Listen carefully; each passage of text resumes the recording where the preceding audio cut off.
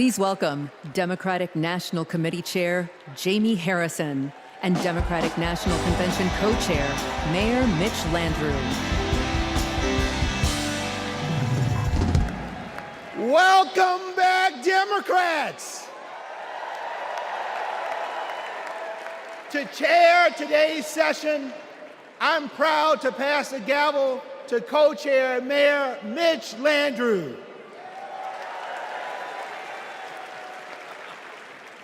Hello, America. There you go. You want me to do it again? The second in-person session of the 49th Quadrennial National Convention of the Democratic Party will now come to order.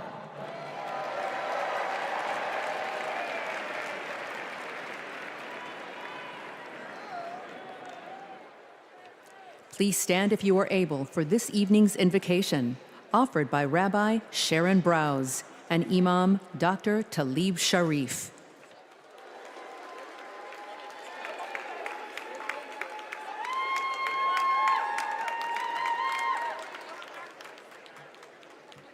We have gathered together this week to craft a redemption story for America. My faith is sustained by a redemption story. A people beleaguered and bereft, traversing the desert on a journey from degradation to dignity, from darkness to light. Holy One, help us write America's redemption story, a story of ceaseless striving toward a true multiracial democracy, rooted in equal justice, where every person is treated as unique, mighty, and worthy of love. In this story, politics is not a vehicle for repression, bigotry, or personal profit, but a call to service. This story counters extremism with capaciousness and compassion. It rejects the inevitability of war, affirming that every one of us, Muslim and Jew, Christian, Black, White, Latino, AAPI, queer and straight, Israeli and Palestinian, deserves to live in dignity and in peace.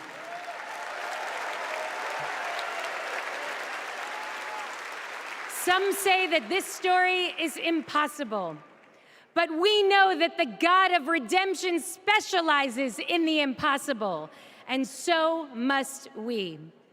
May we be guided by hope, joy, and a fierce moral imagination. Amen.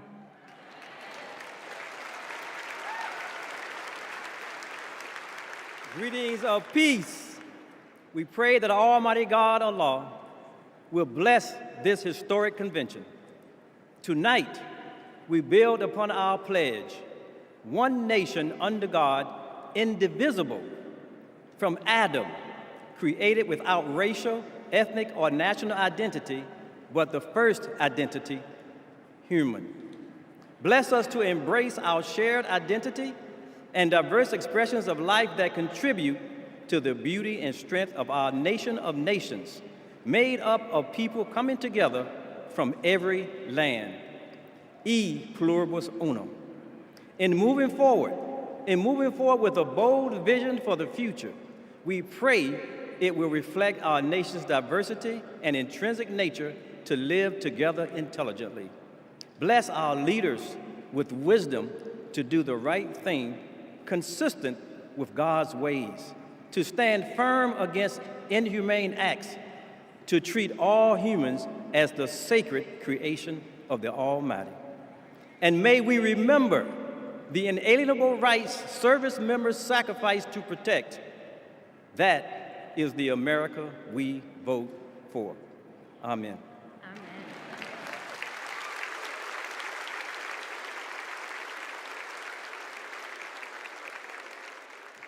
Please welcome Joshua Davis from Virginia to lead us in the Pledge of Allegiance.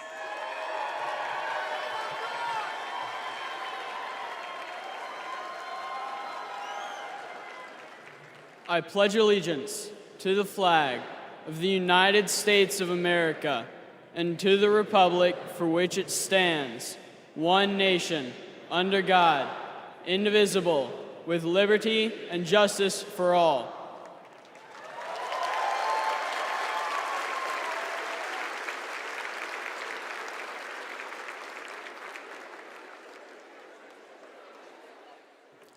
Please welcome Aristotle Garcia Byrne to sing our national anthem.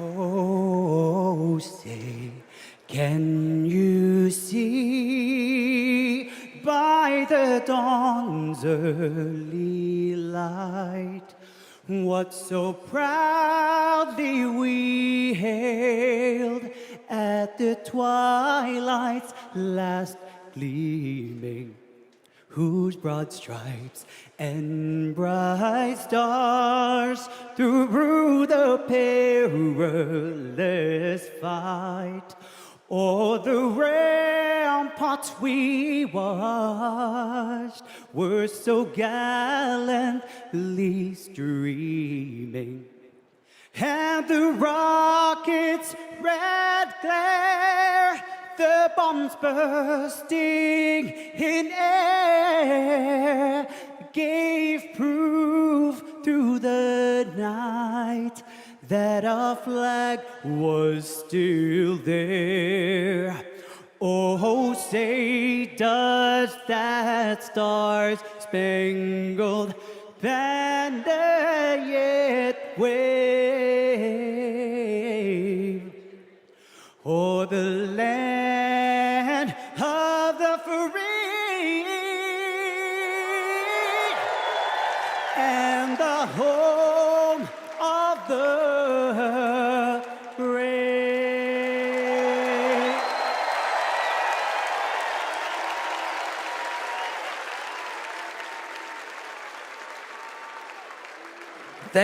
Thank you, Aris. Folks, give it up for Aris one more time.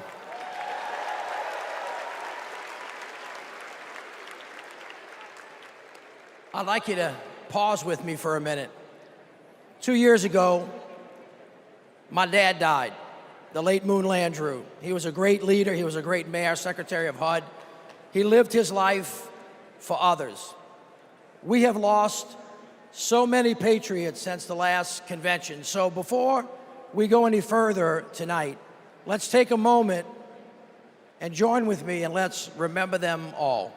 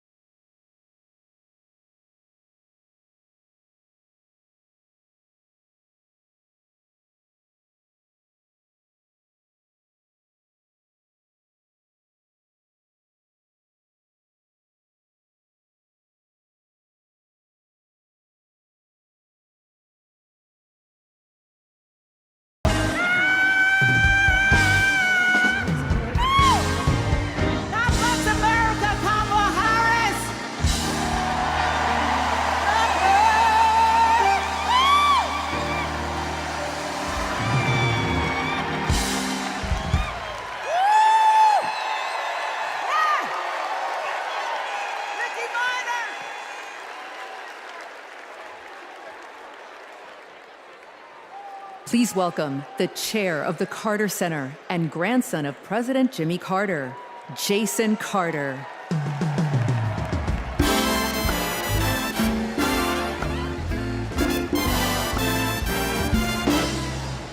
Hello, I'm Jason Carter. My grandfather, President Carter, will have his 100th birthday in October. I call him Pawpaw, and I can tell you that he wishes he could be here tonight. He and my grandmother led their lives with an unwavering faith in God, a respect for human dignity, honesty, and a commitment to loving their neighbors as themselves. Those principles guided them throughout their lives, including during their 4 years in the White House and the 4 decades since. For my grandfather, it was never about fame, recognition, accolades, or awards. His legacy is measured by the lives he has touched and the good he has done. Kamala Harris carries my grandfather's legacy. She knows what is right, and she fights for it. She understands that leadership is about service, not selfishness, that you can show strength and demonstrate decency, and that you can get a whole lot more done with a smile than with a scowl. Pawpaw's holding on. He's hopeful. And though his body may be weak tonight, his spirit is as strong as ever. My grandfather can't wait to vote for Kamala Harris. She reminds us all that the promise of America remains unchanged. We are one nation, indivisible, with liberty and justice for all. And my grandfather knows that with her as our next president, we will keep that promise. Thank you.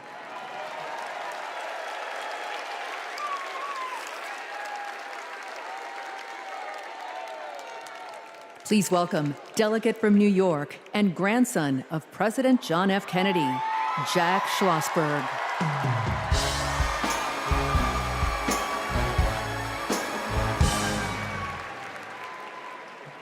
Hi, I'm Jack Schlossberg. President John F. Kennedy is my grandfather, and he's my hero. JFK was the youngest person ever elected president and the first Catholic. He sent a man to the moon, fought for civil rights, and navigated the Cuban Missile Crisis peacefully. Most of all, he inspired a new generation to ask what they could do for our country. Tonight, JFK's call to action is now ours to answer, because once again, the torch has been passed to a new generation, to a leader who shares my grandfather's energy, vision, and optimism for our future. That leader is Vice President Kamala Harris.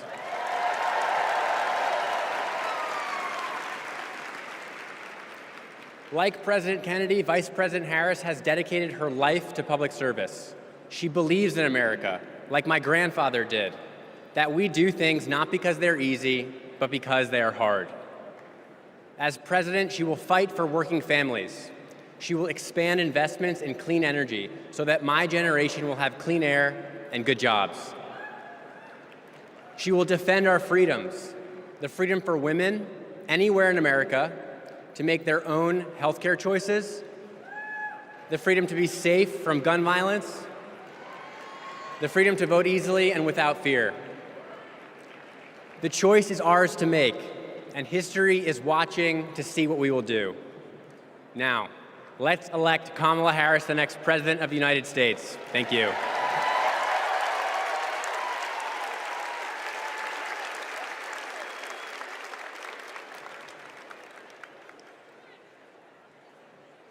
All right, America, how y'all doing? We about to have a fired up, ready to go, yes we can night. Y'all ready?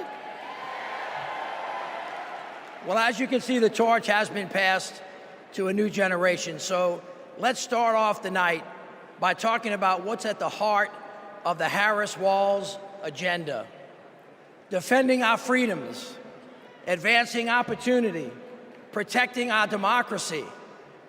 But the other guys, Donald Trump, J.D. Vance, They want to rip away our rights, crush the middle class, and destroy our democracy.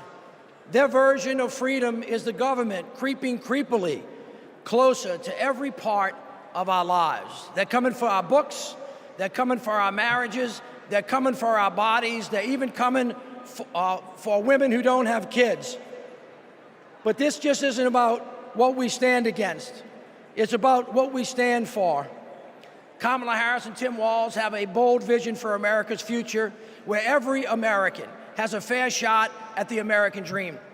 Kamala Harris and Tim Walz will build a future that belongs to all of us, because we are one nation, not two.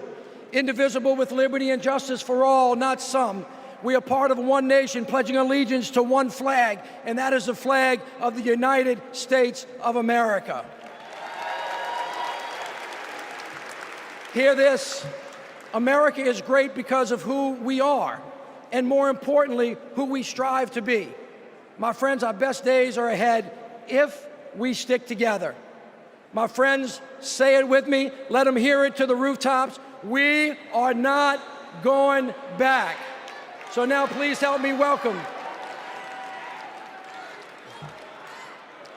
Please help me welcome from the great state of Pennsylvania, the great Representative Malcolm Kenyatta.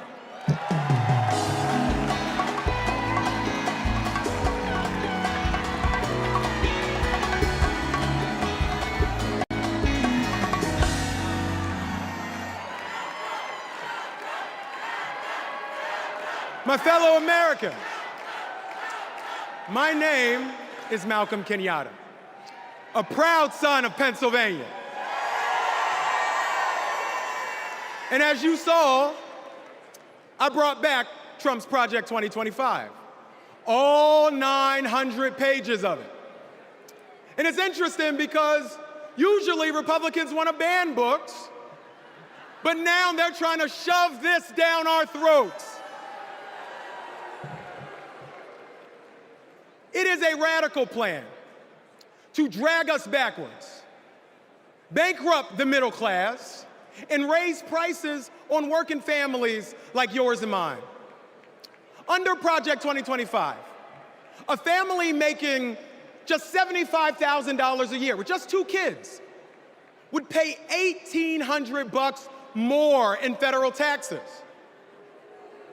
No, but there's more. Because on page 465, Project 2025 would stop Medicare from negotiating to lower the price of prescription drugs and capping out-of-pocket costs. And on page 587, Project 2025 would cut overtime pay for hard-working Americans. But my friend, these bad ideas aren't new. As long as we have been fighting to make America work for working families, there have been greedy corporate interests trying to take us back. In 2019, my grandma, a civil rights warrior, called me, her voice cracking, and she said, "I'm so sorry, baby. I'm so sorry. I thought my generation had fixed this. And here you are, fighting the same battles." But I want to tell you tonight, my friends, what I said to my grandma. I said, "It's okay, Grandma. It's just our turn. It's just our turn to stand up for working people and to stand up for our nation's promise.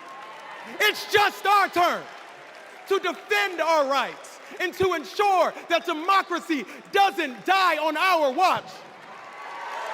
It's our turn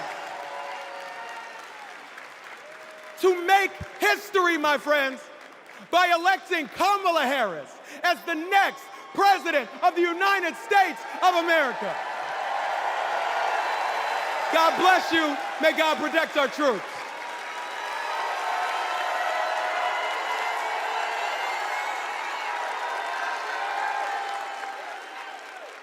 Don't know why, but I feel like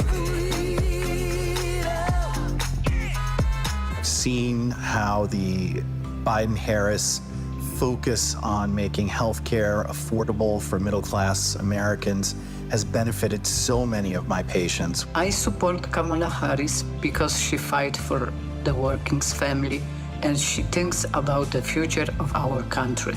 Trump tried to take our country backward. She has taken action to make sure childcare and home care are accessible and affordable. I am a type 1 diabetic since the age of 10, and having my insulin is not an option. My name is Anne from Wisconsin, and this is my daughter, Isla.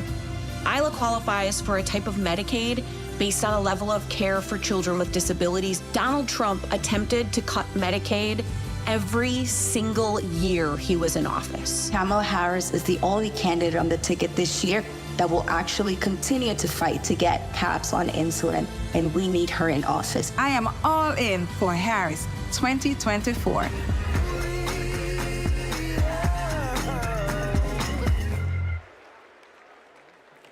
Hailing from the south side of Chicago, please welcome Oscar and Grammy Award-winning artist, author, and longtime activist, Common, featuring Grammy Award-winning gospel singer, Jonathan McReynolds.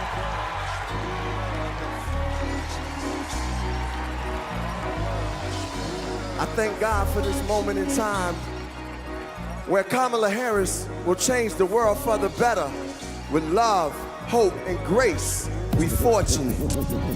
I'm fortunate to be alive. Can't explain how I got here, but we've arrived. The deliverance and diligence for which we strive. It's the feeling, there's no silliness when we rise. Fortunate to have friends who don't synthesize. I keep good company, we enterprise. Had a strong gauge since infant eyes. I guess I can see the power in the prize. Incentivized by the streets I identified. Other people's struggles I don't minimize. Fortunate to be born and raised in the shy. Salt of the earth, people with the bravest eye. They say your God is the truth, I wasn't raised to lie. Fortunate to be so que sera. Every day that I get up, I trace the sky. Draw with the most high on the place that I am. And that's fortunate, you can feel it in the air. Hey yo, it's love out there. Hey, the feeling is free. Yo, Chi-Town at the DNC. Jonathan, what you say? May your struggles keep you near the cross, and may your troubles show that you need God, and may your battles end the way they should, and may your bad days prove that God is good, and may your triumphs keep you humble and hard, and may your endings be worthy of every start. Hey, let's take this message to every hood, that your whole life will prove that God is good, and we are fortunate. You can feel it in the air. Hey, yo, it's love out there. Hey, the feeling is free. Yo, we live at the DNC. Fortunate, I was raised by my Uncle Steve and my Uncle Charles. They both told me believe the seeds of a revolutionary. Evolution's very necessary to become fruits and berries of our labor. Told to search for a savior. Fortunate, I had a chance to raise her. In the days of the unknown, I'm fortunate to come home to blocks we fought and swung on. Fortunate the Lord put me on the path to use the microphone for a ride and a staff. Fortunate, yo, we got to go to Paris. We fortunate, y'all, for Kamala Harris. Yo, we fortunate. Yo, the love is in the air. Yo, can you feel it out there? Hey, yo, the feeling is free. Chi-Town, we live at the DNC. We are fortunate. Thank you, God.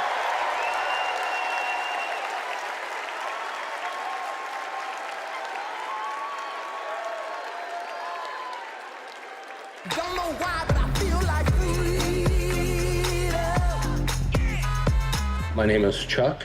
I voted for Trump in 2016. My name is Tom. I'm from Michigan, and I'm a former Trump voter. I'm Joanna. I live in Florida. I'm a former Trump voter. I just cannot vote for the man, and it can go from just being dishonest, from a criminal and an insurrectionist. He has no respect for Americans. He has no respect for the Constitution. I believe if Trump gets a second term, he's not leaving, he's staying. He broke the law. He doesn't believe they apply to him. The President of the United States exists to serve the people of the United States. In 2024, I'm voting for Kamala Harris.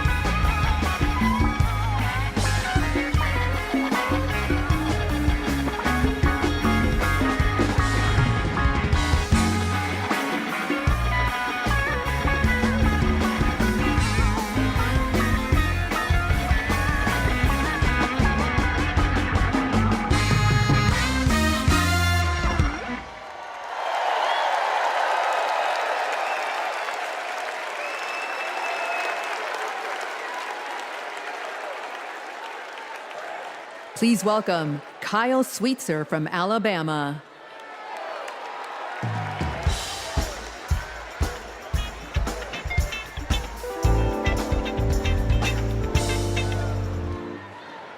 I voted for Trump not once, not twice, but 3 times. You see, I work in construction. I work with my hands. He told us he'd look out for blue-collar workers. So I made my first ever political donation to Trump, and I donated to him many times throughout his presidency. But then I started to see Trump's tariff policy in action. Costs for construction workers like me were starting to soar. I realized Trump wasn't for me. He was for lining his own pockets. Now, I'm not left-wing, period. But I believe our leaders should bring out the best in us, not the worst.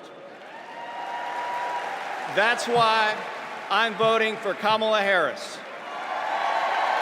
She's tough. She's going to tackle inflation. Trump will make it worse. I'm voting for Kamala Harris because she'll make us proud to be American again.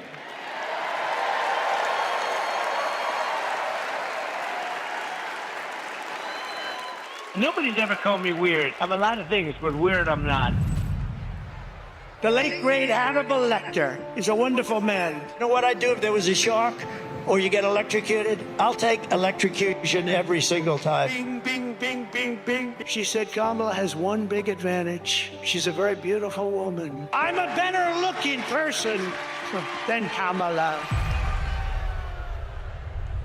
He says, you're not going to be a dictator, are you? I said, no, no, no. Other than day one. I'd like to congratulate Vladimir Putin for having made yet another great deal. Kim Jong-un I had a good relationship with. He's a tough, smart guy. Now, if I don't get elected, it's going to be a bloodbath. Well, they're the weird ones. JD is not at all. The people who are most deranged and most psychotic are people who don't have kids at home. Let's give votes to all children in this country, but let's give control over those votes to the parents of those children. In 4 years, you don't have to vote again. We'll have it fixed so good you're not going to have to vote.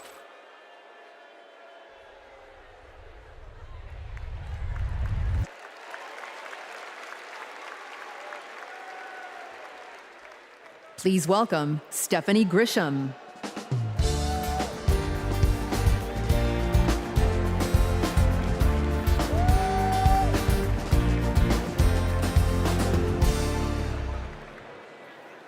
I wasn't just a Trump supporter, I was a true believer.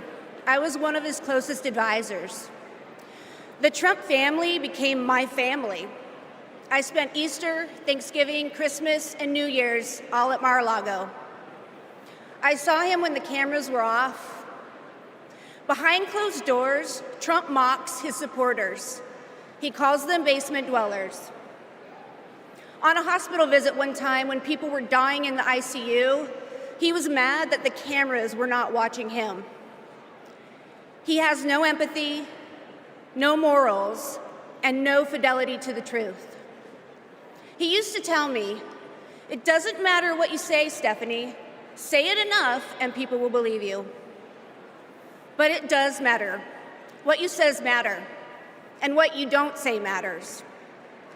On January 6th, I asked Melania if we could at least tweet that while peaceful protest is the right of every American, there's no place for lawlessness or violence.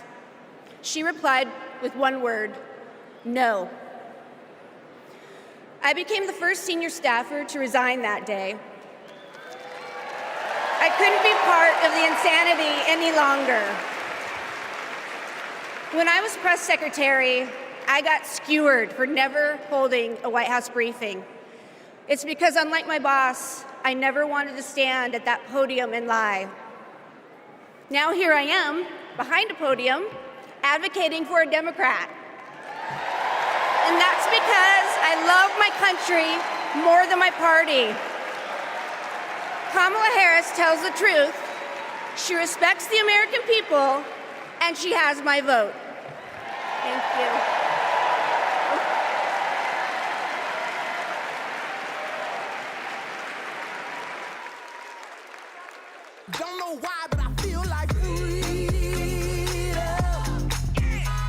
At our 12-week ultrasound, our worst nightmares came true. The baby had stopped growing, but my body had not let go. I was told I was not eligible for any treatment at that point. The Dobbs decision was official and abortion was banned. In 2021, I needed an abortion. After an ectopic pregnancy, I was able to access life-saving medical care when I needed it, and now I'm turning to IVF to build my family. I'm supporting Kamala Harris because I'm an IVF mom. It's not just the headline-making stories that these bans impact. It impacts people trying to build families, just like me. All Americans deserve the right to build their families in the way they know is best for them. We need to band together and elect Kamala Harris as the next president of the United States.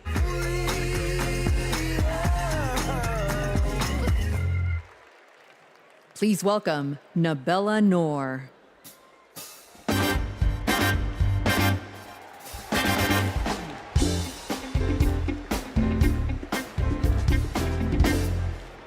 What calls me here tonight is hope. As a woman who has struggled with fertility, I have not always been hopeful, but today I am. I'd always dreamt of motherhood, and coming from a large Bangladeshi American family, I imagined it'd be easy. It wasn't. My husband and I tried to conceive. We failed. We tried and failed again and again and again for 6 long years. Finally, I got pregnant. We were overjoyed, but then I miscarried.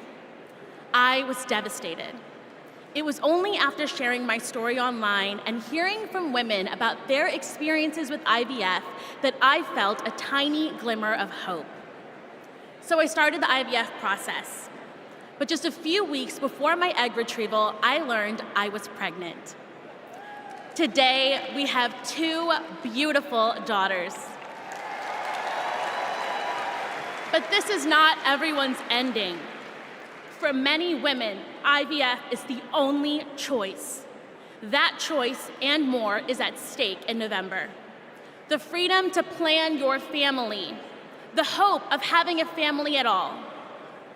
I'm here to stand with everyone fighting for our reproductive freedoms, because my daughters and yours deserve every option, every hope, every possible future. To anyone listening who is struggling to start a family, you are not alone. We will not let you lose hope. Because when we come together to raise our voices with love, we win. Thank you.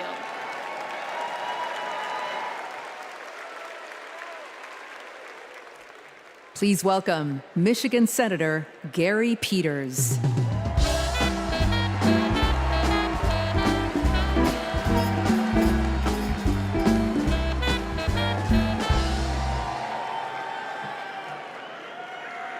In Michigan, we believe we have to build an economy that grows the middle class. And we know that when unions succeed, all workers win.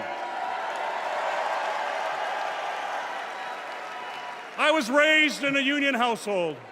My father was a teacher, and my mother a nurse's aide. And they gave me and my sisters what every parent wants to provide for their children, an opportunity to pursue their dreams. I went to public school, I worked odd jobs, became an Eagle Scout. And Kamala Harris and Tim Walz grew up just like me. And I know they will fight for all of us. They will make it easier to raise our families and to retire with dignity. Just look at the record. As Vice President, Kamala Harris helped pass legislation that finally allowed Medicare to negotiate and lower the cost of prescription drugs. She brought manufacturing jobs back to the United States of America. And as governor, Tim Walz signed the largest infrastructure investment in Minnesota history.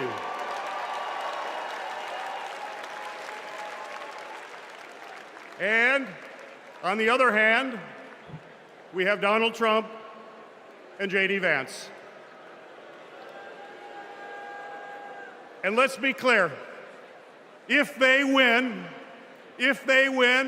working people like my friends here from the Teamsters will pay the price.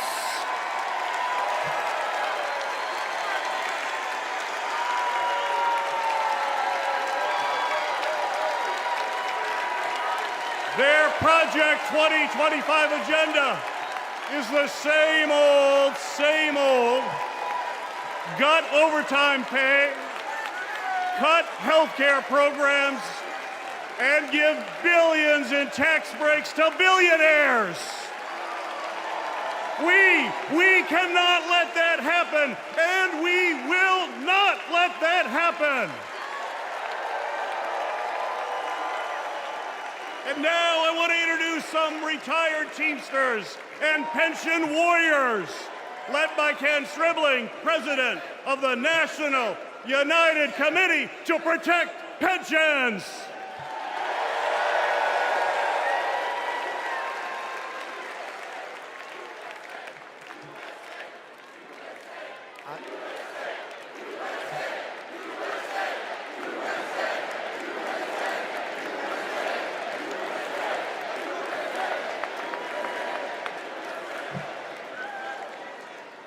I am Kenneth Stribling, a proud retired Teamster from Local 200 in Milwaukee, Wisconsin. I hope you don't mind, but I brought some friends. Pension warriors from the NUCPP.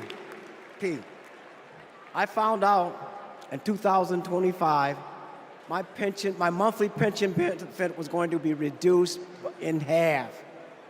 Not long after that, my wife, Beverly, was diagnosed with terminal cancer. I didn't know how we were going to make it.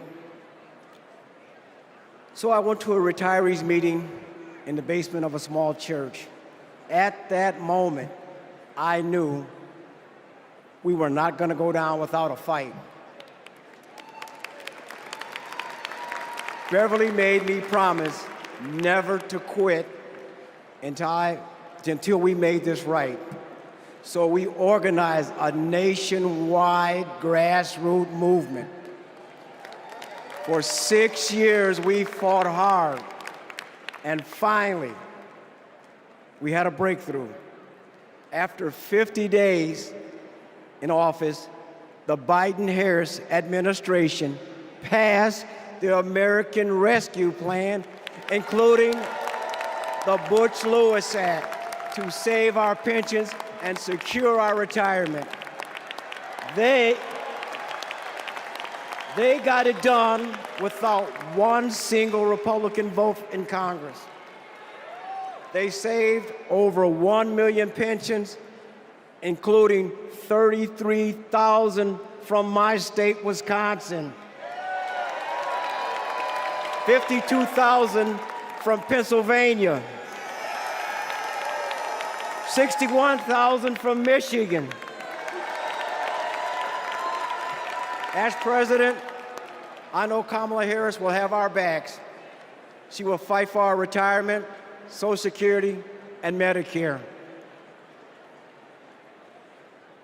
Beverly passed away in 2019, but I kept my promise, because a promise is a promise is a promise. Thank you.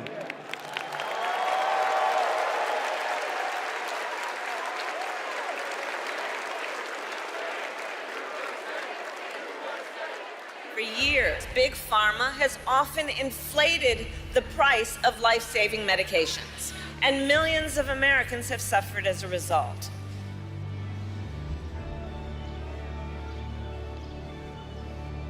Those costs got passed on to our seniors, but not anymore.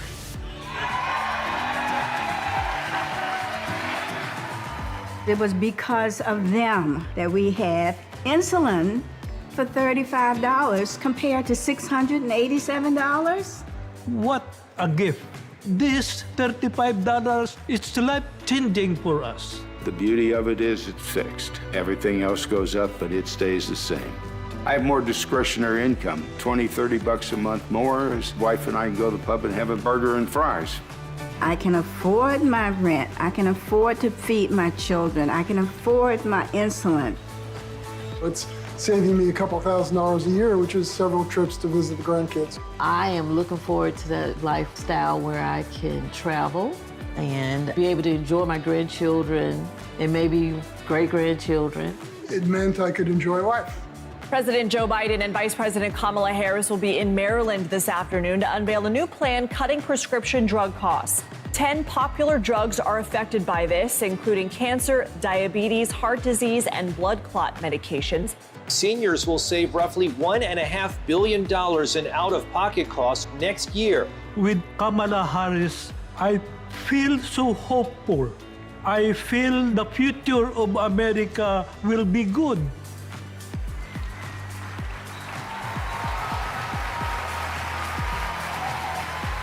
As president, I'll lower the cost of insulin and prescription drugs for everyone. I am so excited. I can't hardly stand it. We're going to only go forward. We can't go back.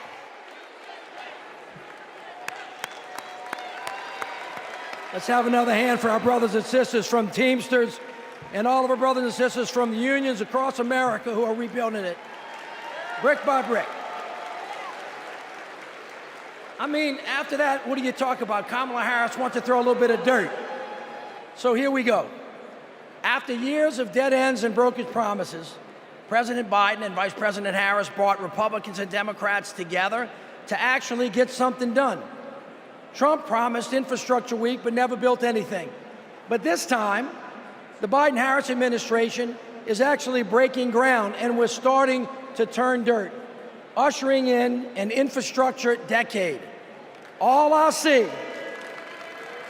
see is possibilities ahead.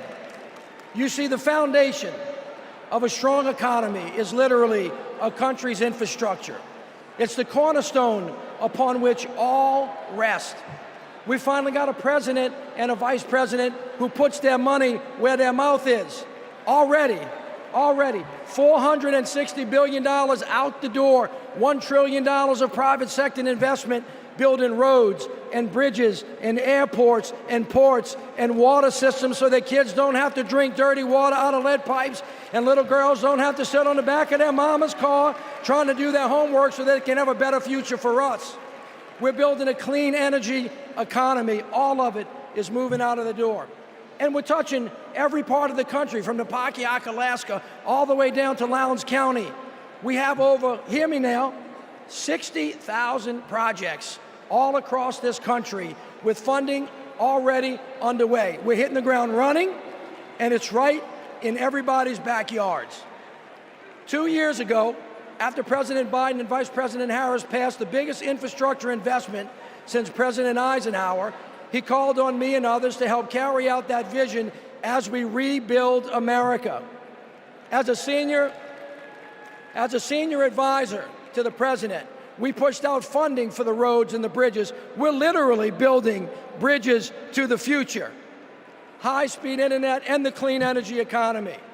With these projects, we're ushering in a brighter future, a future in which everyone has clean air to breathe, everyone has clean water to drink, a future in which everyone has the opportunity to build generational wealth, a future in which the most vulnerable communities aren't forced to bear the brunt of progress. And we have made historic progress towards that vision. Let's take a look with what progress is being made in communities across the country with products that are being made right here in the USA.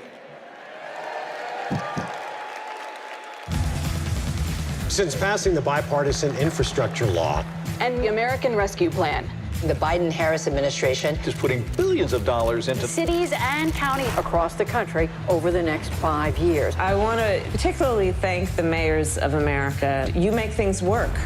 Thanks to the Biden-Harris administration, the city of Phoenix has a much greener bus fleet.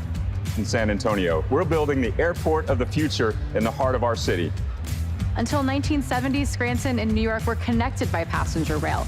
And within 5 years, finally, we're getting that connection back. Our vision is to create a truly multimodal city, a city where people can walk, ride public transportation, or ride a bike to get to their destination. Our city is able to create over 2,000 jobs and move our transit system into the future. We are investing over $50 million to take vacant buildings just like this one to turn them into shovel-ready job sites in the heart of our city. We were able to use American Rescue Plan funding for safe, affordable housing for our neighbors. When a dilapidated apartment complex was condemned, we were able to swiftly relocate these tenants. In Tucson, we have planted or distributed over 100,000 drought-tolerant trees to combat extreme heat. In the great city of Baltimore, Maryland, we're opening brand new rec centers that closing in our city, and many, many, many more investments thanks to President Biden and Vice President Harris.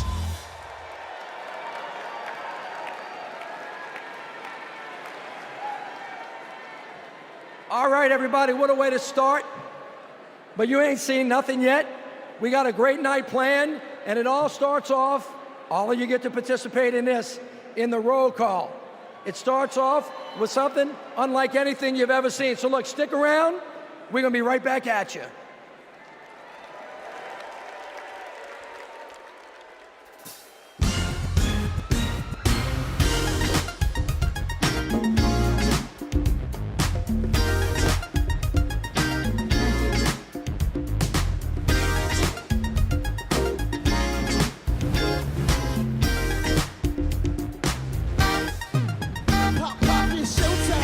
Showtime, guess who's back again? Oh, they don't know, they don't know. I bet they know as soon as we walk in. Wearing Cuban links, designer minks, Inglewood's finest shoes. Don't look too hard.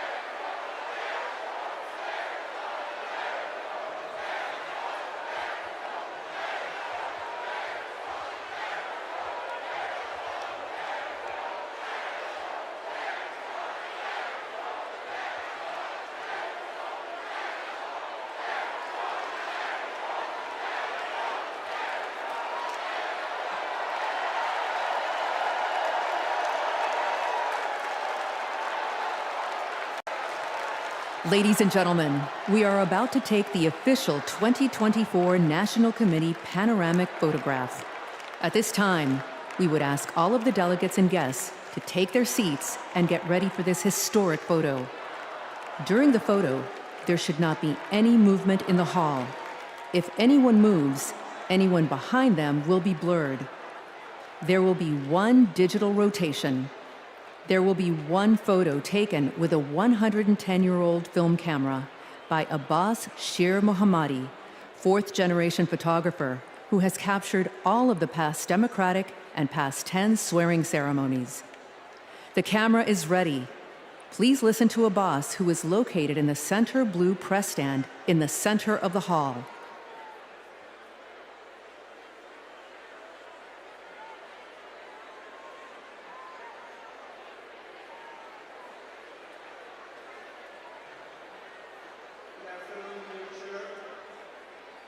Dear delegates, ladies and gentlemen, it's my privilege to photograph you with a 110-year-old camera. I have a request, please. This camera is a film, 110 years old, capturing the images. If there is a slight movement in the hall, not only you will be blurred, the person behind you also will be blurred. I would appreciate if everyone, please, wherever you are, regarding your seat or somewhere else, stand still, look into the camera in the center platform of the press, and hold your hands in the front, please. Do not move. The camera is going to start in about 22 seconds. Please do not move. There are some moving in the hall. Please, wherever you are, stay right there. You're going to make other people there. Please hold it right there. I greatly appreciate that. Right now, please do not move.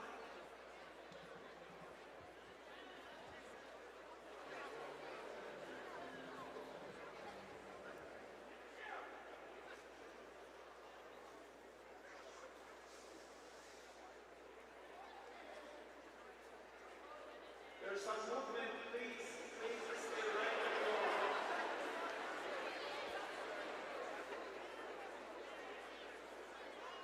Right there, sis. Please put your hands down. I appreciate that. This is your photo. I'm moving, damn it!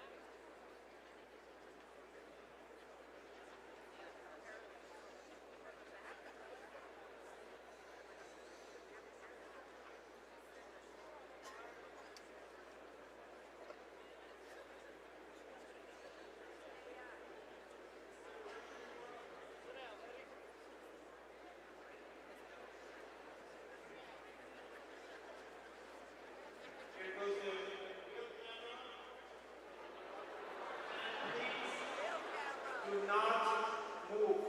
It's an extremely sensitive camera. Thank you.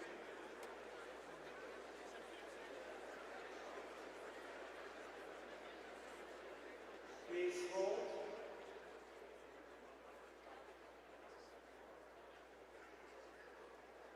You can see this photograph at democraticphotos.com. 48 hours.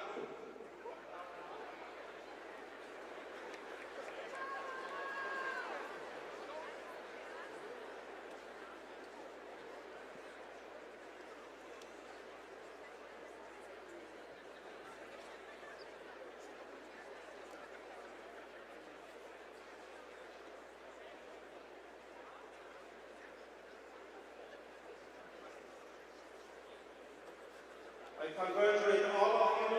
Thank you for your attention.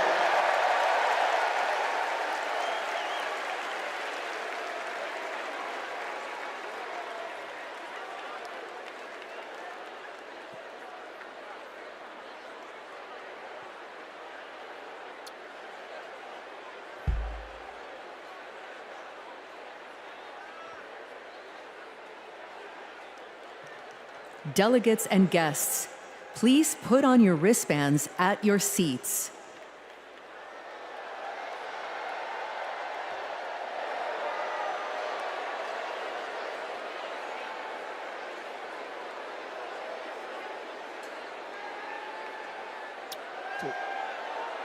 I'm gonna just count y'all off.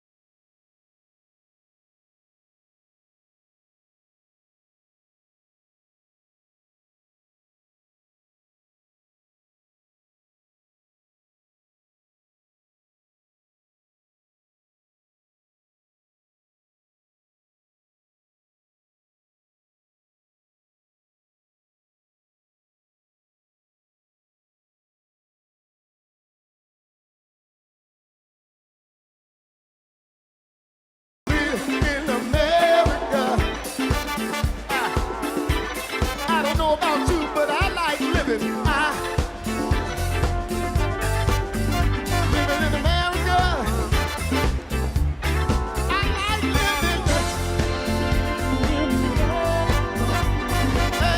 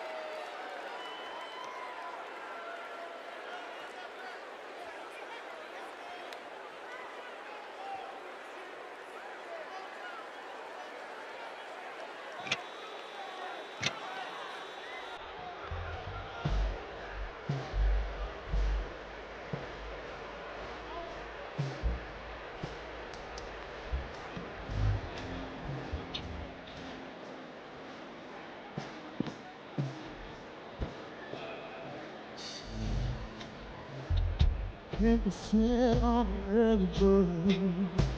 It's 10 o'clock and don't say a word. Maybe I can never tell you it's too well. You keep telling me to live my go to bed before the day. You wake up with sunrise. No, you pretend, baby, now and then. The wake up is the late. Now rise in the haze. The drunk on life is great. Away, I'll take my whiskey, my coffee pot in my bed. You're too sweet for me. You're too sweet for me. I'll take my whiskey, my coffee pot in my bed. You're too sweet for me. You're too sweet for me.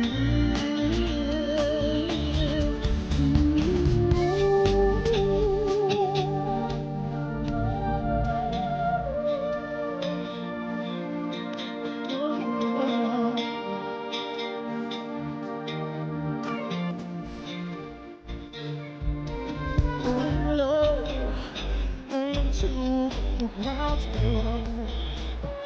But they won't free from home. If it's not to work, it's not to change your mind is another day. Just use what you say. I'll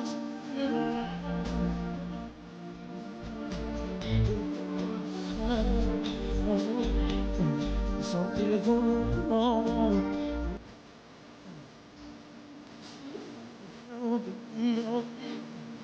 Want you to baby, I think I'll take my risk with you. I can't get up in my bed and dream. You're too sweet for me. You're too sweet for me. I'll take my whiskey. I can't get up in my bed and dream. You're too sweet for me.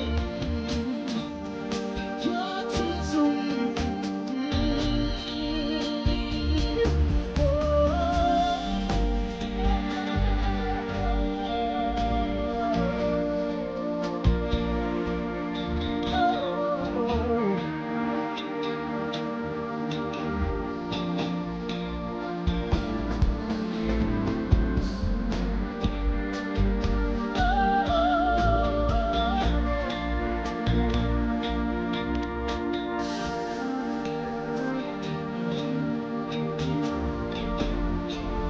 So now it's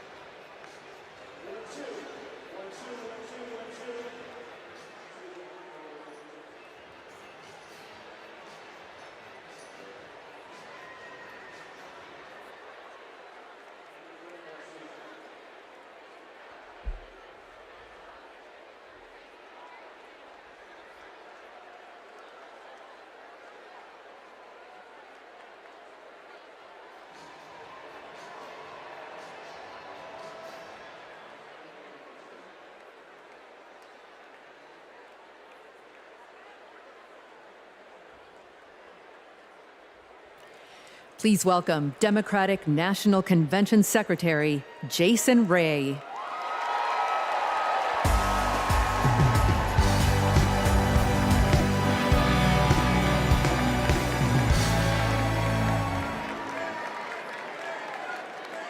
Well, good evening, delegates. My name is Jason Ray, and I'm honored to serve as the secretary of both the Democratic National Committee and the Democratic National Convention.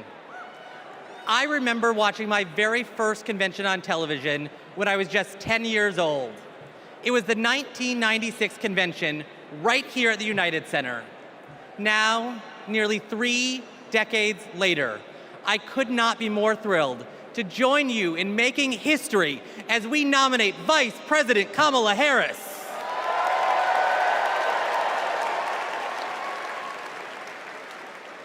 Pursuant to our convention rules, we will now proceed with the celebratory roll call vote for the Democratic Party's candidate for the 47th President of the United States of America.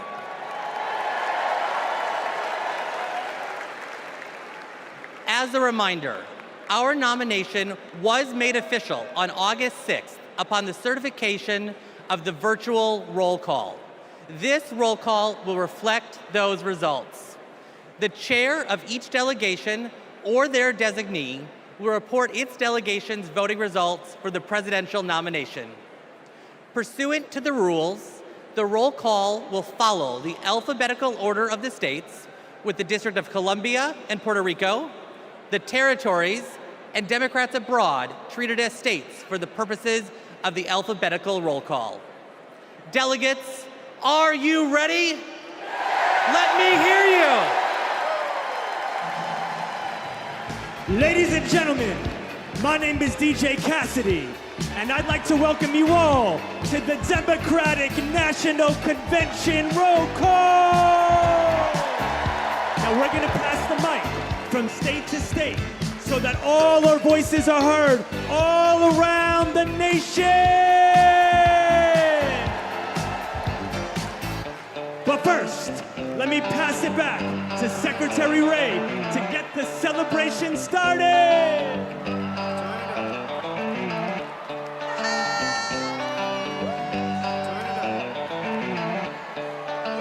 Alabama, how do you cast your votes?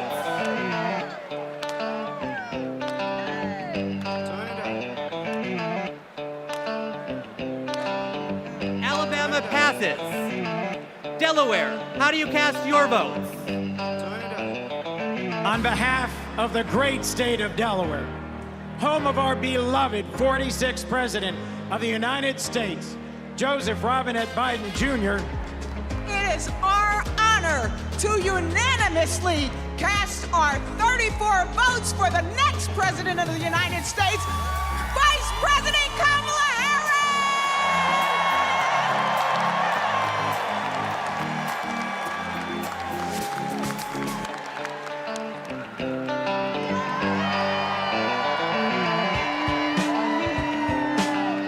Thank you, Delaware. Alabama, how do you cast your votes? In a letter from the Birmingham jail, Dr. King wrote that progress is not inevitable. We have to fight for it. We have to win it. Kamala Harris will protect the legacy and the progress that we've made by our forefathers and our foremothers, and she will advance it. She will safeguard our freedom to vote by passing the John Robert Lewis Voting Rights Advancement Act. She will fight for freedom and opportunity and build an economy that works for everyone.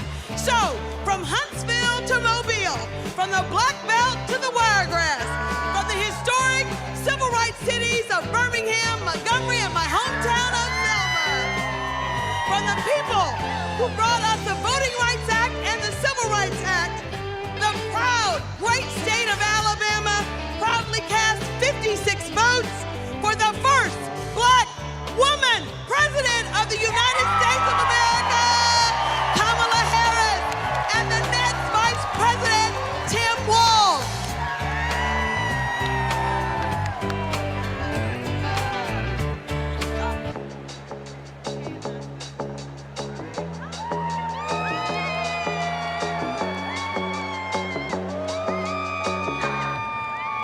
Alaska, how do you cast your vote? Alaska's motto is North to the Future.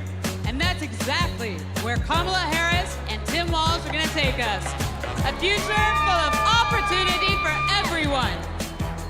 As a teacher, a union member, and a proud Black woman, it is my honor to cast Alaska's 19 delegates for the next president of these United States, Kamala Harris.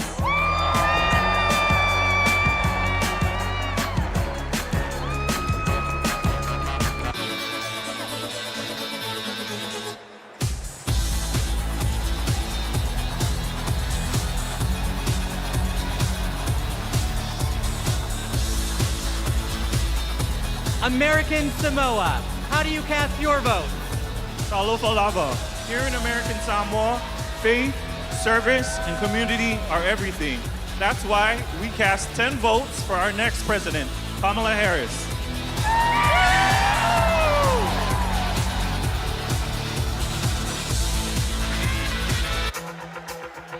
Now, once again, my name is DJ Cassidy, and this is the DNC Roll Call. So let's pass the mic around the nation.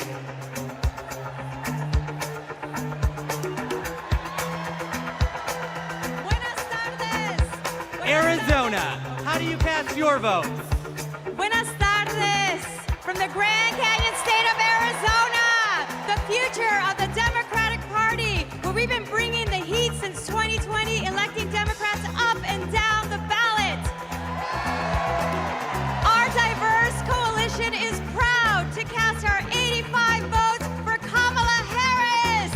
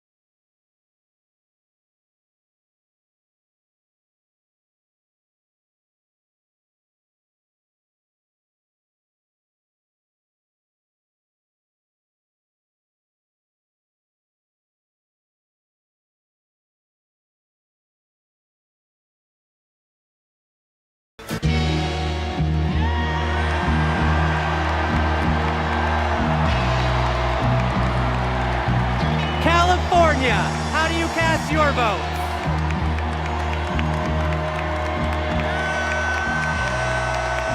Mr. Secretary, the great state of California passes at this time. California passes.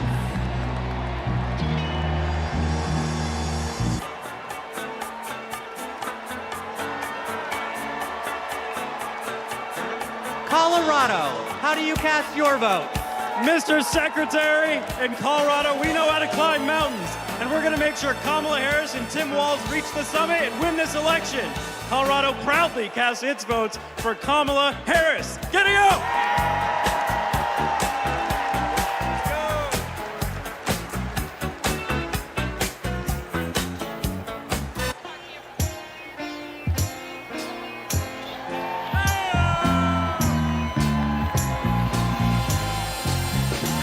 Connecticut, how do you cast your vote? Connecticut, the Constitution state, home of the submarine, home of the jet engine, home of the Yukon Huskies slam dunk, home of Keith Richards lead guitar. We vote. Tonight, we cast 73 votes and one president for the first female president of the United States of America, Kamala Harris!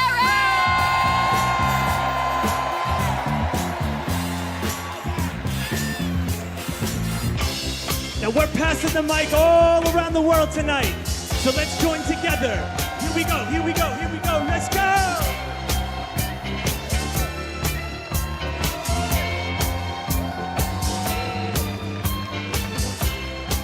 Democrats abroad, how do you cast your vote? Mr. Secretary, Democrats Abroad represents millions of Americans who live abroad and vote back home in all 50 states and in D.C. U.S. citizens can go to votefromabroad.org to register and request a ballot. On behalf of our large, diverse community, we joyfully cast 21 votes for Kamala Harris!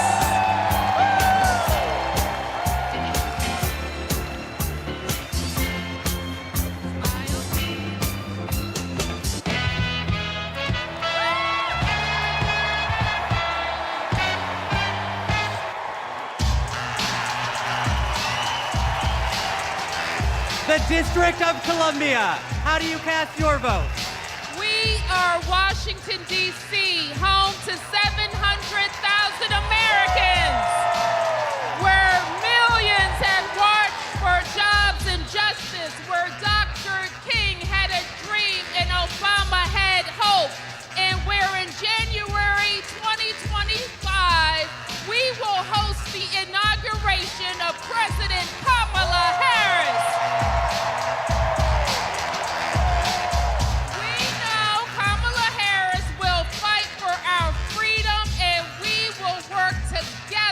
To make Washington, D.C. the 51st state.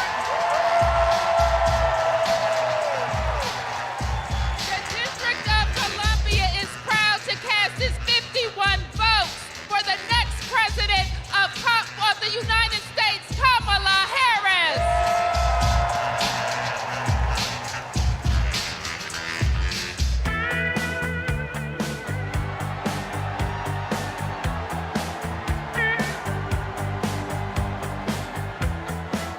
Florida, how do you cast your vote?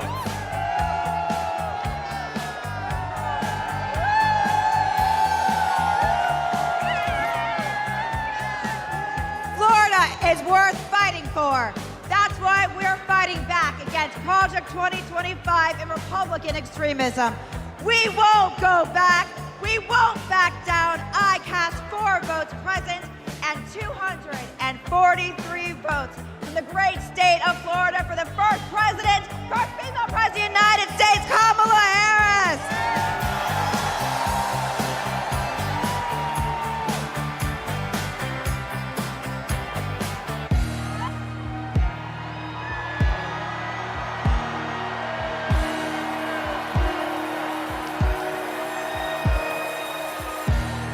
Georgia, how do you cast your vote?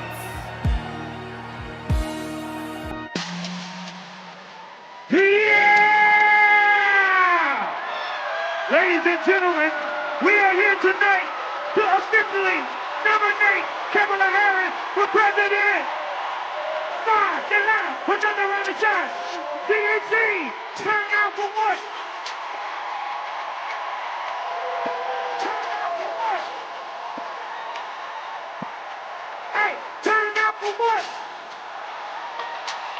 Yeah! Turn out for what?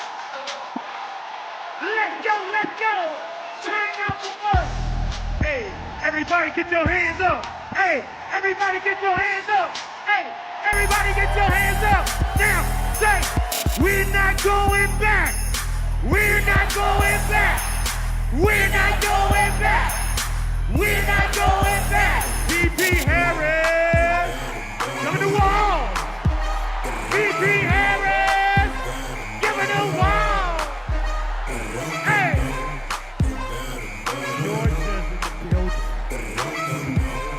Mr. Secretary, the South's got something to say. I'm Congresswoman Nikema Williams, chairwoman of the Democratic Party of Georgia. Georgia, the home of President Jimmy Carter, the cradle of the civil rights movement, where we fight for our freedom. Extremists in Georgia are trying to silence our voices by kicking Georgians off of the rolls and making it harder to vote. But y'all, when we send Kamala Harris to the White House, she'll fight for our freedom to vote, our reproductive freedoms, and our freedom to thrive.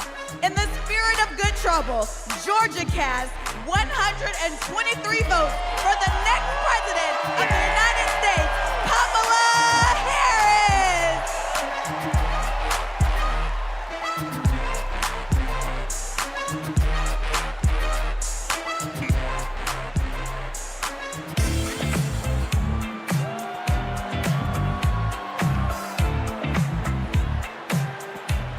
Guam, how do you cast your vote? Day, Donald Centro. I am Governor Noom Young Guerrero, the first female governor of our beautiful island of Guam. The home of the indigenous Chamorro people. And where America's Day begins. And we proudly cast our 12 votes to the next first female president of the United States of America! Viva Kamala! Viva Kamala! Viva Kamala!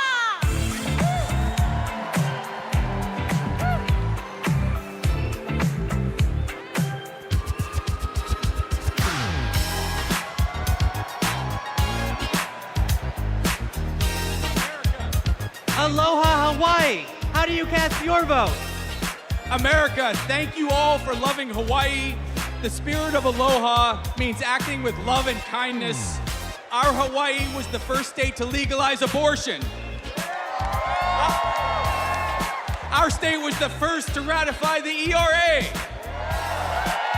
Our state was the first to pass universal health care for all and target 100% renewable energy. Our state is the birthplace of Barack Obama. Our state shares the values of Kamala Harris, and we cast 6 votes present and 23 votes for Kamala Harris. First woman president.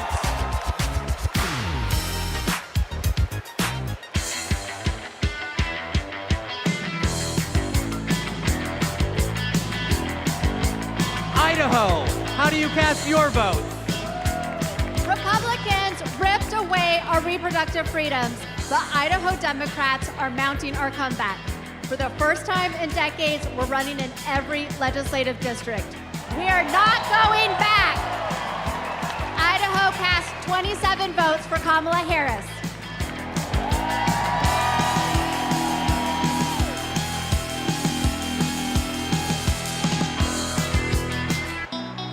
Ladies and gentlemen, today is a celebration. A celebration of democracy. A celebration of freedom.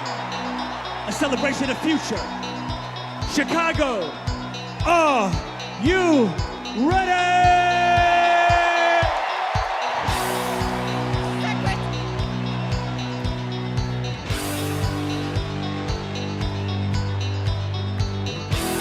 Our convention host, Illinois, how do you cast your vote? Secretary, Illinois Democrats are doing the work to win in November, and I am proud to introduce my partner in the fight, my governor, J.B. Pritzker!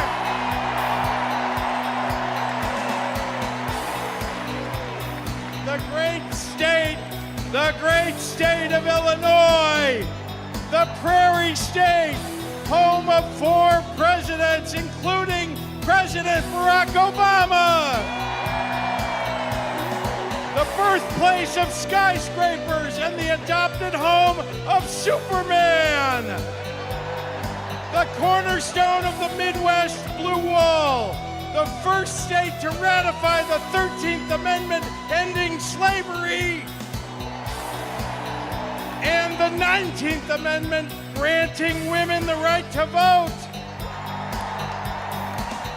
Illinois casts 1 vote present and 176 votes for the next president of the United States, future Madam President Kamala Harris.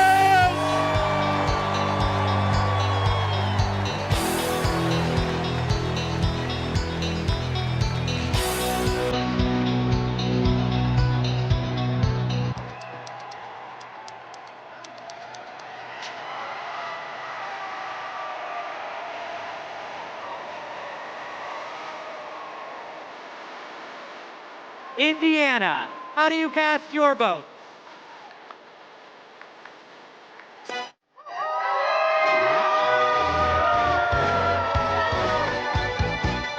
Indiana welcomed me into its heart.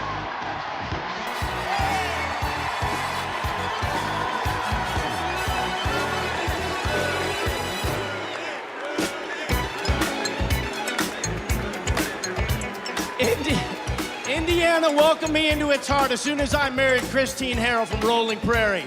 And that's before I lived in Hawkins or played the littlest player with the biggest heart at the University of Notre Dame, Rudy. I want what's best for Indiana, and that means electing Kamala Harris, the first woman president of the United States of America. On behalf of the great Hoosier State, home of the largest single sporting day event in the world, the Indy 500, home of Michael Jackson, home of Babyface, home of David Letterman, Indiana delivered this 86 delegates to Kamala Harris and Tim Walz as the next president and vice president.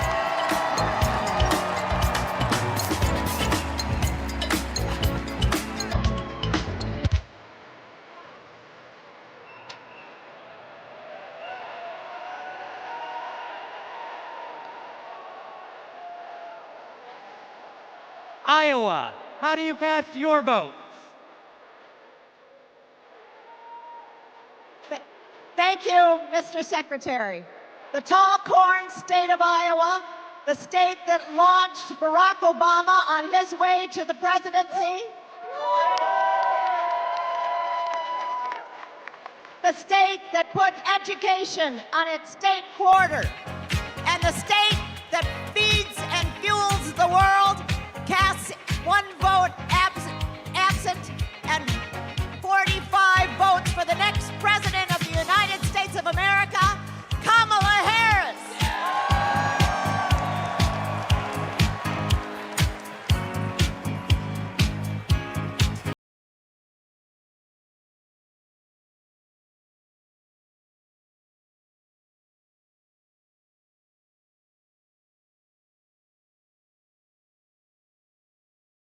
Vote. I can't hear. Hello, delegates from the center of America, the Sunflower State, Kansas, where our farmers feed America, where we elect strong women who govern from the middle. As the first ever black chair of Kansas, I am proud to cast our 39 votes for the first black woman president, Kamala Harris!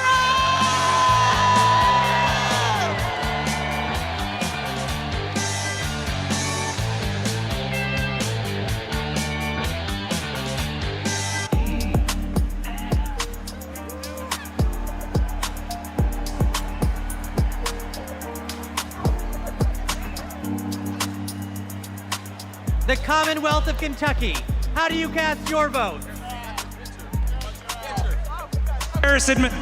Since 2021, the Biden-Harris administration has shown up for the Commonwealth of Kentucky, and today we're showing up for Vice President Harris.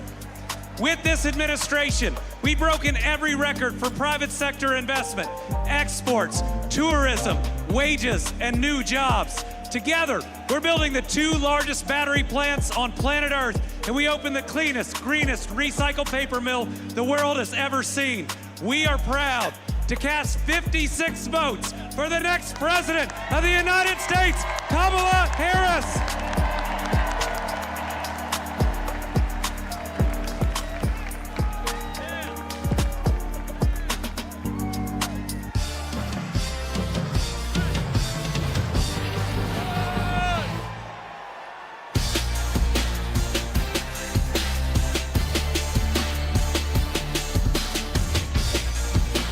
Louisiana, how do you cast your votes?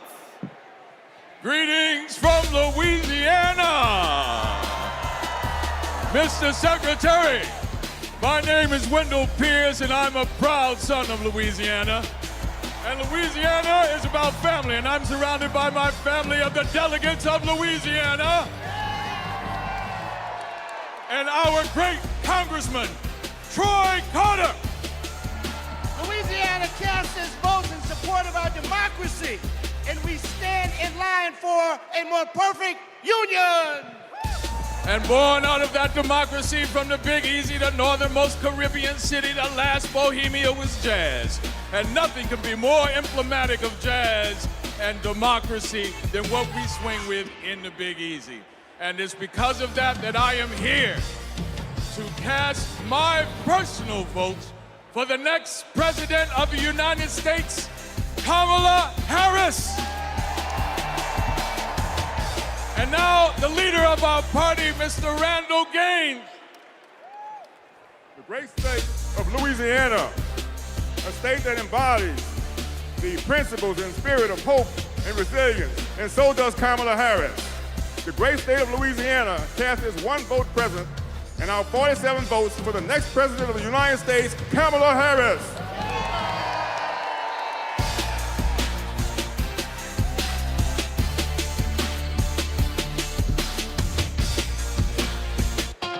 Ladies and gentlemen, we're halfway there. Are you ready? Here we go, here we go. Let's go, let's go, let's go!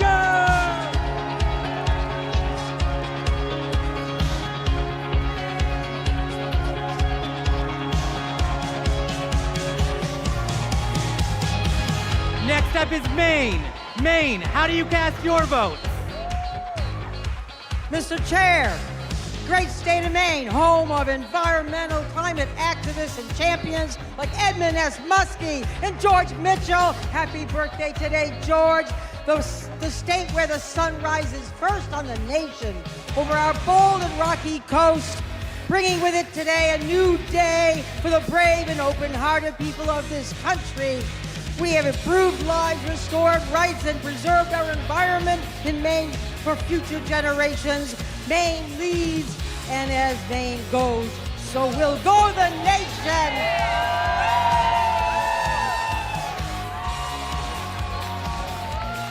Maine proudly cast 30 votes for our next president, Kamala Harris.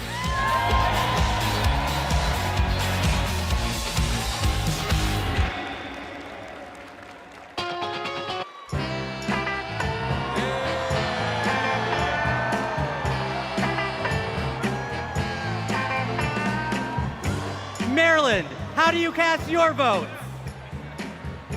We are Maryland!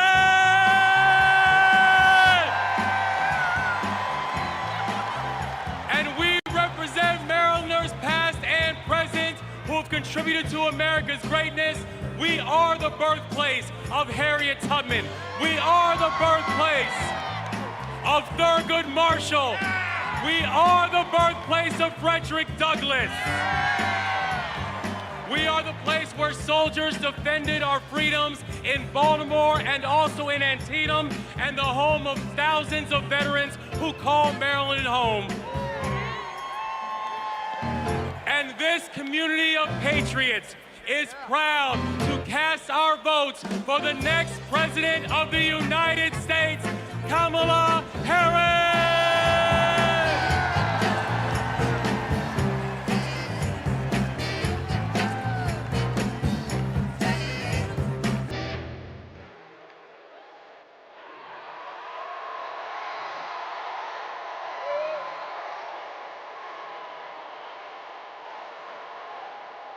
The Commonwealth of Massachusetts, how do you cast your vote? Mr. Secretary, the people of Massachusetts know something about making history. The first Thanksgiving in Plymouth, the first public school, the first public library where we don't ban books. Health care for all, and the first shots fired in our revolution. And we are proud, as the Commonwealth of Massachusetts, to make history once again. Mr. Secretary, Massachusetts counts 116 votes, all of our votes, for Kamala D. Harris for the office of President of the United States.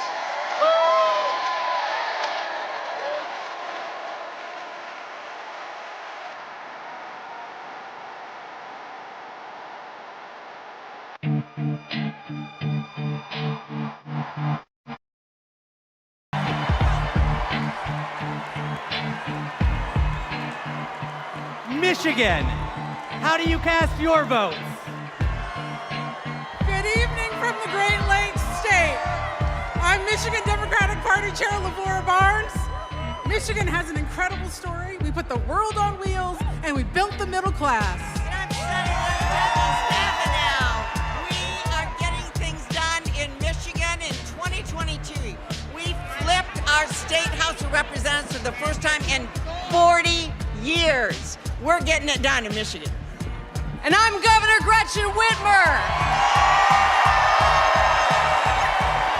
We cut taxes. We protected freedoms. We brought manufacturing home, and we know how to win. This November, we're going together. Michigan cast three President. 25 votes for our next president, Kamala Harris.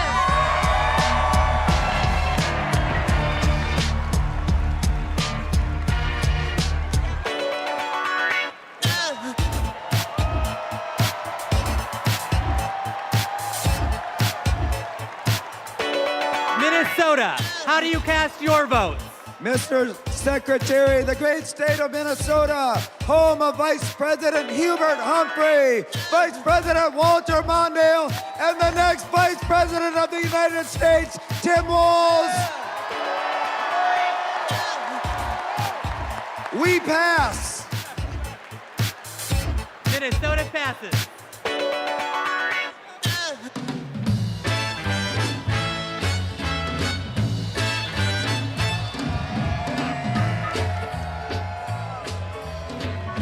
Mississippi, how do you cast your votes? Mr. Secretary, I'm State Chair Shaq Taylor from the home of magnolias and mockingbirds, from the great state of Mississippi, from the Red Clay Hills to the Mississippi River. To our Gulf Coast, we're proud of our heroes such as Fannie Lou Hamer and our special guest, Mr. January 6th, the Honorable Benny G. Thompson. With great joy, Mississippi delivers 40 votes for our future president, Miss Kamala Harris.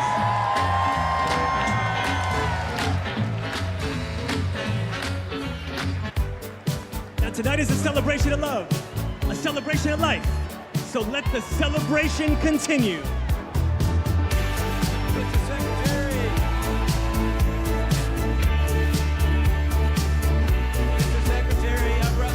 Missouri, how do you cast your vote?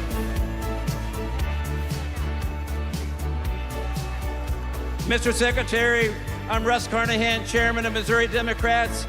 We're home to Super Bowl champion Kansas City Chiefs. We are home to common sense leaders like President Truman, Senators Eagleton, Carnahan, McCaskill, and we will fire Josh Hawley and hire Marine veteran Lucas Coons. Our voters will reclaim reproductive freedom. Kamala Harris has sent a lightning bolt of energy and hope across this country, and we proudly cast 2 votes present and 68 votes for Kamala Harris and our Midwestern friend, Tim Walz.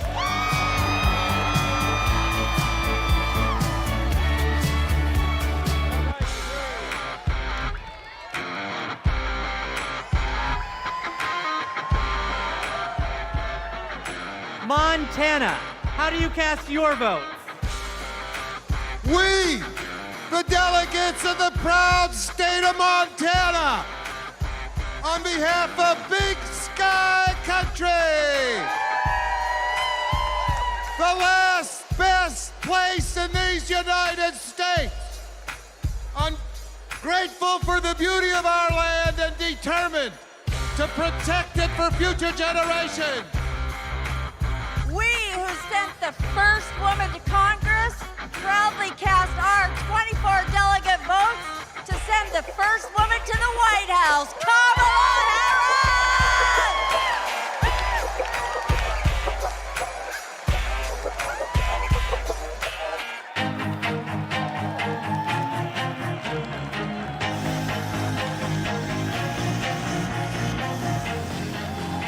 Nebraska. How do you cast your votes?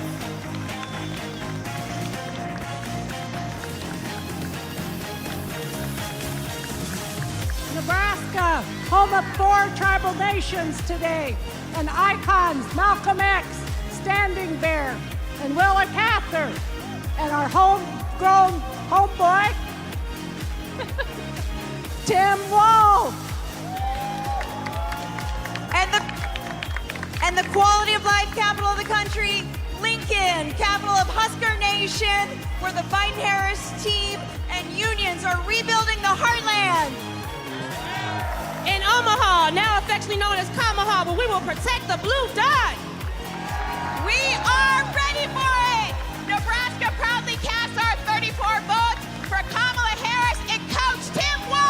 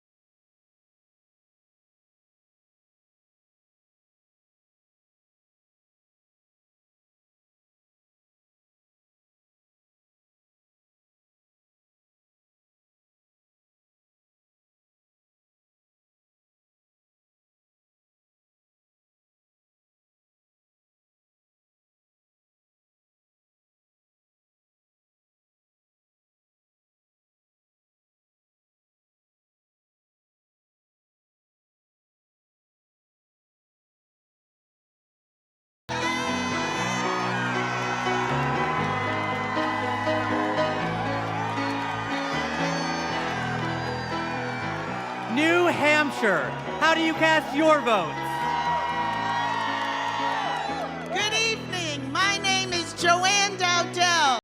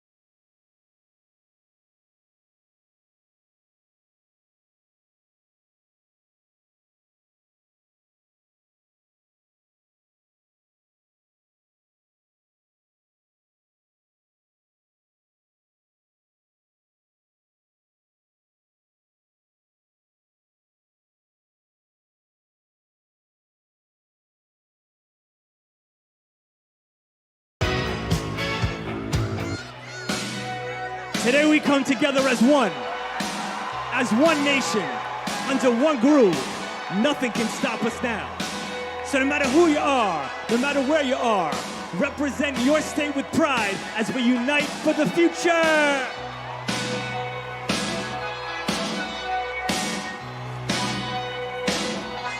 New Jersey. How do you cast your vote? Everybody, I'm Governor Phil Murphy. We're from Jersey, baby, and you're not. In the Great Garden State, we care about protecting women's rights and lifting up vulnerable communities. That's what we mean when we say the Great Garden State. My name is Dr. Joey Perella, pronouns she, her, hers. I'm a proud resident of the Garden State. I'm proud to stand with Kamala Harris and Tim Walz because they stand with the LGBTQ community.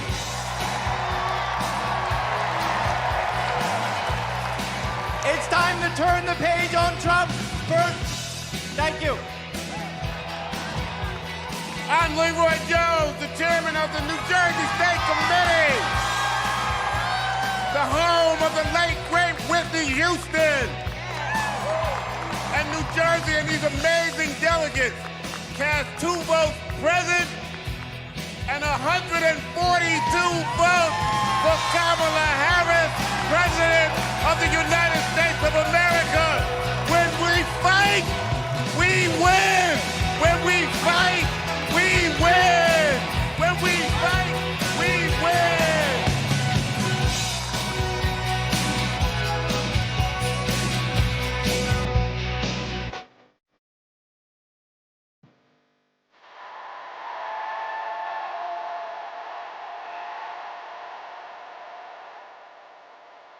New Mexico, how do you cast your vote?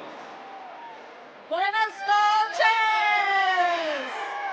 Chair Jessica Velasquez here with our delegates from the land of enchantment, the great state of New Mexico, where we live our family values, respect women, love our land, our water, our blue skies, our green chili, and our sunsets.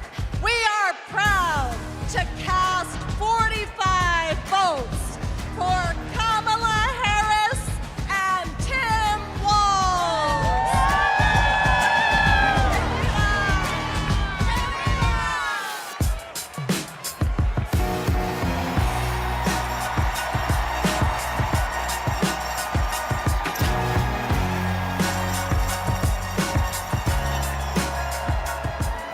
New York, how do you cast your vote?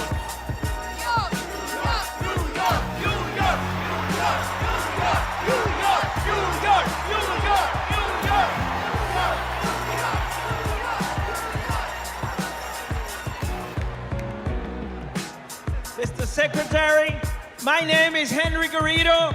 I am from the great state of New York. Unions not only built the Empire State, they built a strong middle class across this country. That is why I'm so proud to introduce the governor of the greatest labor state of the country, Governor Kathy Hochul. As governor of the greatest state that ever existed. Hey, for New Yorkers, get used to it. From Seneca Falls, the birthplace of the women's rights movement, to Stonewall, the birthplace of the LGBTQ movement, to Stone King Mountain, the birthplace of the environmental justice movement, and the birthplace of the labor movement.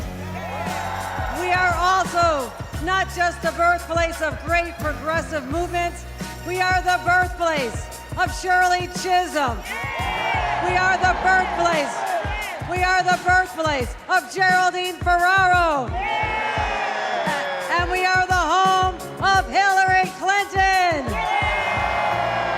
And that's why, as the first woman governor of New York, I am so proud to cast 298 votes to make Kamala Harris the first female president of the United States of America.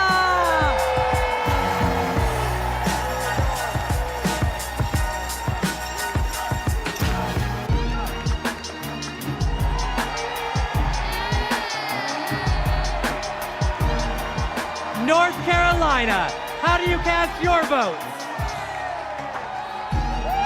My name is Anderson Clayton. I have the honor of serving as the youngest state party chair in this country. And North Carolina is the home of folks like Anthony Hamilton. Yeah, Governor Jim Hunt, Dr. Reverend William Barber, Nina Simone. We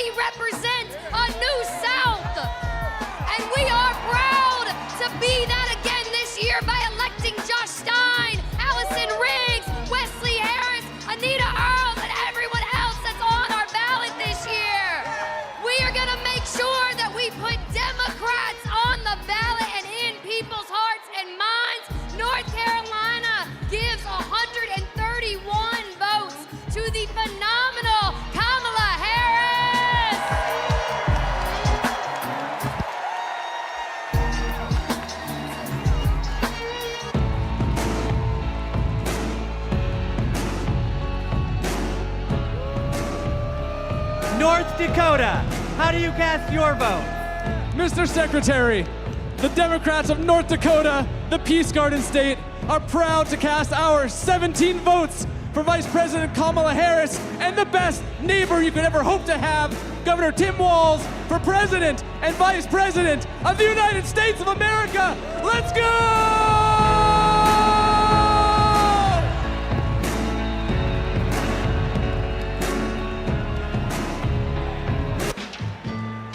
So now, ladies and gentlemen, my name is DJ Cassidy. This is the DNC Roll Call, and tonight, your voice is the future.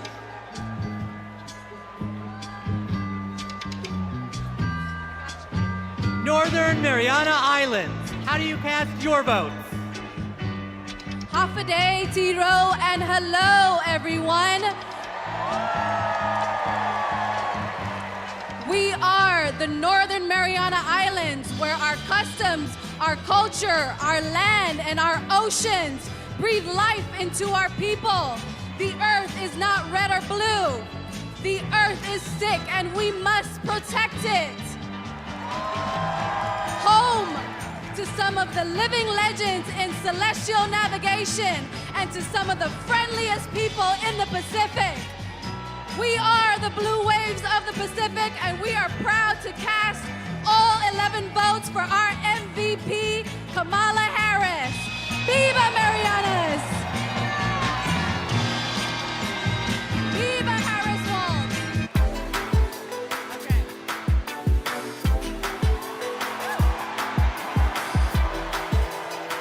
Ohio, how do you cast your vote?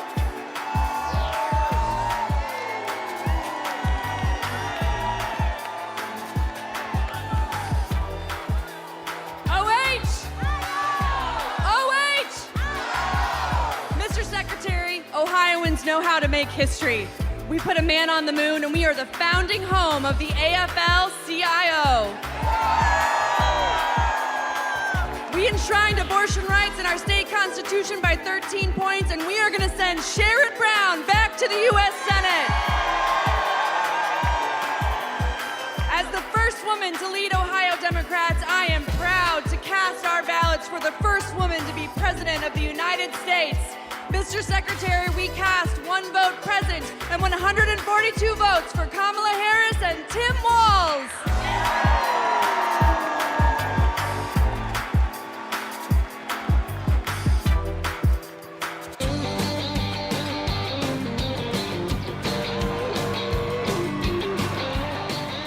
Oklahoma, how do you cast your vote? Hello from Oklahoma, where we fight for the future for all Oklahomans can be proud of. The future where working families thrive, our diversity is our strength, and our values like freedom, equality, and opportunity puts us ahead and makes Oklahoma proud. We cast our 36 votes for Kamala Harris and Tim Walz.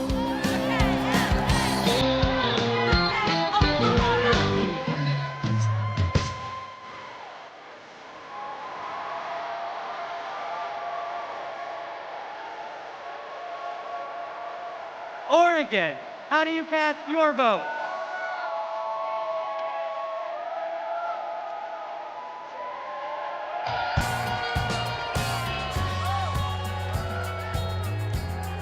From the first state in the nation to hold a presidential election with all mail-in voting, Oregon is proud to protect voting rights in America. And hailing from the heart of the beautiful Pacific Northwest, Oregon protects our planet and fights for LGBTQ equality.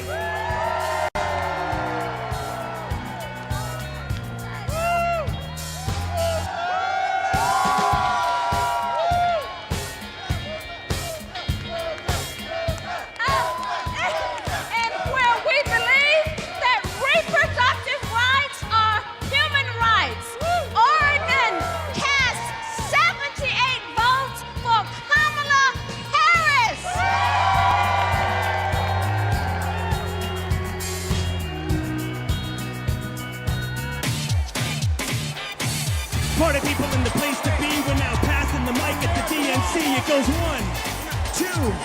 1, 2, 3, let's go!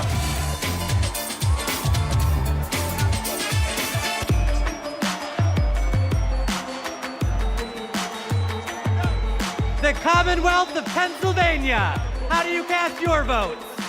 Let's go, Pennsylvania, let's go! My name is Mayor DeJuan Walker from the great city of Aliquippa, Beaver County.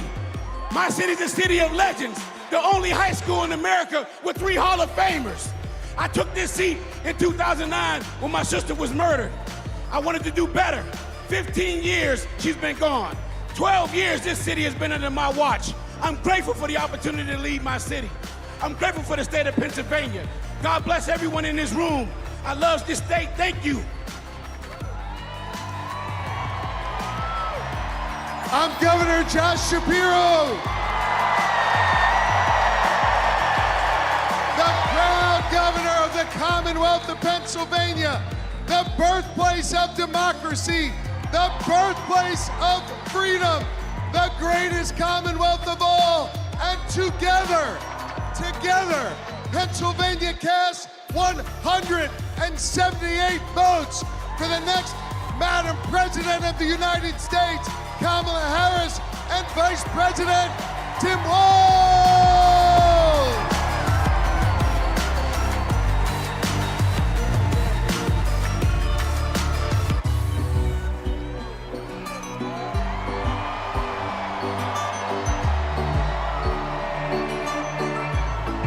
Puerto Rico, how do you cast your votes? Buenas noches. Puerto Rico, a U.S. territory known as the Commonwealth of Puerto Rico, and the next state of the...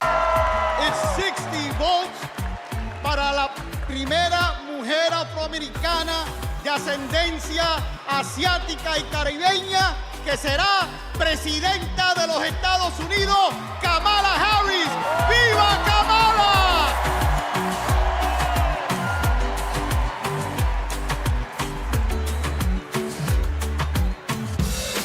DNC, let's go! Roll call, keep it coming now. Roll call, keep it coming now. Roll call, keep it coming now. 1, 2, 3, let's go!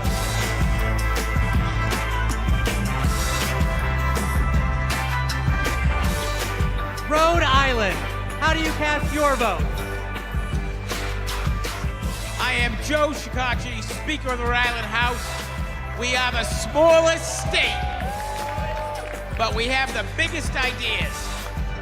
Home to the nation's first wind farm and a historic act on climate, we continue leading the way on sustainability and housing. The deep blue ocean state is proud to cast 1 vote present and 34 ballots for the next President of the United States, Kamala Harris.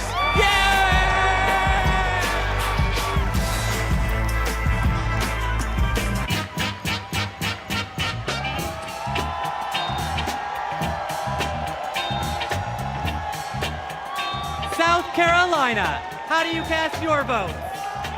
I'm Crystal Spain. I'm Crystal Spain, chair of the South Carolina Democratic Party. Hello from the great state of South Carolina, where we pick presidents. The home of the DNC chair, Jamie Harrison. The home of the first Black Panther, Chadwick Boseman. The home of the national basketball champions, the mighty Lady Gamecocks. I'm Senator Margie Bright Matthews, one of the sister senators, and John F. Kennedy Profiles in Courage Award winner. We stopped the total abortion ban in South Carolina. Like us, Kamala has proven that she has the courage to fight and will fight for all Americans. South Carolina is not going back.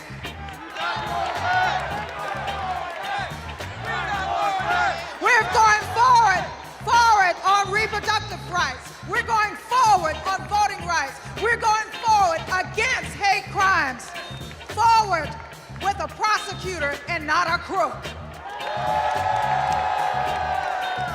That's why we are proud to cast our 65 delegates for Kamala Harris.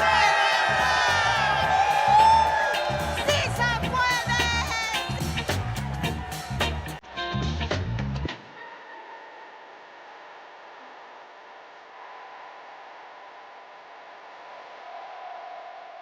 South Dakota, how do you cast your vote? How mitake api, chante washten abe chuzapalo. In my beautiful Lakota language, that means hello, my relatives. I shake your hand with a happy heart. That is the spirit of my beloved South Dakota. My name is Chante Redis, and I want to say that my people, the Ocheti Shakoan, are still here. The 7 council fires are still here. Let me tell you what a Kamala Harris presidency will mean for me, my friends, and my community. More importantly, more opportunities, more good-paying jobs, better access to health care, and a quality education. That is the future we deserve, and it is the future we will win on November 5th when we elect Kamala Harris.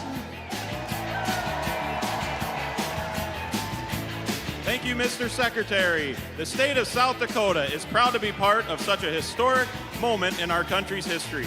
We are a land that is proud of our hardworking farmers and ranchers, that celebrates 9 tribal nations and their incredible cultures, where natural beauty can be seen from the Big Sioux River to Mount Rushmore. South Dakota is honored to cast all 20 of our votes for Vice President Kamala Harris, who will soon be known as Madam President.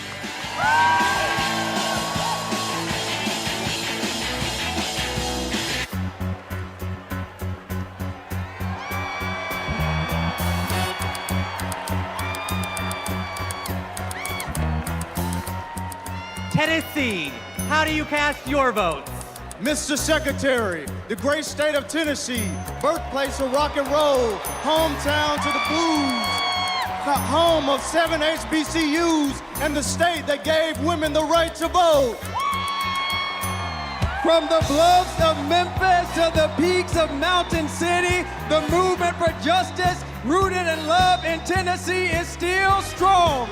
It is a movement where kids are free from gun violence, a movement where women have the right to choose, a movement where working people get access to economic opportunity, a movement where those who have been pushed to the periphery are brought to the center, a movement where those who have been pushed down are lifted up. It is alive in Tennessee because we believe that justice will roll down like waters and righteousness like an ever-flowing stream, which is why we are so proud to have been the first state in the union to have pledged all of our delegates to Kamala D. Harris. We cast 72 votes for the first woman and next president of the United States, Kamala D. Harris.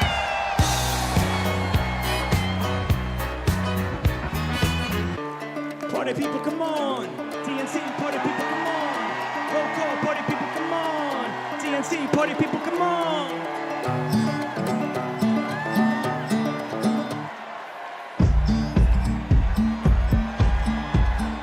Texas, how do you cast your votes?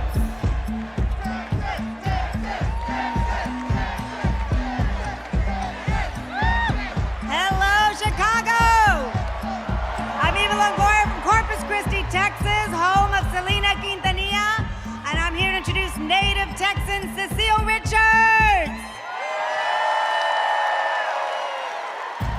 I'm proud to be here tonight representing a tradition in Texas of progressivism and my late mother, Ann Richards, the governor of Texas, and passing it on to another great Texas heroine, Kate Cox. I'm Kate Cox, and I love being a mom. I have 2 beautiful children, and my husband and I have always wanted a third. But when I got pregnant, doctors told us our baby would never survive. And if I didn't get an abortion, it would put a future pregnancy at risk. But Trump didn't care. And because of his abortion bans, I had to flee my home. There's nothing pro-family about abortion bans. There's nothing pro-life about letting women suffer and even die. Woo! Today, because I found a way to access abortion care, I am pregnant again. Woo! Thank you.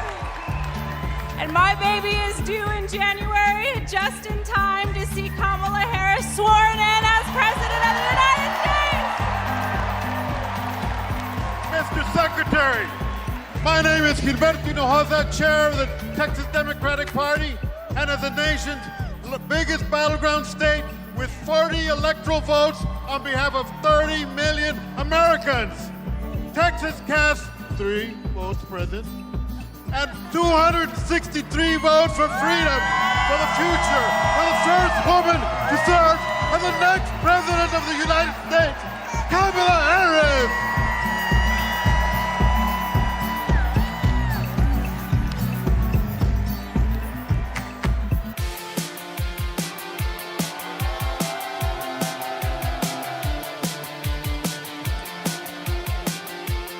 Utah, how do you cast your vote?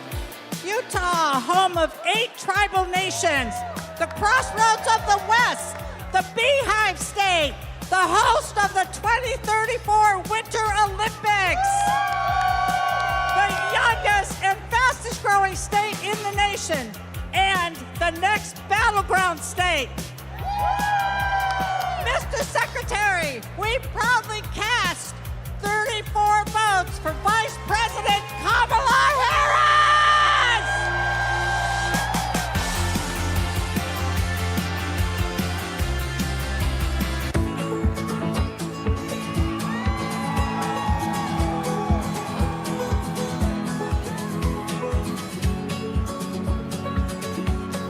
Vermont, how do you cast your vote? Vermont knows the value of public education. We even have a teacher as our congresswoman. And in 1777, we were the first state to place public education in our Constitution. As someone with significant learning disabilities, I know the value of investing in every single child. We are proud to call Vermont home, and we are proud to cast our 24 votes for Kamala Harris because we are not going back.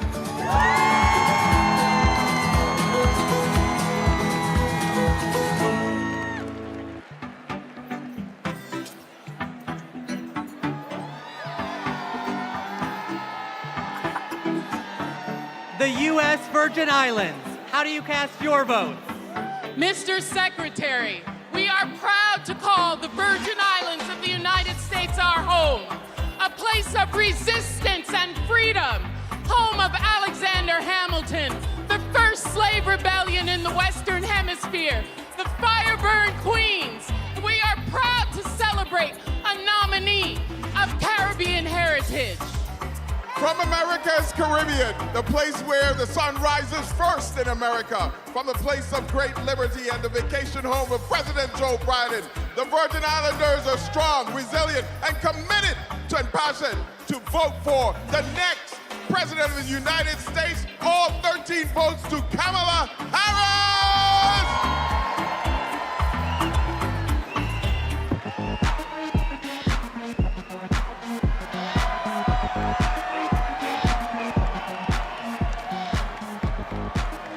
The Commonwealth of Virginia, how do you cast your votes?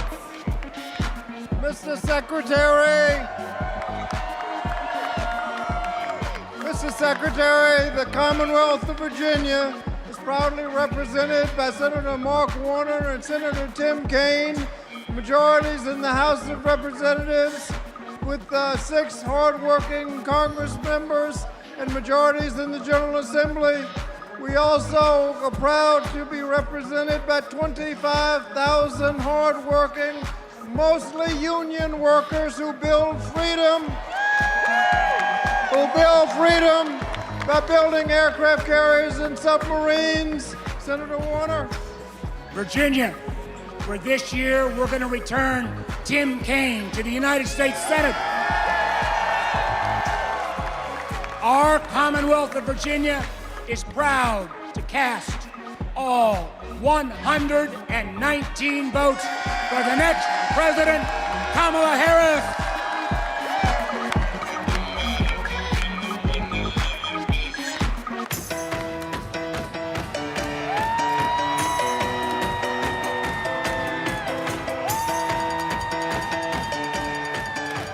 Washington. How do you cast your vote?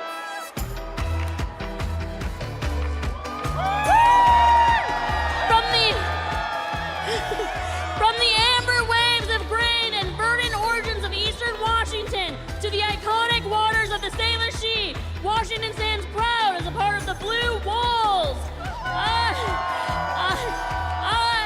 I, the first South Asian woman leading a state party, am honored to pledge 9 votes present and a lucky 101 votes for Vice President Kamala Davy Harris.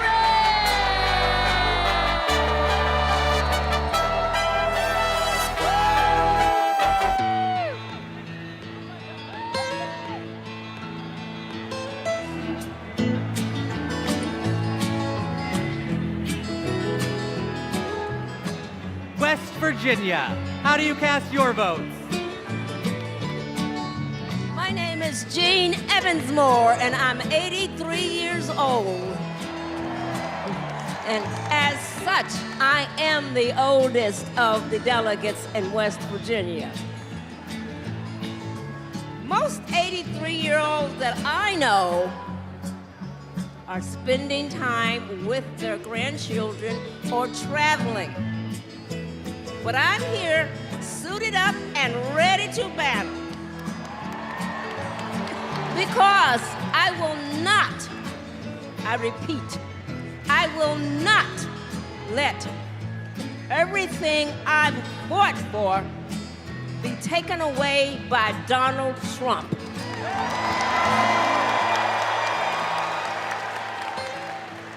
My name is Catherine Prather.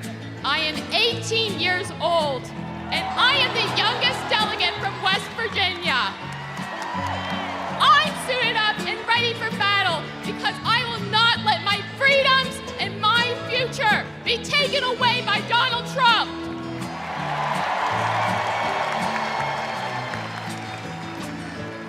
That's why we're proud to cast West Virginia's 24 delegates for the next President of the United States, Kamala Harris!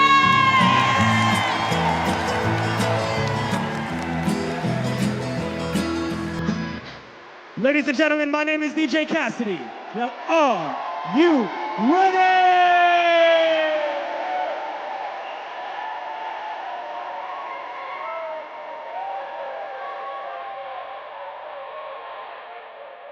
My home state of Wisconsin. How do you cast your vote? Thank you, Badger Jason Ray, for all your good work.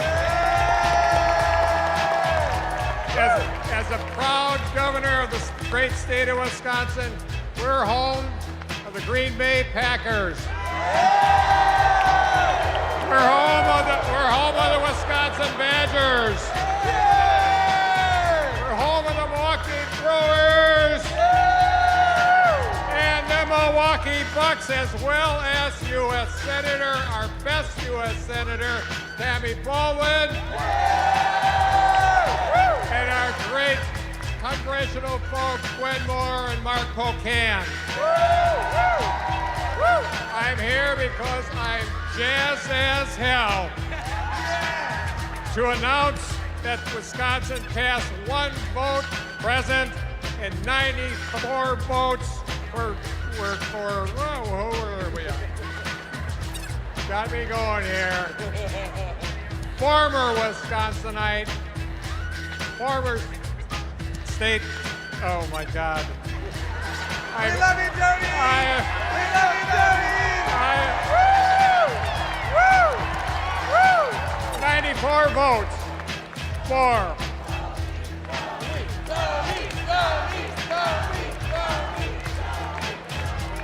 I'll get there, Jason, I'll get there. 94 votes for former Wisconsinite, Vice President, and our next President of the United States of America, Kamala Harris.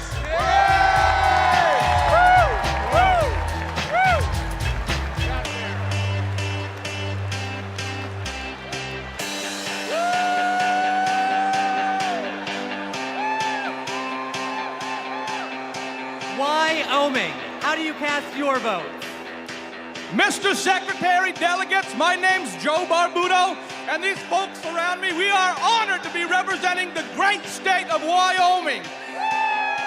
Both the first state and territory in this nation to recognize a woman's right to vote, and the state that 100 years ago elected Democrat Nellie Taylor Ross, our nation's first female governor.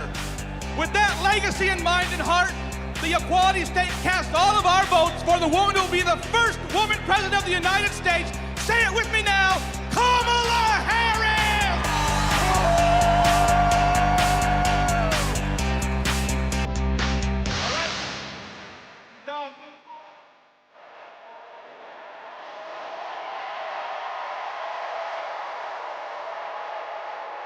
The great state of Minnesota, how do you cast your vote? Hello, Minnesota! My name is Hans Storvik, and Tim Walls was my neighbor, coach, and favorite teacher. We were excited to go to his classroom every day. If you've ever been in high school, you know that can be rare. He opened our eyes to the world. He taught us how to talk about global issues with respect, curiosity, and kindness, even and especially when we disagreed. But he wasn't just a great teacher. He was also a great neighbor and friend. In fact, when he was in the midst of a budget battle as governor of our state, he still found time to attend my brother's funeral. Mr. Walls means the world to my family. He's always been there for us, and that's how I know he'll always be there for you as vice president.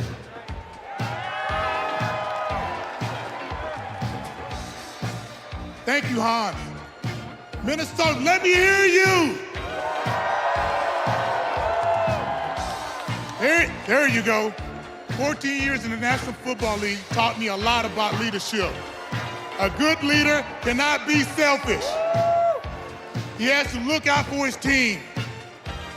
Coach Walsh is unselfish as they come. He has led Minnesota with honesty and integrity.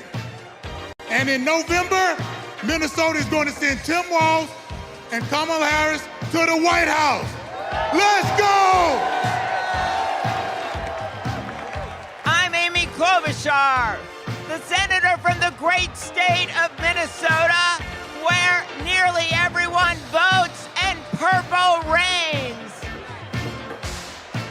And I'm Tina Smith from the great state of Minnesota, the home of the next Vice President of the United States, Tim Walz. Minnesota, we cast 10 votes present, and we deliver 81 votes for Kamala Harris and Tim Walz.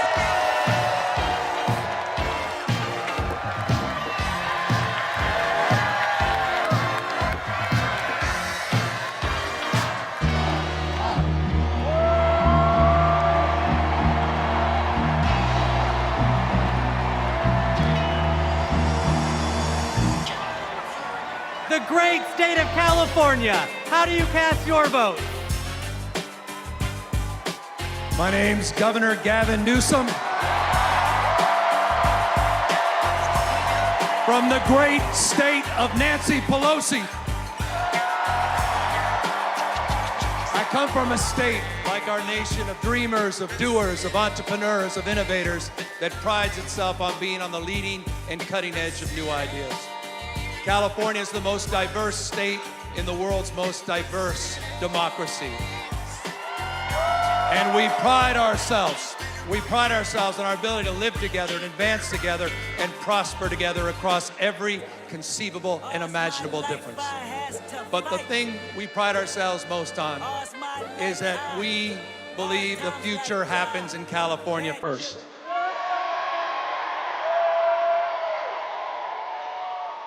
And Democrats, I've had the privilege for over 20 years to see that future taking shape with a star in Alameda courtroom by the name of Kamala Harris.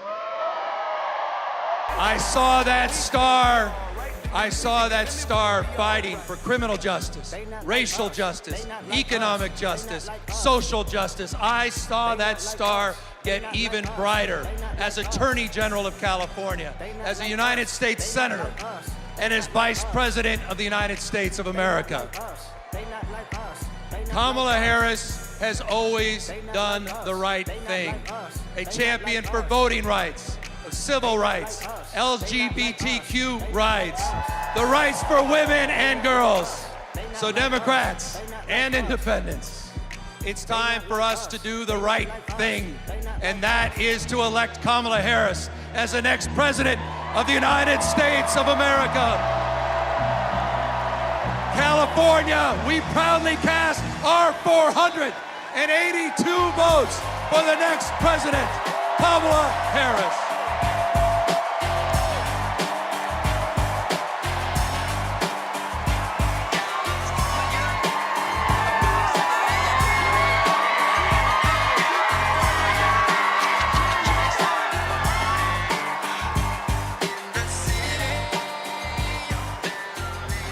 Thank you to everyone who participated in our celebratory roll call. Delegates, please know how critical you are to this process, both now and earlier this month when we conducted our virtual roll call.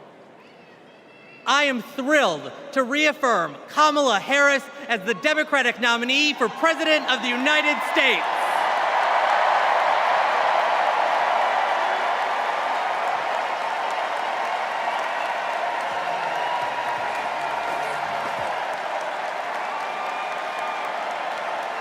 Pursuant to the convention rules of procedure, Vice President Kamala Harris has been invited to make an acceptance speech, which she will give on Thursday, August 22nd. But now, a special surprise. It's my pleasure to introduce our party's official nominee for President of the United States, live from my home state of Wisconsin, Vice President Kamala Harris.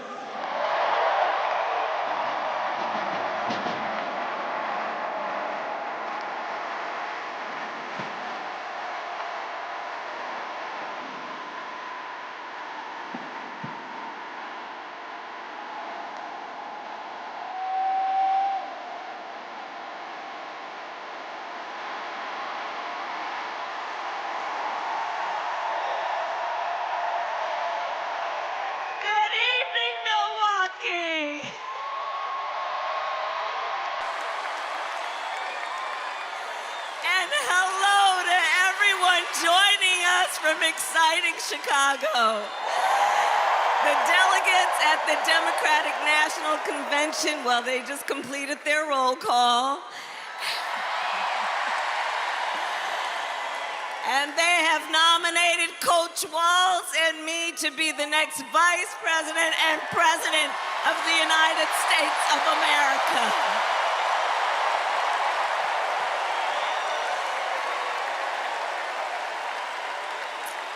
And I thank everyone there and here for believing in what we can do together. We are so honored to be your nominees. This is a people-powered campaign, and together we will chart a new way forward.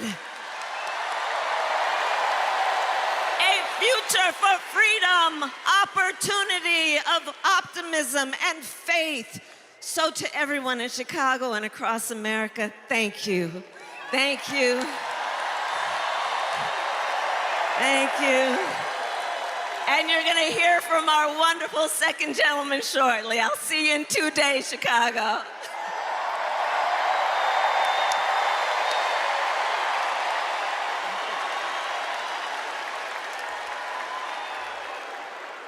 Please welcome TV personality, loud and proud Latina, Ana Navarro.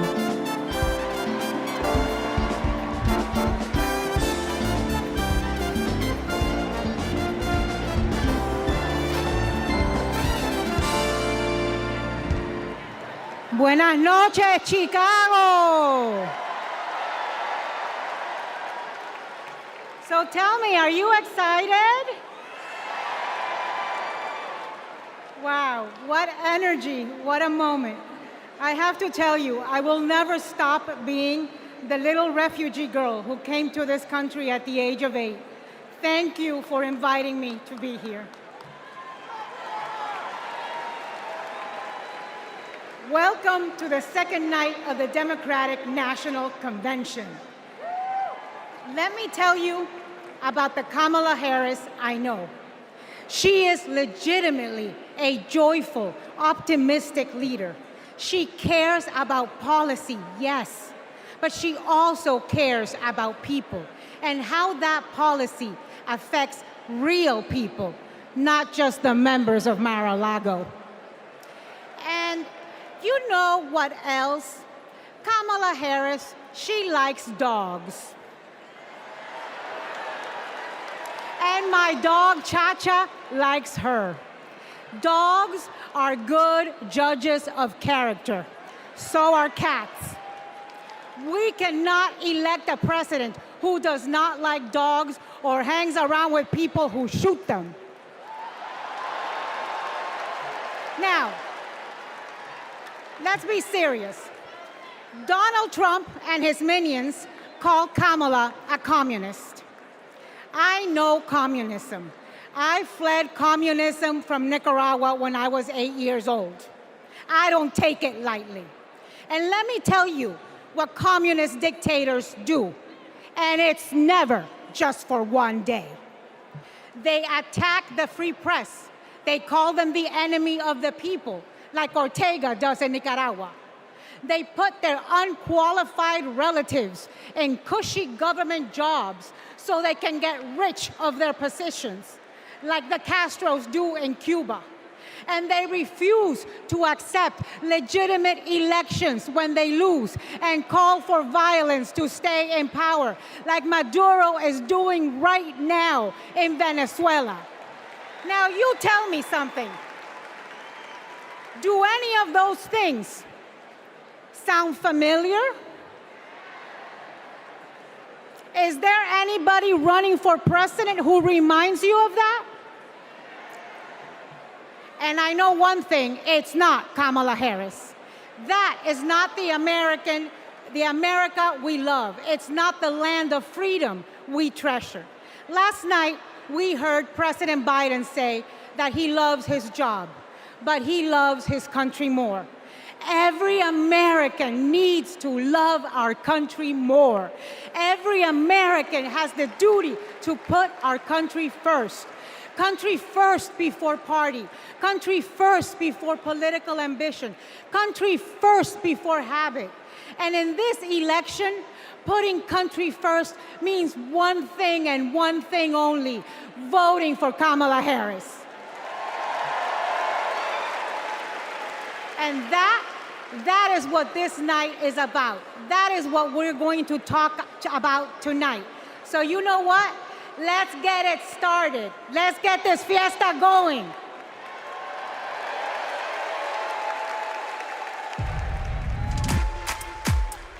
The ayes are 50, the nays are 50. The Senate being equally divided, the Vice President votes in the affirmative, and the nomination is confirmed.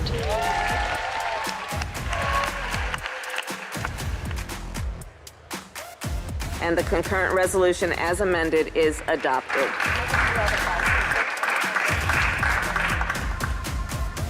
The Vice President votes in the affirmative, and the motion to proceed is agreed to. On this vote, the yeas are 50, the nays are 50. The Senate being equally divided, the Vice President votes in the affirmative, and the bill as amended is passed.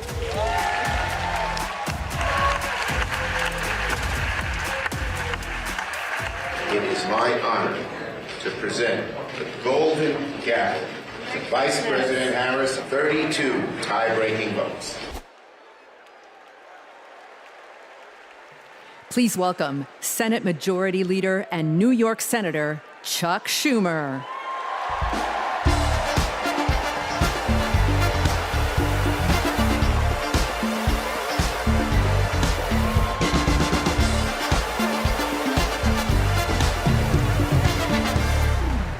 Everybody, wasn't that a great roll call?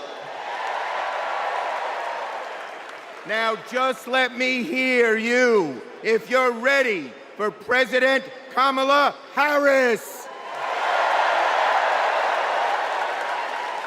Friends, we're here to talk about one thing tomorrow. and building a better tomorrow for all Americans. This November, we can choose a brighter, a fairer, a freer future, or we can relive the dark night of Trump's American carnage. Only one candidate will move America forward, Kamala Harris. Vice President Harris has been the best partner Senate Democrats could ever have asked for. Under her and President Biden's leadership, Senate Democrats lowered prescription drug prices and created millions of good-paying American jobs. I worked with Kamala Harris when she was Senator Harris. I saw a leader who was fearless, who stood up for middle-class families like the one she was raised in, who focused on things that really mattered. Helping parents raise their kids, safe neighborhoods, safe schools, and building an opportunity economy that gives everyone a shot at the American dream. She will lead America forward into a brighter future, but she can't do it alone. She needs a Democratic majority in the Senate of the United States. Now, my friends, 2 years ago, the naysayers said Senate Democrats stood no chance in the midterms. I told them, just you wait. We're going to keep the Senate and maybe pick up a seat or two, and that's exactly what happened. Well, ladies and gentlemen, my good friends at this convention, I am telling all of you now, we're going to hold the Senate again, and we're poised to pick up seats.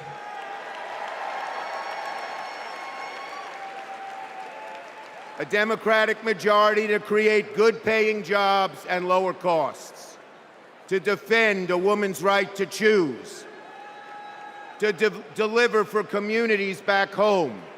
Our senators are doing it, like Jackie Rosen, delivering high-speed rail for Nevada. John Tester, bringing high-tech jobs to Montana. And Bobby Casey and Sherrod Brown and Tammy Baldwin and Martin Heinrich fixing bridges in Pennsylvania and Ohio and Wisconsin and New Mexico. We also have amazing candidates.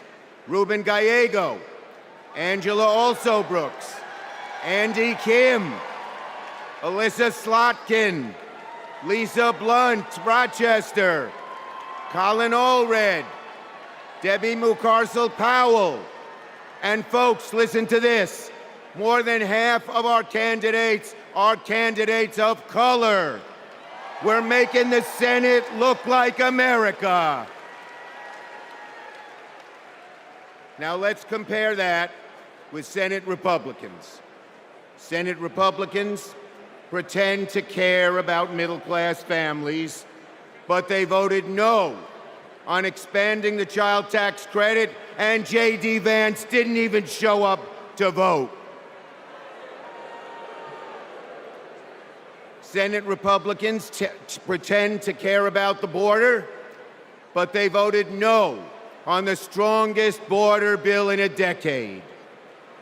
Republicans tend to care about freedom, but they voted no on a woman's right to choose. No to safeguard IVF. No to birth control. That is just a taste of their extreme agenda. Is that what we want for America? Do we want a Republican Senate that assaults reproductive freedoms? Do we want a Republican Senate that cuts taxes for the rich, rigs the game for big oil and big pharma? Well, folks, the choice is ours. Now, let me close let me close on a personal note. As the highest-ranking Jewish elected official in American history, I want my grandkids and all grandkids to never, never face discrimination because of who they are. But Donald Trump, this is a guy who peddles anti-Semitic stereotypes. He even invited a white supremacist to Mar-a-Lago. And unfortunately, his prejudice goes in all directions. He fuels Islamophobia and issued a Muslim ban as president. Tonight, folks, I am wearing this blue square to stand up to anti-Semitism, to stand up to all hate. Our children, our grandchildren, no matter their race, no matter their creed, their gender or family, deserve better than Donald Trump's American carnage. So, are you ready to make sure Donald Trump never, ever gets near the White House again? So let's elect Kamala Harris, Tim Walz, and a Democratic majority in the Senate and keep the torch of freedom burning bright for generations to come. On to victory in November.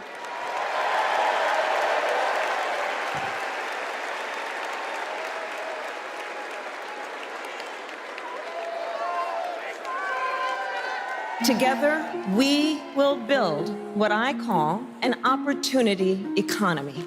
I will take on the high costs that matter most to most Americans. Compare my plan with what Donald Trump intends to do. He wants to impose what is, in effect, a national sales tax on everyday products and basic necessities that we import from other countries. It will mean higher prices on just about every one of your daily needs. Donald Trump's plan would cost a typical family $3,900 a year. He wants to repeal the Affordable Care Act, which 45 million Americans rely on for health care. He plans to give billionaires massive tax cuts year after year. And he plans to cut corporate taxes by over $1 trillion. That if you want to know who someone cares about, look who they fight for. We capped the price of insulin at $35 a month and the total cost of prescription drugs at $2,000 a year for seniors. And just yesterday, we announced that we are lowering the price for 10 more life-saving drugs. As president, I will work to build the housing we need. And by the end of my first term, we will end America's housing shortage by building 3 million new homes and rentals that are affordable for the middle class. More than 100 million Americans will get a tax cut by restoring the Earned Income Tax Credit and the Child Tax Credit, through which millions of Americans with children got to keep more of their hard-earned income. We will provide $6,000 in tax relief to families during the first year of a child's life. Now is the time to chart a new way forward. I will fight to give money back to working and middle-class Americans. Increase the security and stability financially of your family and expand opportunity for working and middle-class Americans.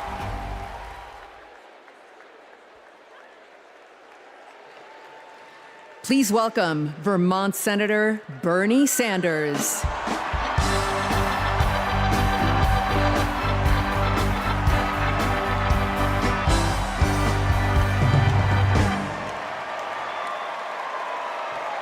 Thank you.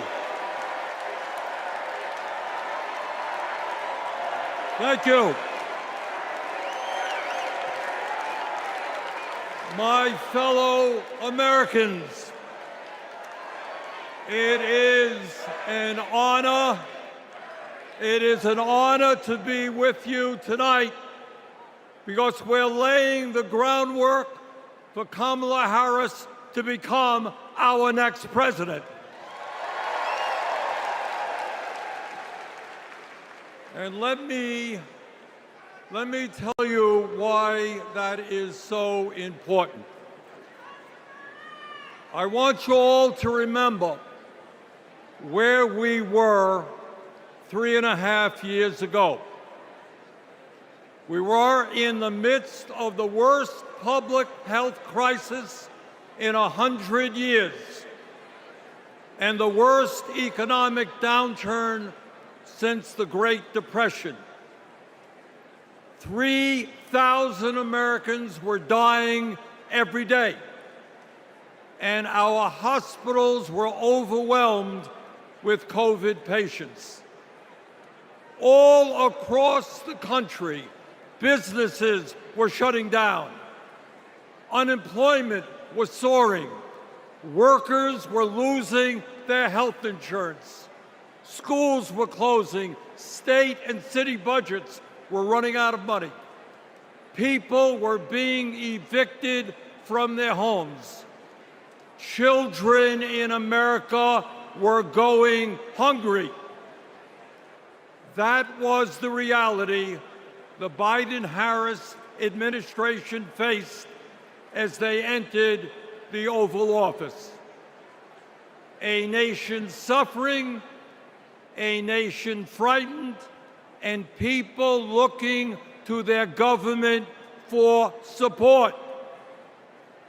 And within 2 months of taking office, our government did respond.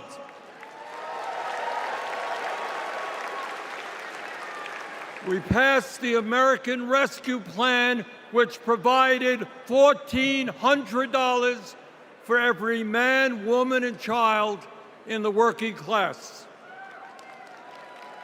We extended and expanded benefits for the unemployed.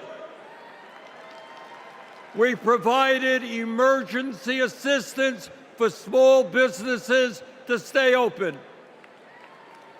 We guaranteed health care coverage to tens of millions of Americans through one of the largest expansions of Medicaid in history. We provided rent relief and mortgage assistance, which prevented tenants and homeowners from being evicted. We established emergency food programs for hungry children and the elderly, and protected the pensions of millions of union workers and retirees from being slashed by up to 65%. Oh, and by the way, we cut childhood poverty by over 40% through an expanded child tax credit. Thank you, President Biden. Thank you, Vice President Harris. Thank you, Democratic Congress.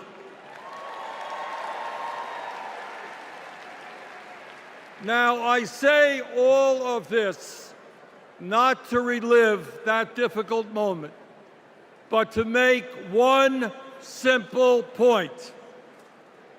When the political will is there, government can effectively deliver for the people of our country.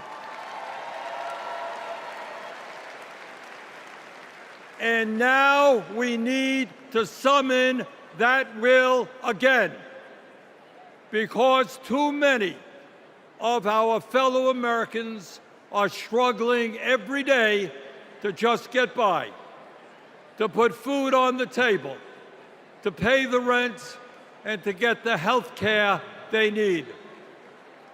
Brothers and sisters, bottom line, we need an economy that works for all of us, not just the billionaire class.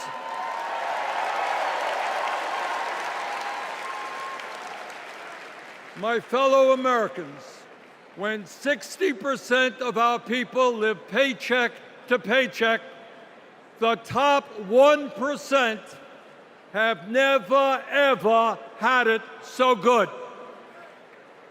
And these oligarchs, These oligarchs tell us we shouldn't tax the rich. The oligarchs tell us we shouldn't take on price gouging. We shouldn't expand Medicare to cover dental, hearing, and vision. And we shouldn't increase Social Security benefits for struggling seniors. Well, I've got some bad news for them.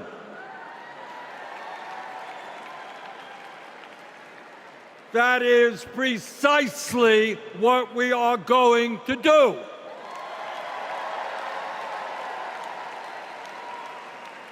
And we're going to win this struggle because this is precisely what the American people want from their government.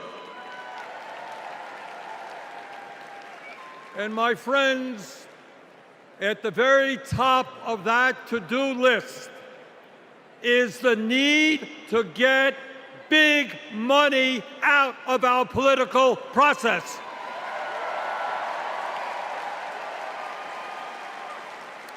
Billionaires in both parties should not be able to buy elections, including primary elections.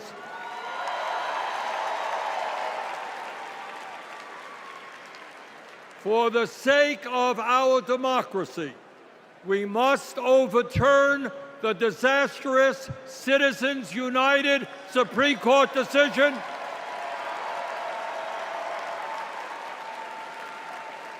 and move toward public funding of elections. And let me tell you what else we must do. We need to join the rest of the industrialized world and guarantee health care to all people as a human right, not a privilege. We need to raise the minimum wage to a living wage. We need to pass the PRO Act so that workers can organize in unions and gain the decent pay and benefits they deserve. We need to strengthen public education, raise teachers' salaries, and make sure that every American, regardless of income, receives the higher education he or she needs. We need to take on Big Pharma and cut our prescription drug costs in half so that we no longer pay any more than other countries. Joe and Kamala made sure that no senior in America pays over $35 a month for insulin. We need to make sure that reality is true for every American. I look forward to working with Kamala and Tim to pass this agenda. And let us be very clear. This is not a radical agenda. But let me tell you what a radical agenda is. And that is Trump's Project 2025. At a time of massive income and wealth inequality, giving more tax breaks to billionaires is radical. Putting forth budgets to cut Social Security, Medicare, and Medicaid is radical. Letting polluters destroy our planet is radical. And my friends, we won't let that happen.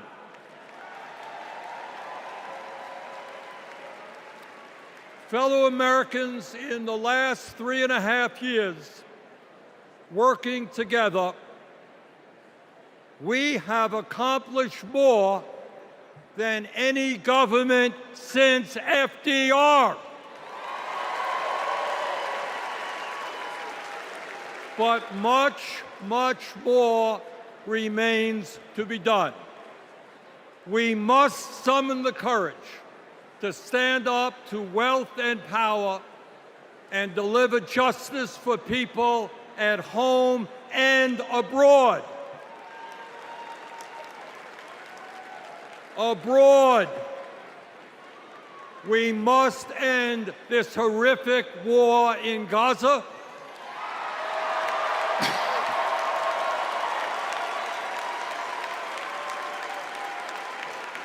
Bring home the hostages and demand an immediate ceasefire.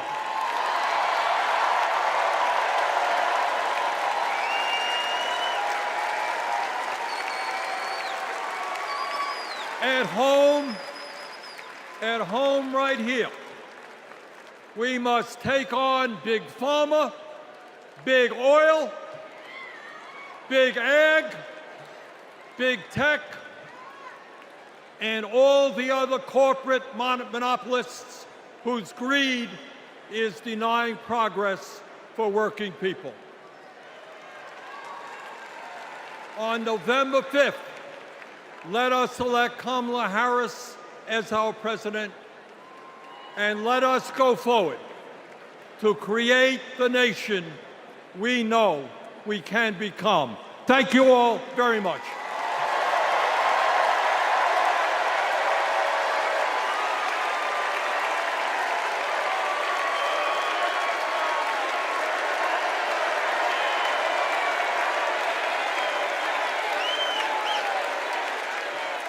Please welcome Illinois Governor J.B. Pritzker.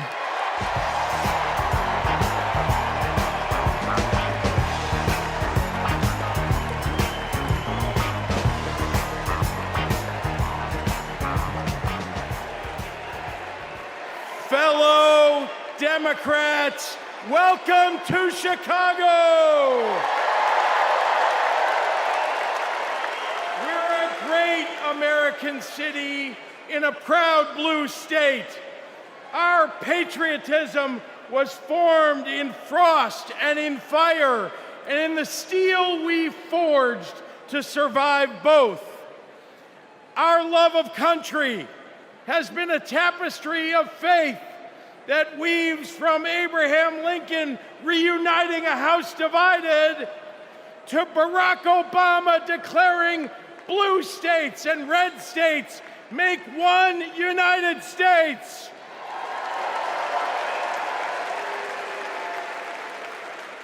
Now, Illinois' presidential pedigree is unmatched. And given that Vice President Kamala Harris spent some of her early life right here, I speak for the entire Illinois delegation when I say, we claim her too.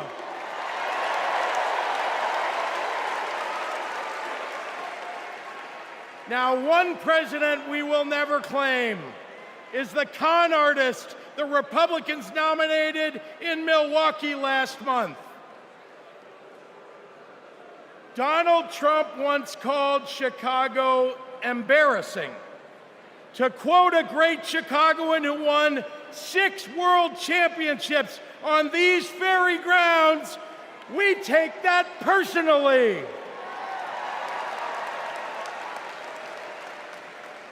I had to govern for 2 years while Trump was president. Let me tell you what's embarrassing. In Illinois, we passed a massive bill to fix our roads and bridges. When Donald Trump proposed his own plan, he turned right around and called it stupid. We eliminated the grocery tax. Donald hasn't been in a grocery store since his first bankruptcy. Illinois invested in clean energy and the jobs it brings. Donald claimed that windmills in the ocean made the whales a little batty. During COVID, we supported small businesses and jobs. And Donald, well, Donald told us to inject bleach. Donald Trump thinks that we should trust him on the economy because he claims to be very rich. But take it from an actual billionaire.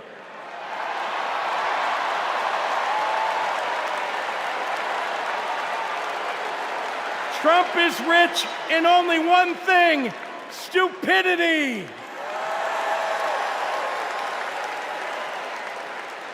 Now, I meet with business leaders all the time, and there's one universal thing they all need: people. They need more workers to fill all the jobs they have. But the anti-freedom, anti-family policies of MAGA Republicans are driving workers away. Here's the thing: Americans don't want to be forced to drive 100 miles to deliver a baby because a draconian abortion law shut down the maternity ward. Americans want the hope of giving birth through IVF, not the fear that it might be taken away. Americans with LGBTQ kids don't want them facing discrimination at school because the state sanctioned it.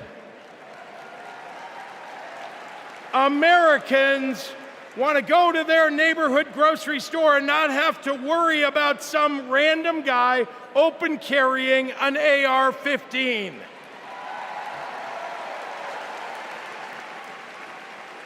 Americans don't want their kids to be taught in history class that slavery was a jobs program.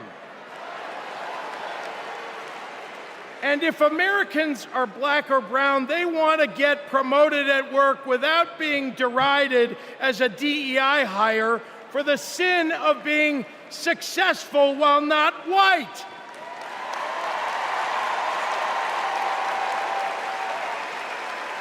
Let's be clear. It's not woke that limits economic growth. It's weird. And these guys aren't just weird, they're dangerous. Democrats are for lower taxes and higher wages, less inflation and more business growth. We just think it's wrong to craft those policies for Elon Musk and not for everyday working people. That includes a secure retirement and good health care.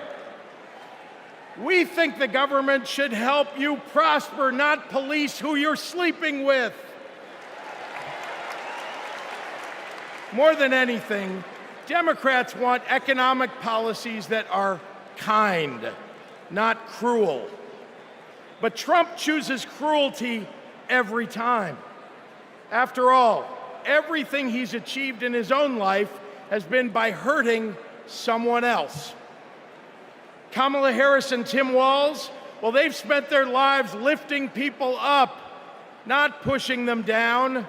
They know that a White House that leads with kindness looks at someone who is struggling and sees not what they might cost society, but what they might create for it.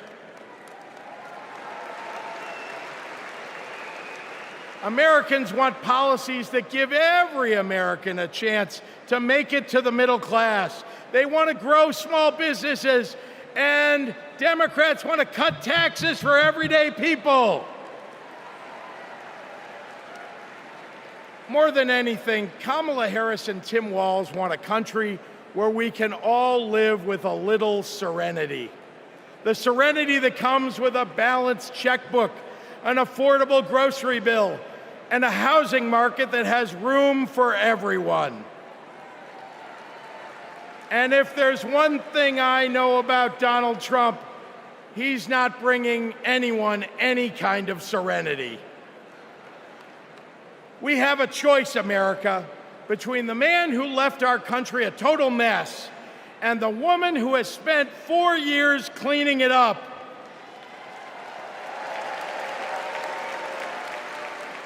And I think it's time we stop expecting women to clean up messes without the authority and the title to match the job.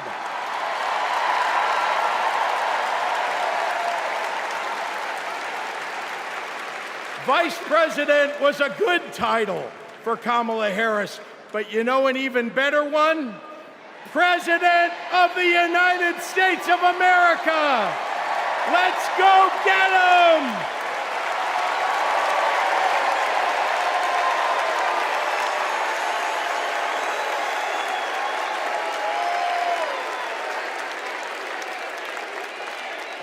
Please welcome former chair and CEO of American Express and current chair and managing director of General Catalyst, Ken Chenault.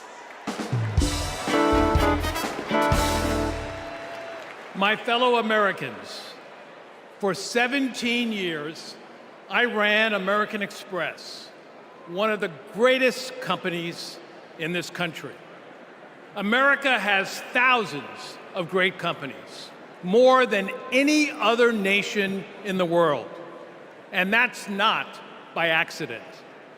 The United States is the best place in the world to do business because of the values on which our country was built.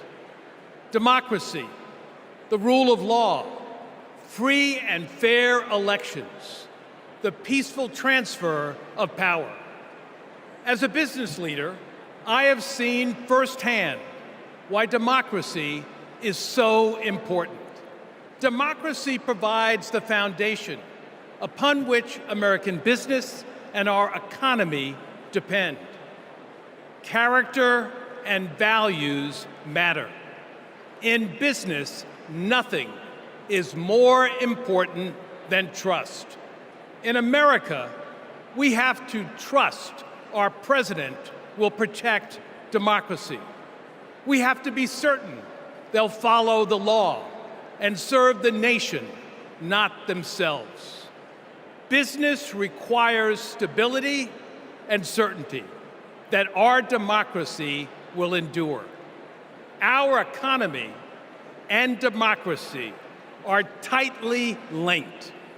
Both only grow stronger when Americans, despite our differences, are willing to work together. At this moment, when our politics pits one group against another, that's what's remarkable about Kamala Harris. She is for all Americans. She understands it's possible, in fact necessary, for a president to be both pro-business and pro-worker.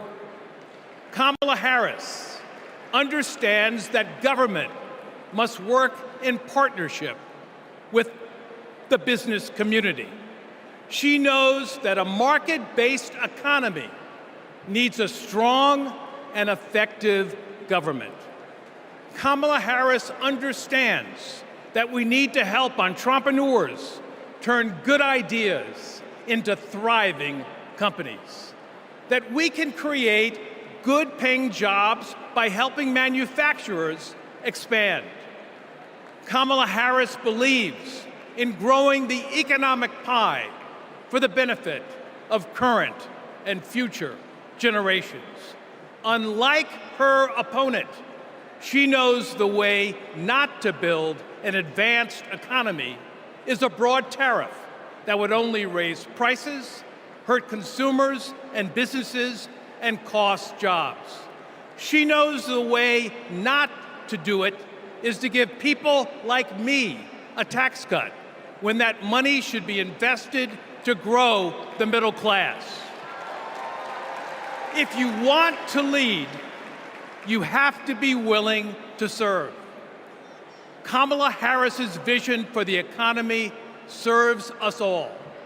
She has demonstrated throughout her career that she wants to serve all people and wants all Americans to have the opportunity to work to achieve their own share of the American dream. Our economy goes up and down, but the reason America is the strongest nation in the world is because of her commitment to something bigger than ourselves, our commitment to each other, to democracy. That's what this election is about. It's more than a choice between two parties or sets of policies. It's a choice about who we're going to be as a country. In his words and actions, Kamala Harris's opponent has shown us that he does not believe in our democratic values, and he will seek only to serve himself and his desire for vindication and vengeance. Kamala Harris will face the facts. She will navigate this country, the greatest country in the world, through the inevitable challenges, while also leading with the hope and values that America was founded on. Kamala Harris understands that the role of a leader is to instill hope, to repudiate the merchants of fear, and focus on ensuring that the best days are ahead of us. She believes in America, its principles, the hopes and dreams of our people, and the promise of our future. That is why I believe Kamala Harris should be the next president of the United States of America. God bless America.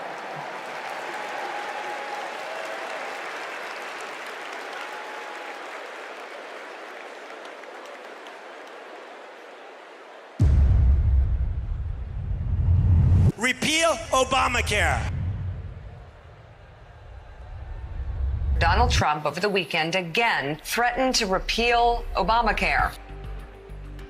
This would lead to Americans having their health insurance taken away. There are about 19 million people with coverage through Medicaid expansion, another 16 million enrolled through the ACA's health insurance marketplaces, and we'd probably be talking about many millions of people becoming uninsured. Biggest worries, losing the safety net of pre-existing conditions coverage. What happens if you lose this insurance? Our son would die. What makes you think this isn't just a hollow threat? This is one of the few campaign promises that he actually tried very hard to keep. So we better believe him when he says he's coming after this. Even if you have insurance from your employer, you will be affected because your premiums would be going up. We're looking at a lot of people who could lose their health insurance. Please welcome New Mexico Governor Michelle Lujan Grisham.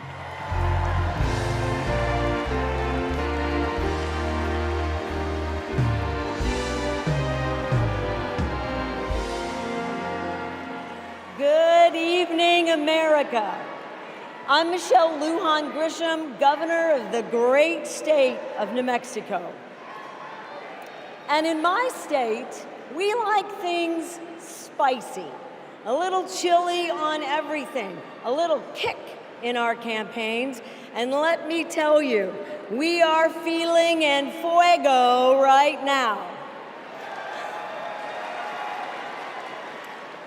We are fired up to elect Kamala Harris President of the United States. This election is about protecting our democracy and securing our freedoms, including the right to affordable, quality health care. Now, this issue is personal to Vice President Harris, whose mom passed away after a battle with colon cancer. And it's personal to me. At 2 years old, my sister was diagnosed with a tumor that was incurable and made her uninsurable by the time she was 3. And it's personal to Americans across the country who know what it's like when someone they love gets sick. Donald Trump and J.D. Vance want to dismantle our healthcare system, repeal the Affordable Care Act, and eliminate protections for pre-existing conditions. Either these guys don't get it, or they just don't care. You know who gets it? Kamala Harris gets it, and she cares.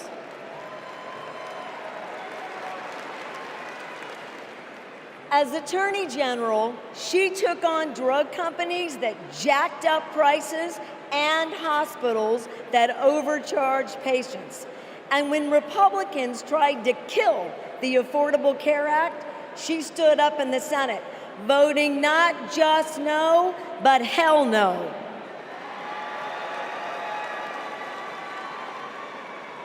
And Kamala Harris hasn't just stopped Republicans from making our healthcare system worse. She fights every day to make it better. And I know, I spent 20 years working to get Medicare the ability to negotiate lower drug prices. As Vice President, Kamala Harris delivered it.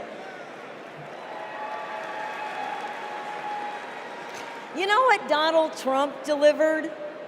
Junk plans, higher premiums, and abortion bans. And if you don't think a second term would be worse, then I've got a box of Trump steaks to sell you. We have not just a better choice. America, we have the best choice. Yes, we do. Kamala Harris will protect your right to care. She'll cap drug costs, she'll go after corporate price gougers, and ensure every woman who needs it can access reproductive health care.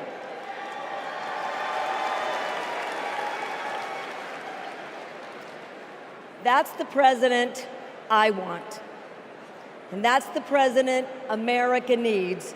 And with your help, that's the next president of the United States. President Kamala Harris.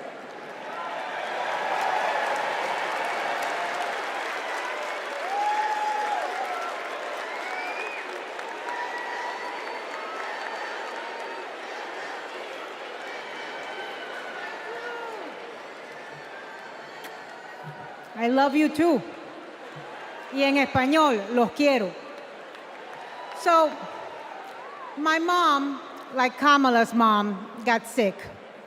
When my mom died in 2021, Kamala called me. She had lost her mother to cancer in 2009. Kamala helped me navigate my grief. She said that heartbreak and loss are the price for having loved and having been loved. How I wish our mothers could be here to see this moment.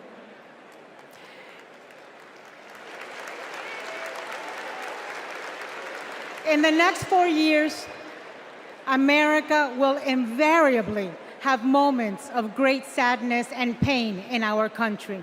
Some will be natural disasters. Some will be man-made disasters. We need a president who can not only be commander-in-chief, but also consoler-in-chief. We need a president with empathy, capable of lifting us up when we are down.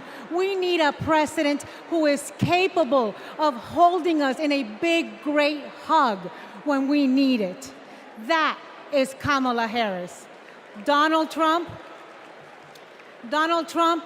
is only capable of holding two things, a grudge and a golf club.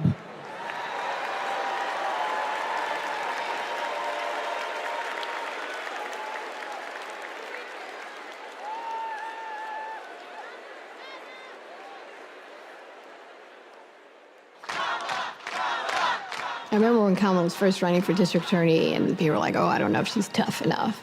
And I just had to laugh because I'm like, you don't know my sister. Kamala had been a hard and tough prosecutor in Alameda County, prosecuting men who were pimping young girls and rapists. Kamala wanted to make sure that murderers and child abusers face meaningful accountability and consequences for those actions. One of the cases that she had early in her career was where a man had scalped his girlfriend. And she ended up getting a conviction, getting justice for that woman. She came to San Francisco to protect victims, and she was elected to be district attorney of San Francisco. Kamala knew that we needed to be smart on crime, and if hell, no one else was gonna do it, that she was gonna do it. If I'm gonna keep my promise to you to keep you safe, I better talk with you about what I'm doing in terms of crime prevention. Investing in people coming out of prisons is the smart thing to do for law enforcement. Forget that it's just the right thing to do. That was a young Kamala Harris. She's only gotten more fierce. I've never seen her back down from a fight, and when she fights, she wins. When Kamala became Attorney General, she wanted to protect people, but also to fundamentally pursue justice. Being smart on crime starts with being tough on violent crime. From a statewide perspective, I think we were concerned about the rise of gang violence. In San Joaquin County, we saw this tremendous change in our community, and it hit us like a wave. We saw an increase in human trafficking, narcotics, and guns. Let it be clear to anyone who would menace this state with violence, to those who prey on the weak and the vulnerable, justice will be swift and certain in the state of California. She was always hunting the kingpins, but we didn't have partnerships with DOJ or FBI or DEA or any of those law enforcement agencies. Now, we all work collaboratively to help all the counties in California. Because of her, we destabilized organized crime, disrupt these flows of guns, human beings, and narcotics. We are here this afternoon to announce the shutting down of one of the biggest and most organized threats to the safety of the Central Valley. I really think of her as fearless, as a fighter. Kamala just perseveres, and mommy would say it's too hard is never an excuse. Making excuses is a failure to not only take responsibility, but to take action. If you have the will, the desire, the passion, the commitment, there is no challenge that is insurmountable.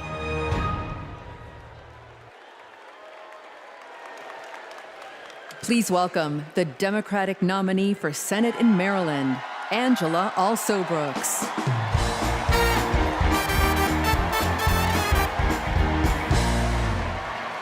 Good evening, America, and hello, Maryland. People like me, thank you. People like me, stories like mine don't usually make it to the United States Senate, but they should. I'm the proud granddaughter of a housekeeper, Sarah Daisy, who raised her 3 children in a 1-bedroom apartment. It was her dream to work in government to help people. That meant taking a typing test. But she didn't know how to type, and she couldn't afford a typewriter. So she put a white piece of paper on the refrigerator and drew a keyboard on it. And every night, she stood in front of that refrigerator and taught herself to type. She took the test, passed it, and got the job she dreamed of. I am her legacy. And tonight, I am a candidate for United States Senate from the great state of Maryland.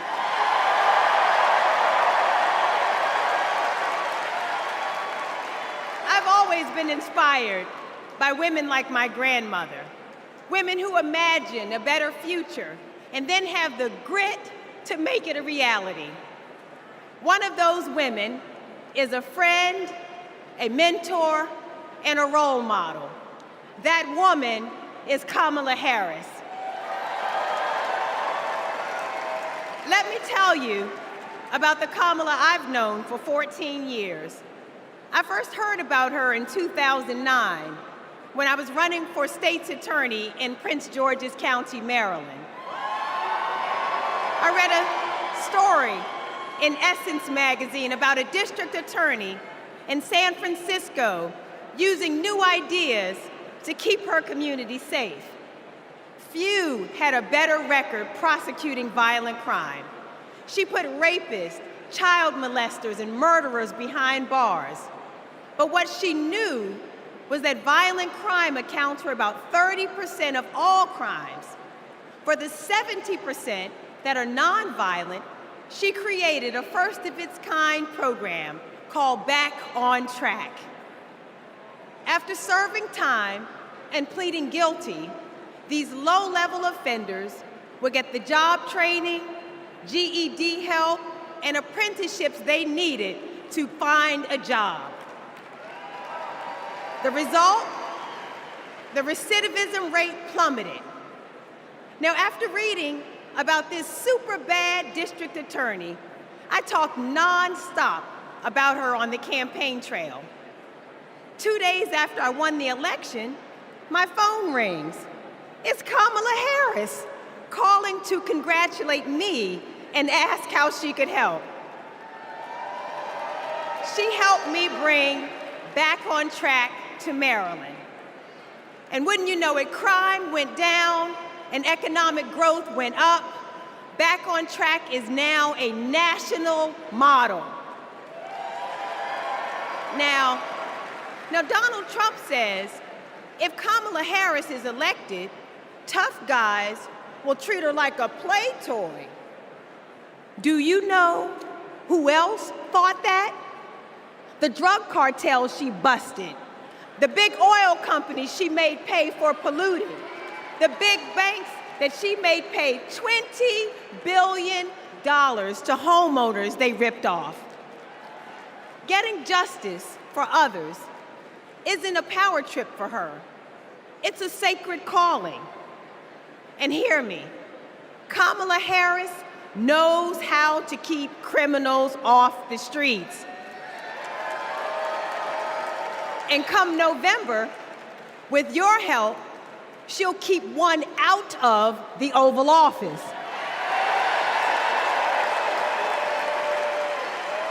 Ever since Donald Trump rode down that ridiculous escalator, we as a nation have felt trapped.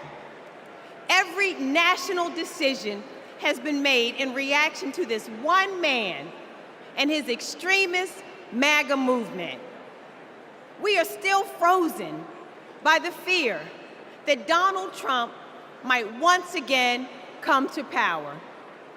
And it's not just our politics that have been trapped, it's our imagination. And then Kamala came along. Kamala has reminded us that we don't need to fear anything, not the future, and certainly not that man. This is our moment to leave Donald Trump where he belongs, in America's past.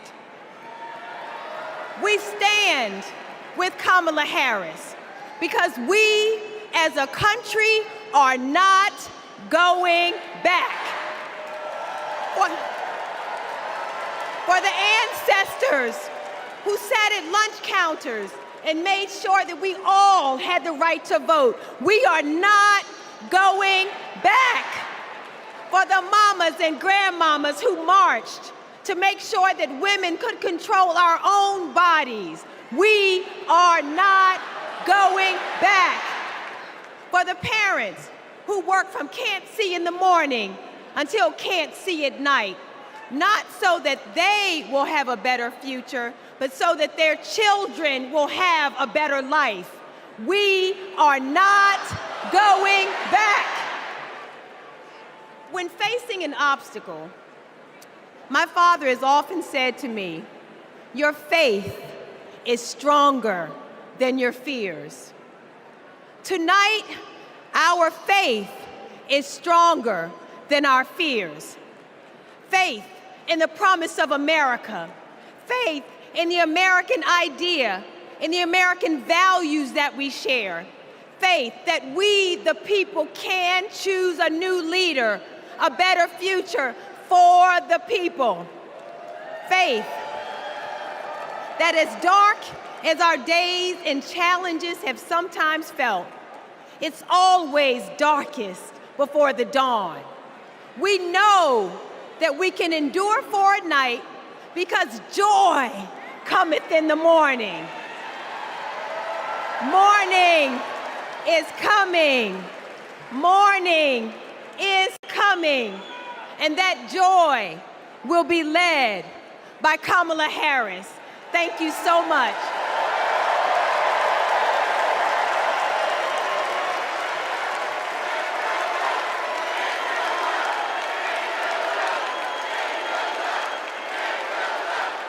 Please welcome Mesa, Arizona Mayor John Giles.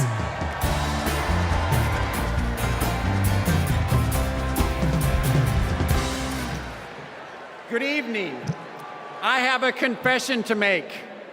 I'm a lifelong Republican. So I feel a little out of place tonight, but I feel more at home here than in today's Republican Party. The grand old party has been kidnapped by extremists and devolved into a cult, the cult of Donald Trump. Trump doesn't know the first thing about public service. Like a child, he acts purely out of self-interest. We all need an adult in the White House, and we've seen what happens when we don't have one. Trump made a lot of lofty promises: unlimited economic growth, American manufacturing reborn, a secure border. Turns out Donald Trump was all talk. He wanted our votes, but he couldn't deliver a thing.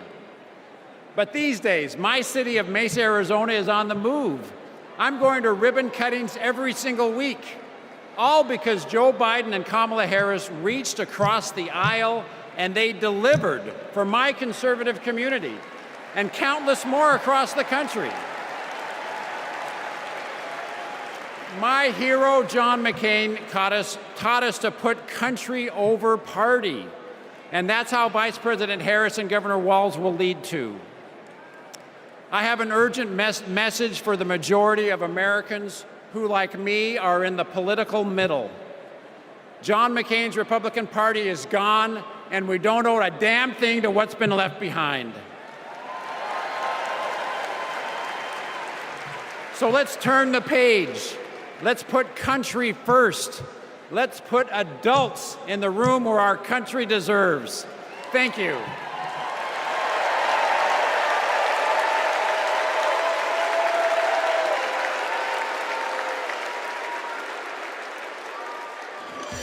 It's our dream to have a large family. Being a parent, it's the most important thing in my life. For decades, Americans have turned to the miracle of IVF treatments. She felt like a dream come true. The fact that she was able to build a family, that's why I do what I do.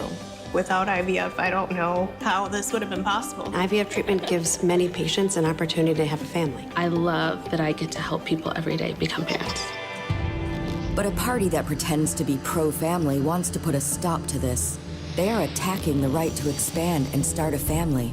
It's unthinkable. They may never have the family that they've dreamt of. In the U.S. Senate, Republicans blocked a Democratic bill that would have established protections for in vitro fertilization. Mr. Vance, no. If Republicans actually cared as much about protecting IVF, this would have been a simple yes vote. Family means support. To me, family is your whole world. It's the life that you build. IVF made my family. It made my heart whole.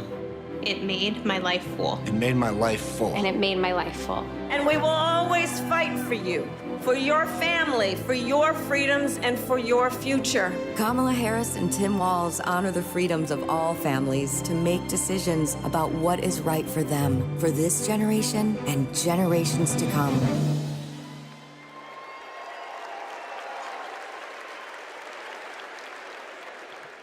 Please welcome Illinois Senator Tammy Duckworth.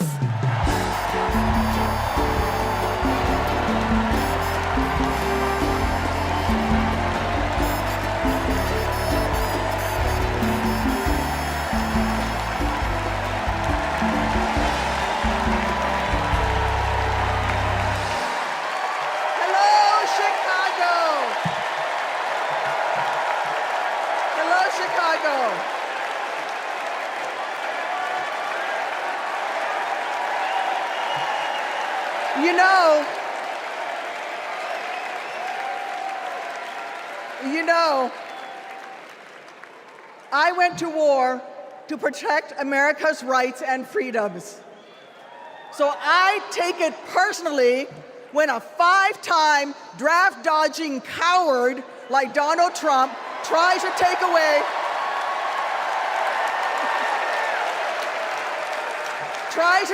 my rights and freedoms in return, especially when it concerns my daughters. My girls, gamer girl Abigail and queen of the monkey bars, Miley, are everything to me. But they would never have been born without access to reproductive care. Because after 10 years of struggling with infertility, I was only able to have them through the miracle of IVF. But now, Trump's anti-woman crusade has put other Americans' right to have their own families at risk. Because if they win, Republicans will not stop at banning abortion. They will come for IVF next. They'll prosecute doctors. They will shame and spy on women. And if you think that's far-fetched, just look up what happened in Alabama last year. So let me say to every would-be parent, I see you, I'm with you. And together, in November, we'll send a message to old Cadet Bone Spurs.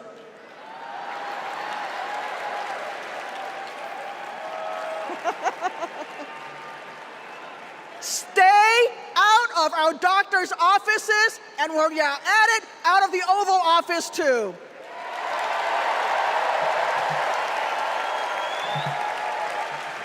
Look, my struggle with infertility was more painful than any wound I earned on the battlefield. So how dare a convicted felon like Donald Trump treat women seeking health care like they're the ones breaking the law? How dare J.D. Vance criticize childless women on cable news, then vote against legislation that would have actually helped Americans to start families? How dare the GOP endanger the dreams of countless veterans whose combat wounds prevent them from having kids without IVF, punishing our heroes for their willingness to serve? It's simple. Every American deserves the right to be called mommy or daddy without being treated like a criminal. Kamala Harris believes that. So let's make some history and elect her in November. God bless America.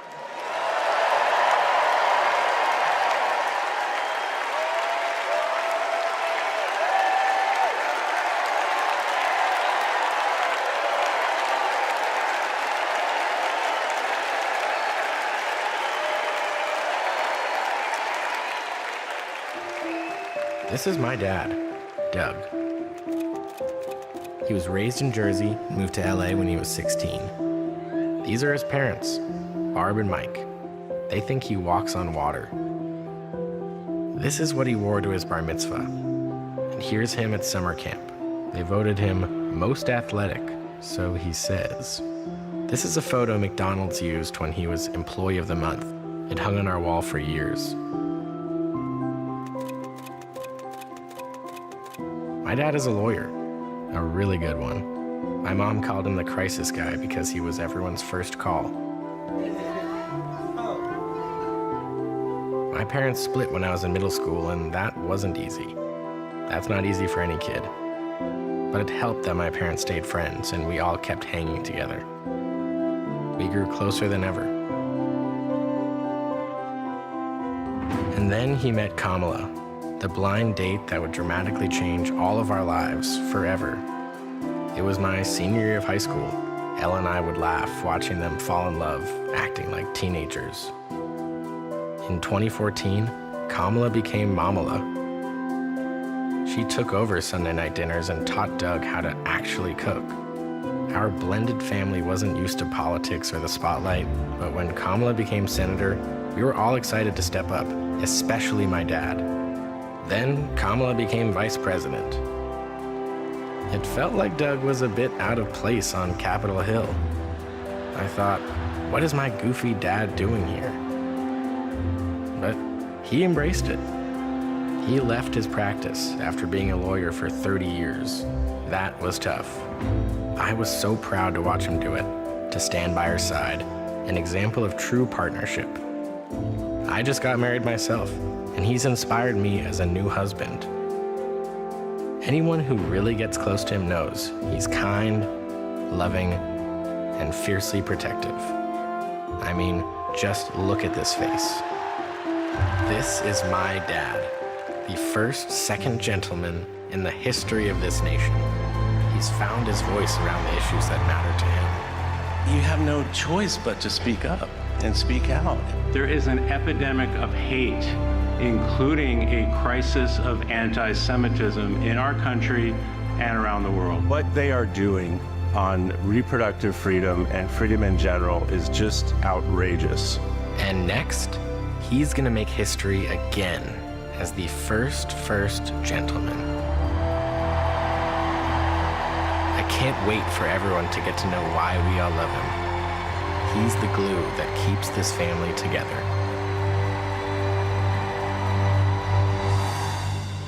We might not look like other families in the White House, but we are ready to represent all families in America.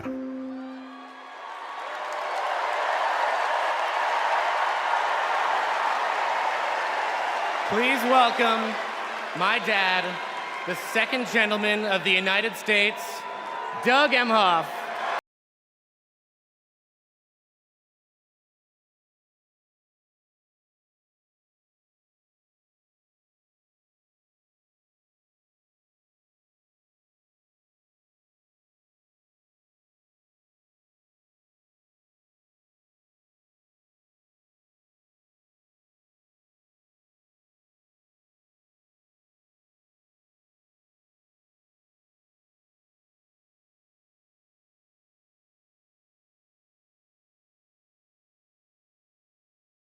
I guess he didn't want me to give this speech. He just... Thank you so much. Hello. Thank you. Hello to my big, beautiful, blended family up there. I love you so much. Aren't you proud of Cole? Wow. And a special shout out to my mother. I see you. My mother is the only person in the whole world who thinks Kamala is the lucky one for marrying me. And to Kamala, who, well, we just saw where she is. She's out on the trail, listening to and talking with voters. Honey, I can't wait for you to come back to Chicago because we're having a great time here.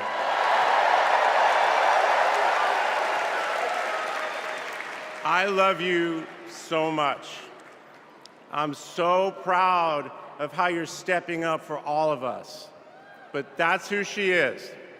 Wherever she's needed, however she's needed, Kamala rises to the occasion. And she did it for me and our family. And now that the country needs her, she's showing you what we already know.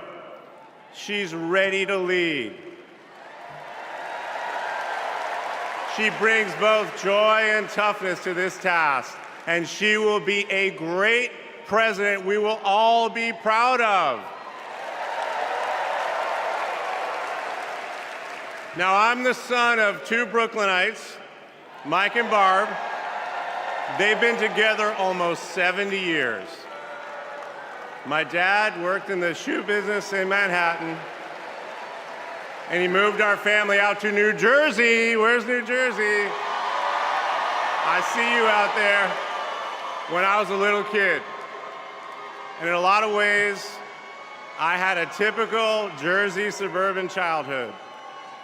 I biked around the neighborhood. I took the bus to Hebrew school.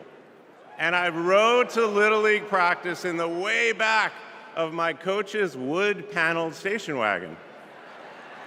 And if we did well, we got to have a Slurpee after. In my neighborhood, everyone left their garage door open.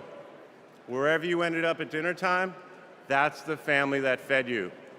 Everyone took care of everyone else. And the guys I grew up with are still my best friends. The group chat is active every day, and it's probably blowing up right now, guys. When my dad had to get a new job, we moved across the country to LA. Money was tight. Hey, California.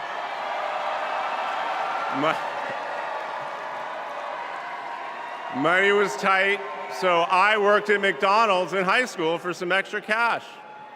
Not only was I Employee of the Month, but I still have the framed picture, which you just saw, and there was a ring, golden arches and all. And then I waited tables, parked cars. I was working full-time so I could afford to go to college part-time. And thanks to partial scholarships, student loans, and a little help from my dad, I got myself through law school. And I got my first job as a lawyer, which is also where I met the guys in my fantasy football league. And a lot has changed in our lives since the early 90s, but my team name is still Nirvana. Yes, after the band. I worked hard, and I love being a lawyer. And by the way, I still get to be part of the profession by teaching students at Georgetown Law School. I got married, became a dad to Cole and Ella. Unfortunately, I went through a divorce, but eventually started worrying about how I would make it all work. And that's when something unexpected happened. In 2013, and by the end of the meeting, the now happy client offered to set me up on a blind date, which is how I ended up with Kamala Harris's phone number. Now, for generations, people have debated when to call the person you're being set up with. And never in history has anyone suggested 8:30 a.m. And yet, that's when I dialed. I got Kamala's voicemail, and I just started rambling. Hey, it's Doug. I'm on my way to an early meeting. Again, it's Doug. I remember I was trying to grab the words out of the air and just put them back in my mouth. And for what seemed like far too many minutes, I hung up. By the way, Kamala saved that voicemail, and she makes me listen to it on every anniversary. But that message wasn't the only unusual thing about that day. Now, Kamala, who normally would have been working hard at her office, just happened to be waiting at her apartment for a contractor to do some work on her kitchen. I was eating at my desk, which was not a regular occurrence for a busy lawyer like me who appreciated a good business lunch. But that's when she called me back. And we talked for an hour, and we laughed. Well, you know that laugh. I love that laugh.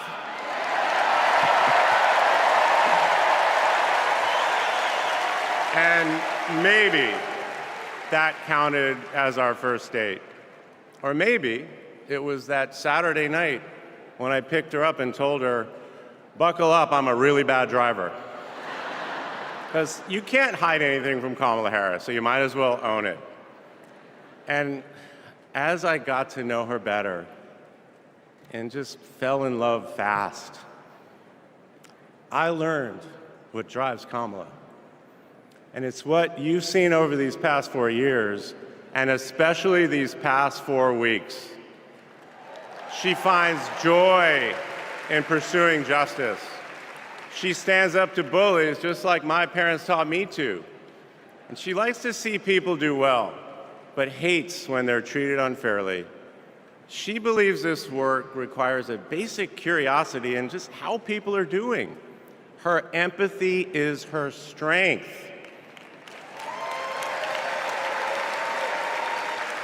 Over the past decade, Kamala has connected me more deeply to my faith, even though it's not the same as hers. She comes to synagogue with me for high holiday services, and I go to church with her for Easter. I get to enjoy her mom's chili relleno recipe every Christmas, and she makes a mean brisket for Passover. It brings me right back to my grandmother's apartment in Brooklyn, you know, the one with the plastic-covered couches.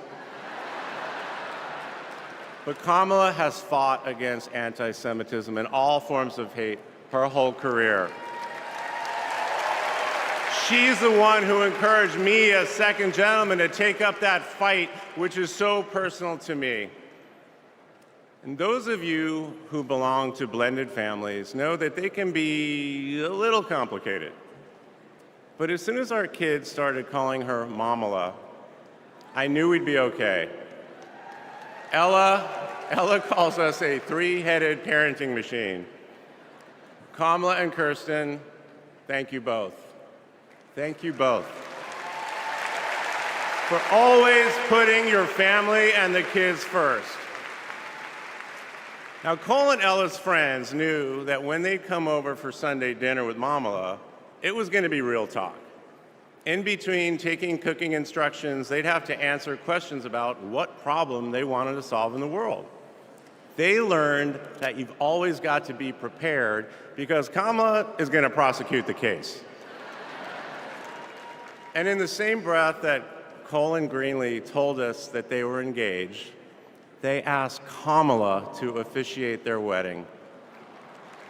And in the same way that she always steps up when it matters, Kamala put so much time into those remarks, and she bound them in a book that matched her dark red dress, and then turned that into a gift for the happy couple. A few days ago, during this incredible time we're going through, there was a brief window when Kamala was back at home. And I saw her sitting on her favorite chair, and in the middle of a wild month, I just hoped that she was having a quiet moment to herself. But then I realized she was on the phone. And of course, my mind went to all the potential crises that the vice president could be dealing with. Was it domestic? Was it foreign? Was it campaign? I could see she was focused, and all I knew was that it must be something important. And it turns out it was. Ella had called her. That's Kamala. That's Kamala. Those kids are her priorities, and that scene was a perfect map of her heart. She's always been there for our children, and I know she'll always be there for yours too. Kamala is a joyful warrior. It's doing for her country what she has always done for the people that she loves. Her passion will benefit all of us when she's our president. And here's the thing about joyful warriors. They're still warriors. And Kamala is as tough as it comes. Just ask the criminals, the global gangsters, and the witnesses before the Senate Judiciary Committee. She never runs from a fight. And she knows the best way to deal with a coward is to take him head on. Because we all know cowards are weak, and Kamala Harris can smell weakness. She doesn't tolerate any BS.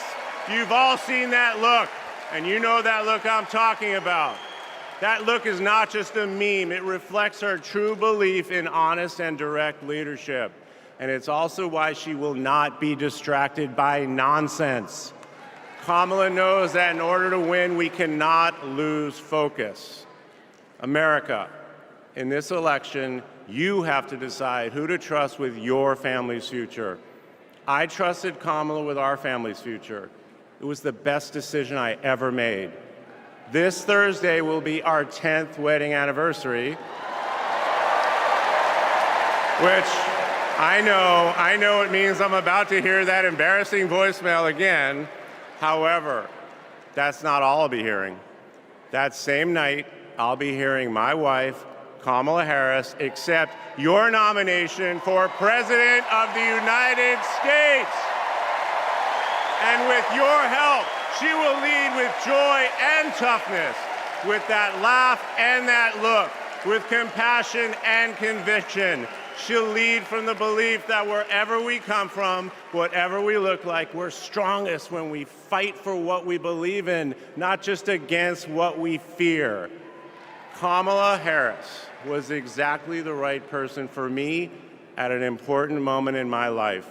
And at this moment in our nation's history, she is exactly the right president. Thank you so much.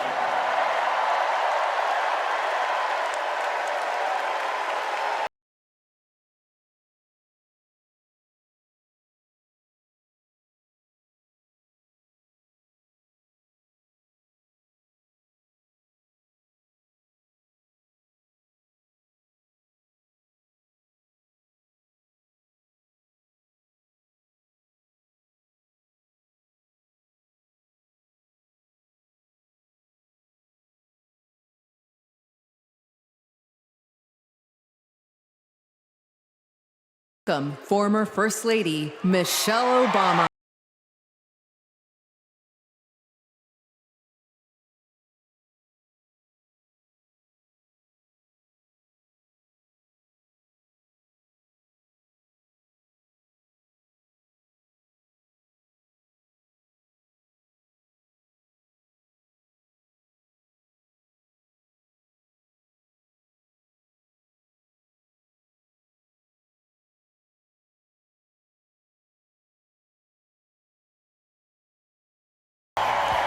Thank you, guys.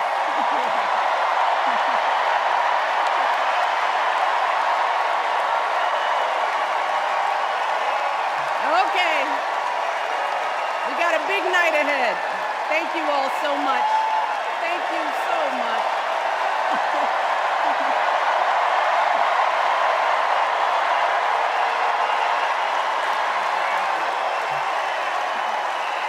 Okay. Hey. Hello, Chicago! Yeah. All right.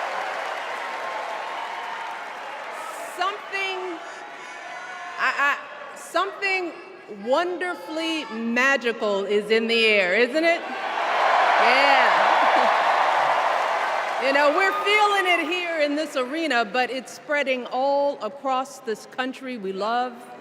A familiar feeling that's been buried too deep for far too long.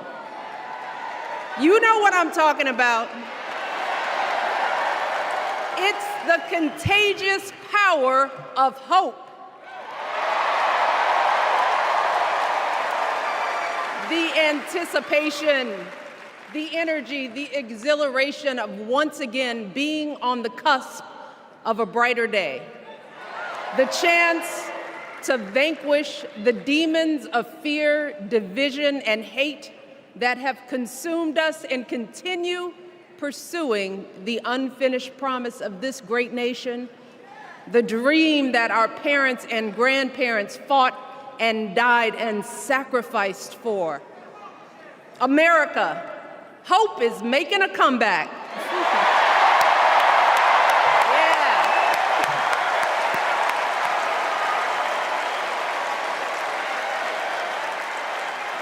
But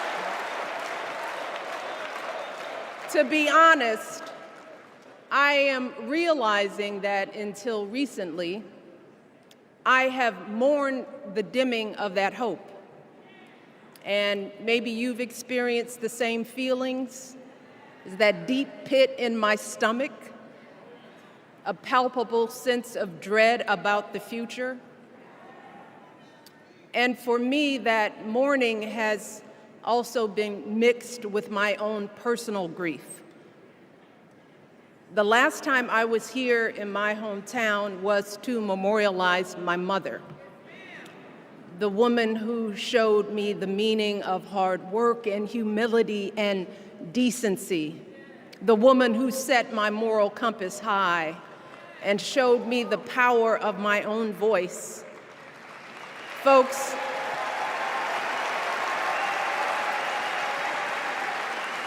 I still feel her loss so profoundly.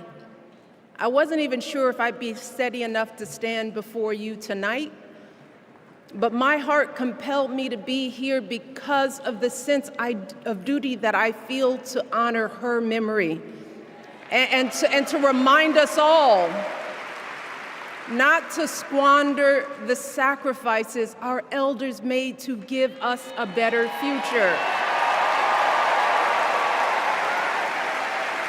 You see, my mom, in her steady, quiet way, lived out that striving sense of hope every single day of her life.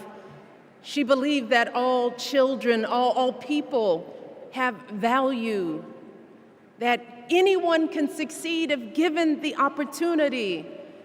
She and my father didn't aspire to be wealthy. In fact, they were suspicious of folks who took more than they needed. They understood that it wasn't enough for their kids to thrive if everyone else around us was drowning.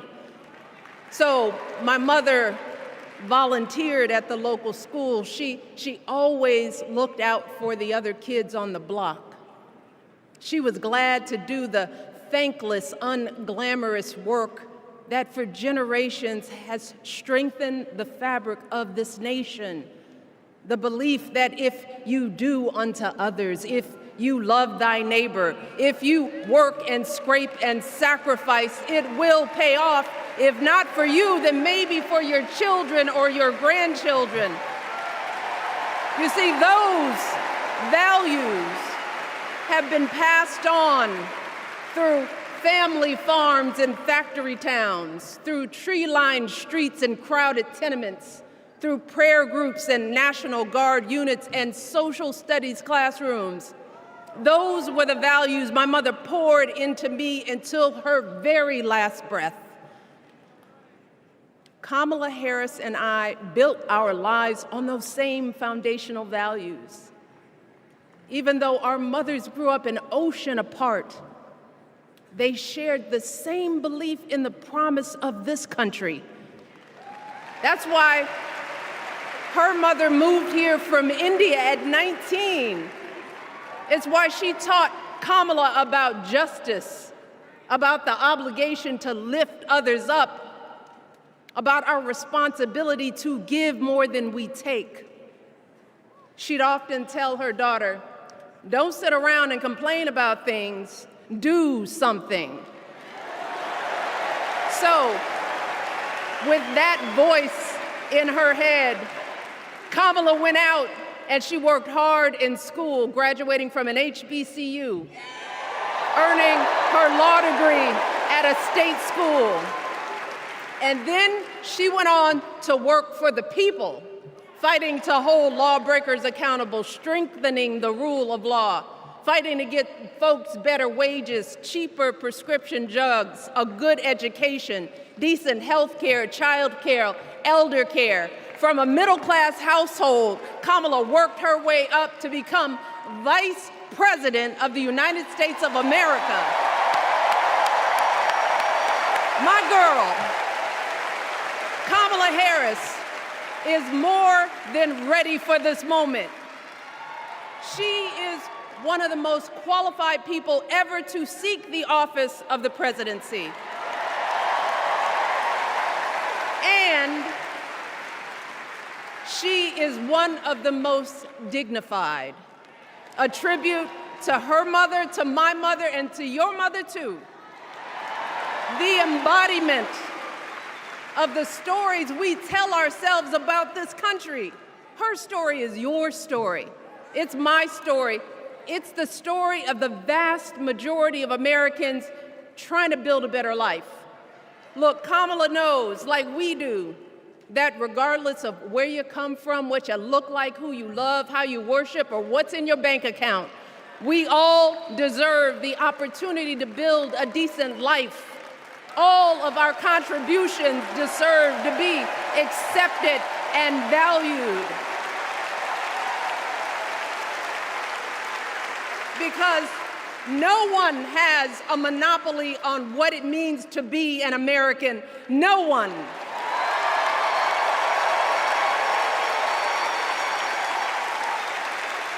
Kamala has shown her allegiance to this nation, not by spewing anger and bitterness, but by living a life of service and always pushing the doors of opportunity open to others.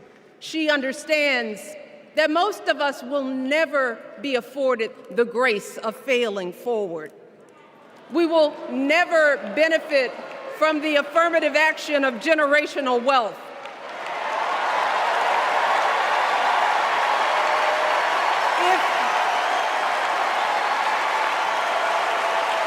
If we bankrupt a business or choke in a crisis, we don't get a second, third, or fourth chance. If things don't go our way, we don't have the luxury of whining or cheating others to get further ahead. No. We don't get to change the rules so we always win. If we see a mountain in front of us, we don't expect there to be an escalator waiting to take us to the top. No. We put our heads down. We get to work. In America, we do something. And throughout her entire life, that's what we've seen from Kamala Harris. The steel of her spine, the steadiness of her upbringing, the honesty of her example, and yes, the joy of her laughter and her light. It couldn't be more obvious. Of the two major candidates in this race, only Kamala Harris truly understands the unseen labor and unwavering commitment that has always made America great.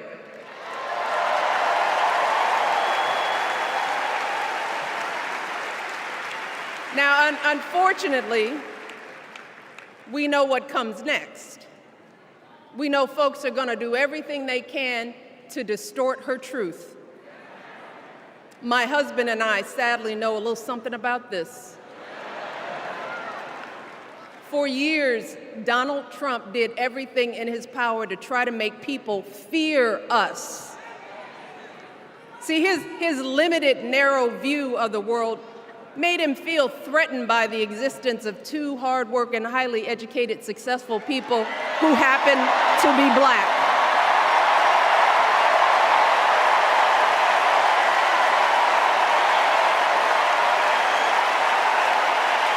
Wait.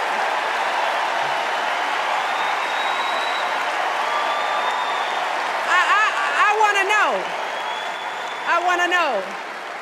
Who's going to tell him that the job he's currently seeking might just be one of those black jobs?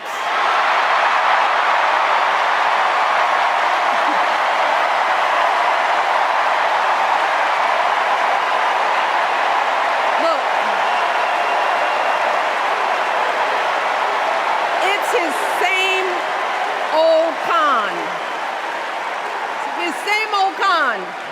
Doubling down on ugly, misogynistic, racist lies as a substitute for real ideas and solutions that will actually make people's lives better. Look, because cutting our health care, taking away our freedom to control our bodies, the freedom to become a mother through IVF like I did, those things are not going to improve the health outcomes of our wives, mothers, and daughters. Shutting down the Department of Education, banning our books, none of that will prepare our kids for the future. Demonizing our children for being who they are and loving who they love, look, that doesn't make anybody's life better.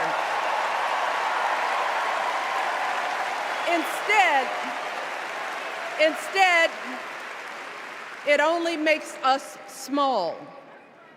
And let me tell you this, going small is never the answer.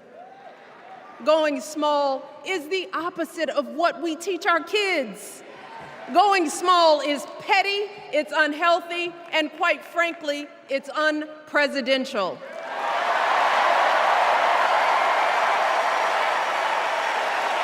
So, why would any of us accept this from anyone seeking our highest office? Why would we normalize that type of backward leadership? Doing so only demeans and cheapens our politics. It only serves to further discourage good, big-hearted people from wanting to get involved at all. America, our parents taught us better than that, and we deserve so much better than that. That's why we must do everything in our power to elect two of those good, big-hearted people. There is no other choice than Kamala Harris and Tim Walz. No other choice.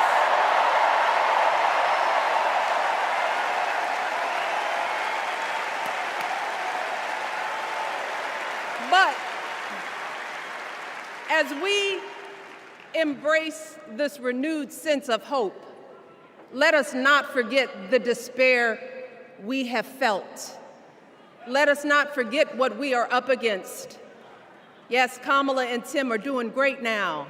We're loving it. They're packing arenas across the country. Folks are energized. We are feeling good.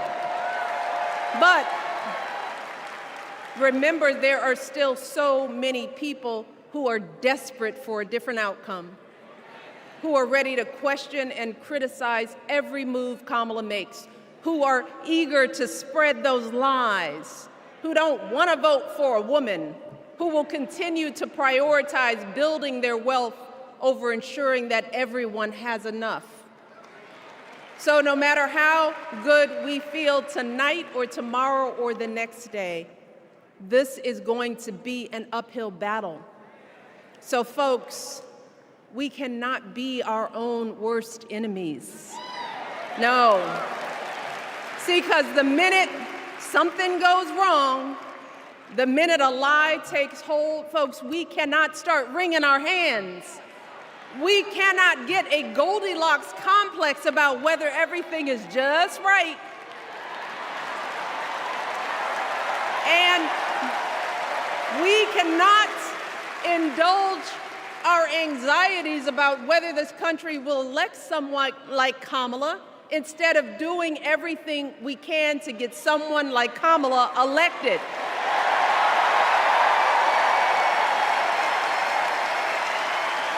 Kamala and Tim, they have lived amazing lives.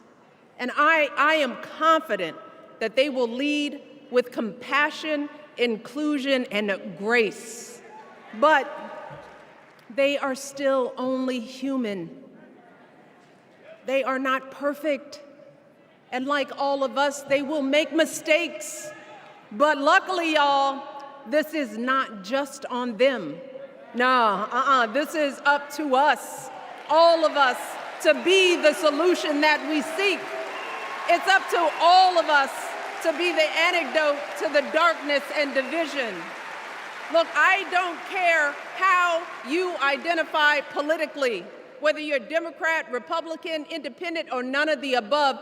This is our time to stand up for what we know in our hearts is right.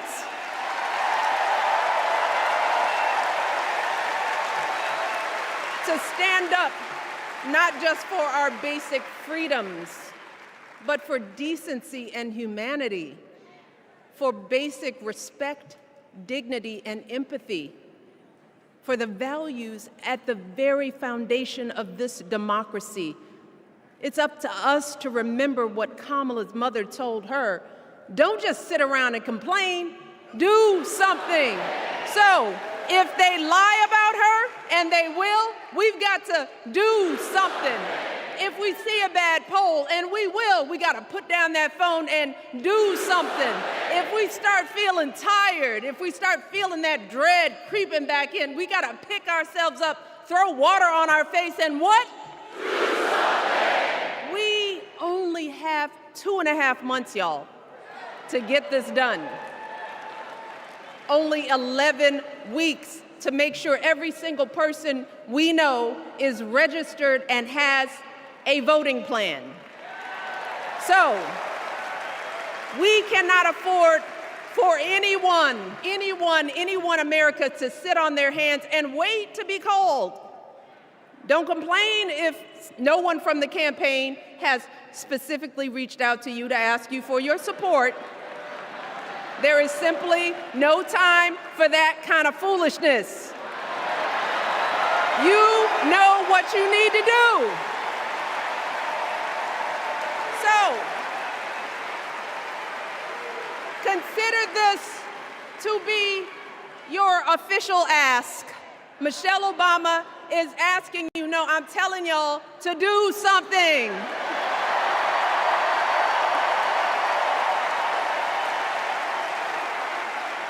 Because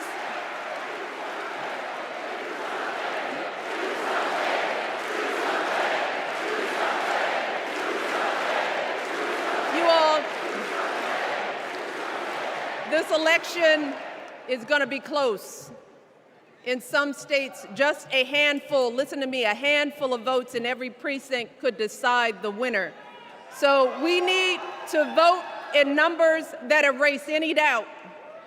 We need to overwhelm any effort to suppress us. Our fate is in our hands. In 77 days, we have the power to turn our country away from the fear, division, and smallness of the past. We have the power to marry our hope with our action. We have the power to pay forward the love, sweat, and sacrifice of our mothers and fathers and all those who came before us. We did it before, y'all, and we sure can do it again. Let us work like our lives depend on it. And let us keep moving our country forward and go higher, yes, always higher than we've ever gone before as we elect the next president and vice president of the United States, Kamala Harris and Tim Walz. Thank you all. God bless.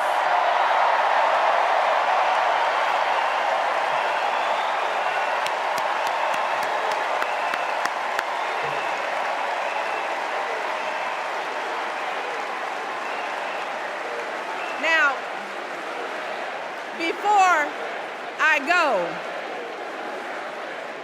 I have one more job tonight.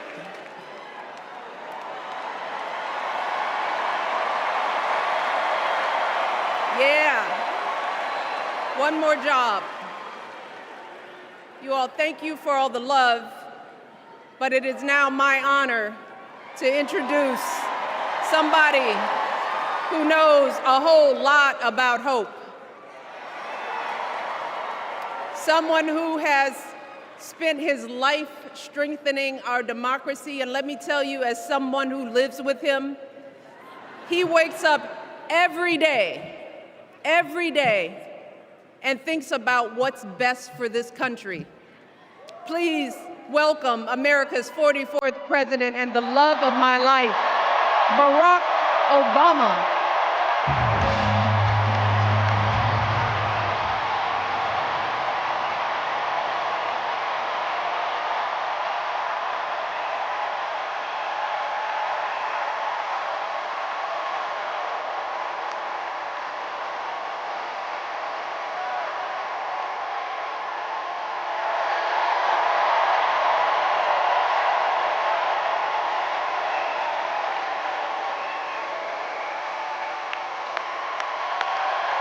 Hello, Chicago! Oh.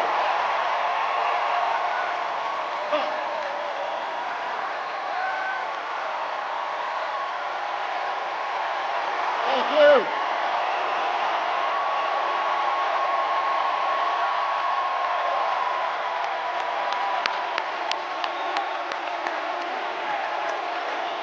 Thank you, thank you. Thank you, everybody. Thank you.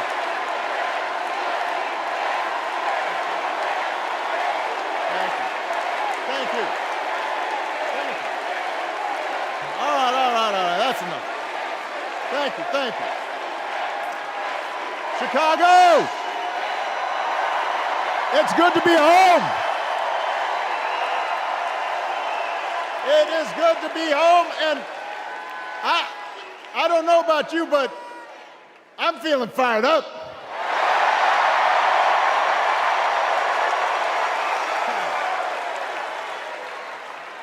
I am feeling ready to go.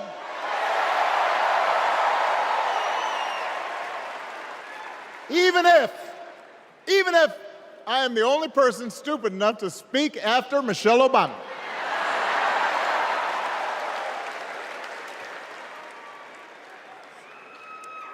I am feeling hopeful because this convention has always been pretty good to kids with funny names who believe in a country where anything is possible. Because we have a chance to elect someone who has spent her entire life trying to give people the same chances America gave her. Someone who sees you and hears you and will get up every single day and fight for you. The next president of the United States of America, Kamala Harris.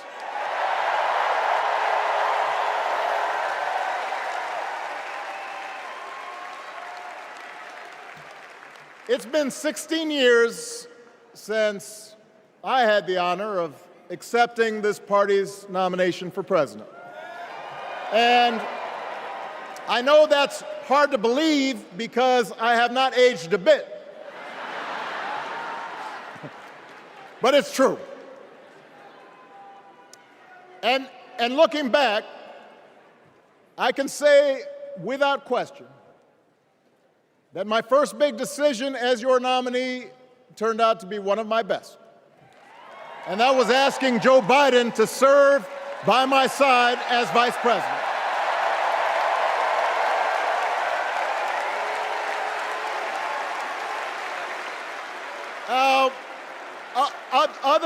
Other than some common Irish blood, Joe and I come from different backgrounds, but we became brothers. And as we worked together for 8, sometimes pretty tough years, what I came to admire most about Joe wasn't just his smarts, his experience.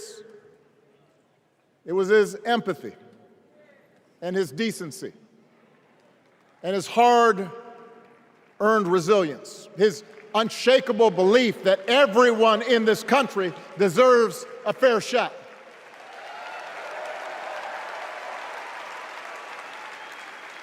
And over the last 4 years, those are the values America has needed most. At a time when millions of our fellow citizens were sick and dying, we needed a leader with the character to put politics aside and do what was right. At a time when our economy was reeling, we needed a leader with the determination to drive what would become the world's strongest recovery. 15 million jobs, higher wages, lower health care costs.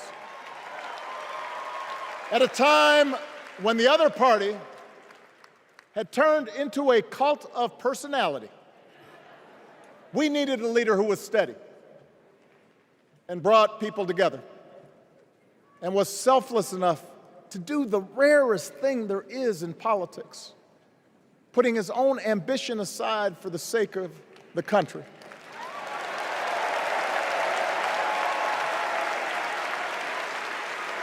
History will remember Joe Biden as an outstanding president who defended democracy at a moment of great danger.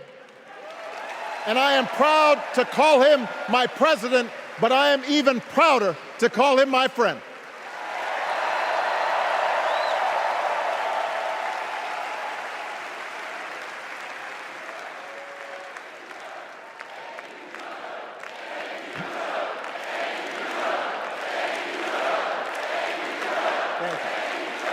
Now, the torch has been passed. Now it is up to all of us to fight for the America we believe in. And make no mistake, it will be a fight. For all the incredible energy we've been able to generate over the last few weeks, for all the rallies and the memes, this will still be a tight race in a closely divided country. A country where too many Americans are still struggling, where a lot of Americans don't believe government can help. And as we gather here tonight, the people who will decide this election are asking a very simple question. Who will fight for me? Who's thinking about my future, about my children's future, about our future together? One thing is for certain, Donald Trump is not losing sleep over that question.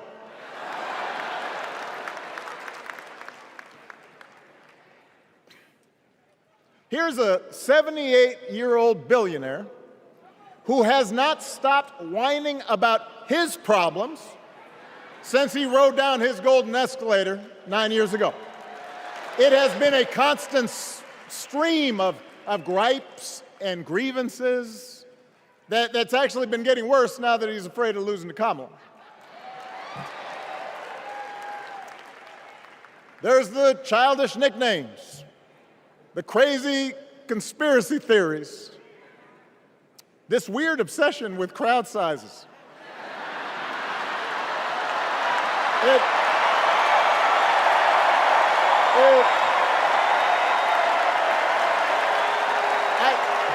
It just goes on and on and on.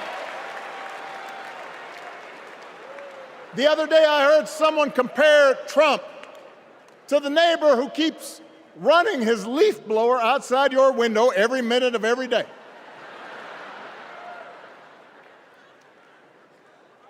Now, from a neighbor, that's exhausting. From a president, it's just dangerous. The truth is, Donald Trump sees power as nothing more than it means to his ends. He wants the middle class to pay the price for another huge tax cut that would mostly help him and his rich friends. He killed a bipartisan immigration deal written in part by one of the most conservative Republicans in Congress that would have helped secure our southern border because he thought trying to actually solve the problem would hurt his campaign. He doesn't. Do not boo. Vote.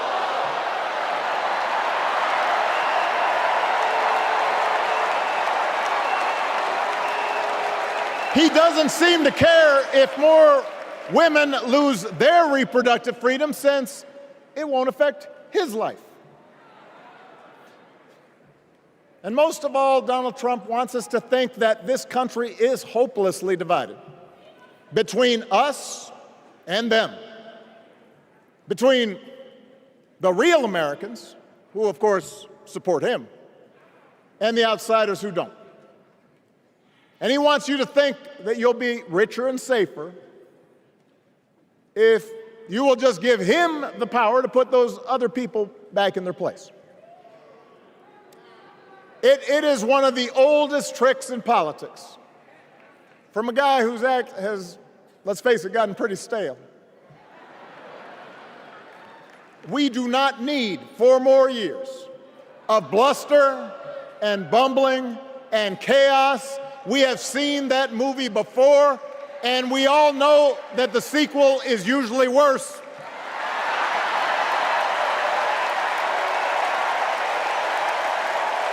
America's ready for a new chapter. America's ready for a better story. We are ready for a President Kamala Harris.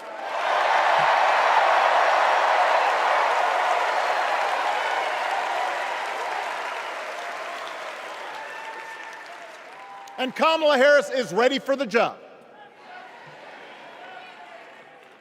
This is a person who has spent her life fighting on behalf of people who need a voice and a champion.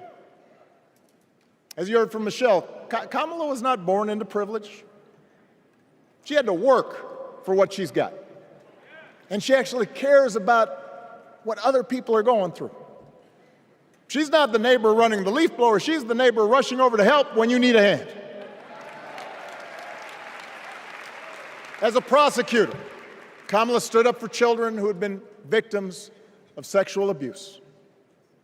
As an attorney general of the most populous state in the country, she fought big banks and for-profit colleges, securing billions of dollars for the people they had scammed. After the home mortgage crisis, she pushed me and my administration hard to make sure homeowners got a fair settlement. Didn't matter that I was a Democrat. Didn't matter that she had knocked on doors for my campaign in Iowa. She was going to fight to get as much relief as possible for the families who deserved it.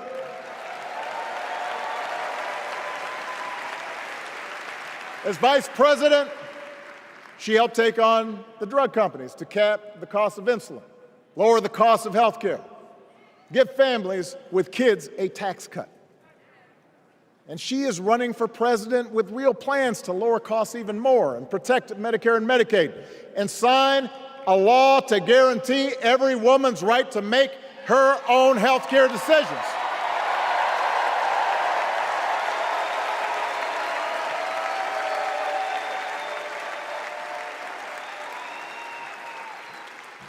In other words, Kamala Harris won't be focused on her problems.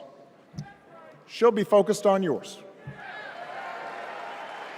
As president, she won't just cater to her own supporters and punish those who refuse to kiss the ring or bend the knee. She'll work on behalf of every American. That's who Kamala is. And in the White House, she will have an outstanding partner in Governor Tim Walz.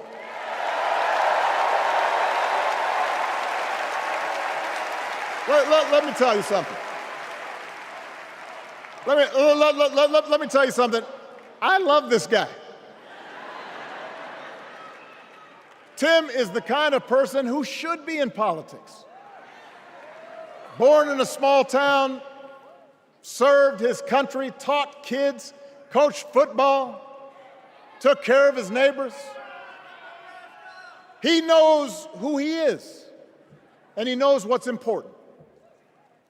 You can tell those flannel shirts he wears don't come from some political consultant. They come from his closet, and they have been through some stuff.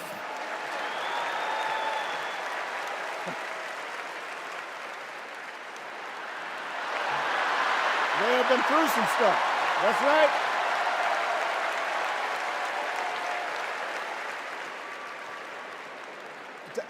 Together, Kamala and Tim have kept faith with America's central story. A story that says we are all created equal.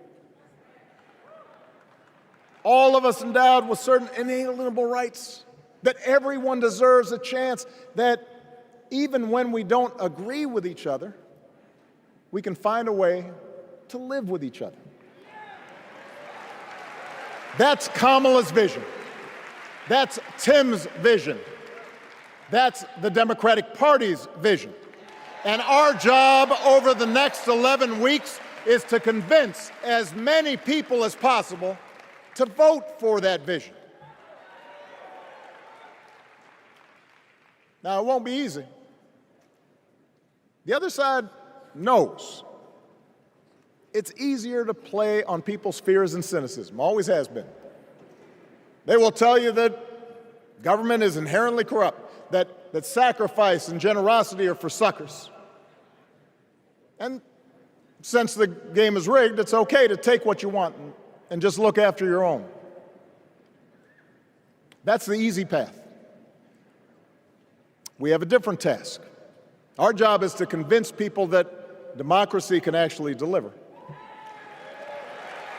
And in doing that, we can't just point to what we've already accomplished. We can't just rely on the ideas of the past. We need to chart a new way forward to meet the challenges of today. And Kamala understands this. She knows, for example, that if we want to make it easier for more young people to buy a home, we need to build more units and clear away some of the outdated laws and regulations that made it harder to build homes for working people in this country. That is a priority, and she's put out a bold new plan to do just that.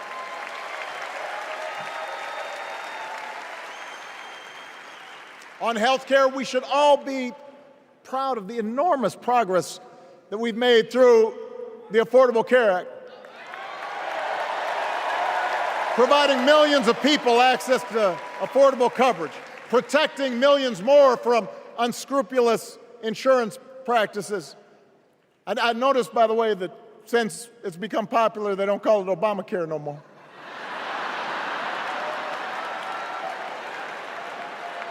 But Kamala knows we can't stop there, which is why she'll keep working to limit out-of-pocket costs.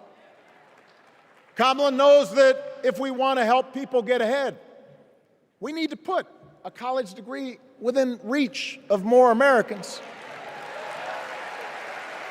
But she also knows college shouldn't be the only ticket to the middle class. We need to follow the lead of governors like Tim Walz, who said, if you've got the skills and the drive, you shouldn't need a degree to work for state government. And in this new economy, we need a president who actually cares about the millions of people all across this country who wake up every single day to do the essential, often thankless work, to care for our sick, to clean our streets, to deliver our packages. We need a president who will stand up for their right to bargain for better wages and working conditions. And Kamala will be that president.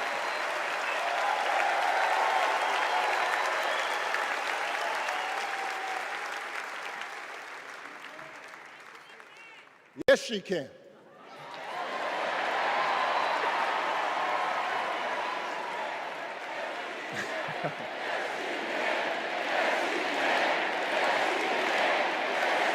Yes, she can. A Harris-Walz administration can help us move past some of the tired old debates that keep stifling progress. Because at their core, Kamala and Tim understand that when everybody gets a fair shot, we are all better off. They understand that when every child gets a good education, the whole economy gets stronger. When women are paid the same as men for doing the same job, all families benefit.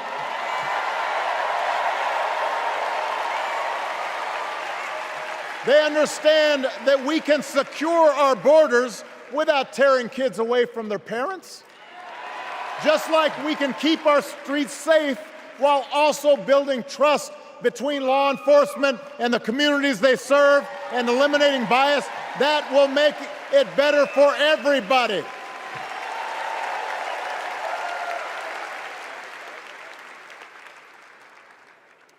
Donald Trump and his well-heeled donors, they don't see the world that way. For them, one group's gains is necessarily another group's loss. For them, freedom means that the powerful can do pretty much what they please, whether it's fire workers trying to organize a union, or put poison in our rivers, or avoid paying taxes like everybody else has to do. Well, we have a broader idea of freedom. We believe in the freedom to provide for your family if you're willing to work hard. The freedom to breathe clean air and drink clean water and send your kids to school without worrying if they'll come home. We believe that true freedom gives each of us the right to make decisions about our own life, how we worship, what our family looks like, how many kids we have, who we marry. And we believe that freedom requires us to recognize that other people have the freedom to make choices that are different than ours. That's okay.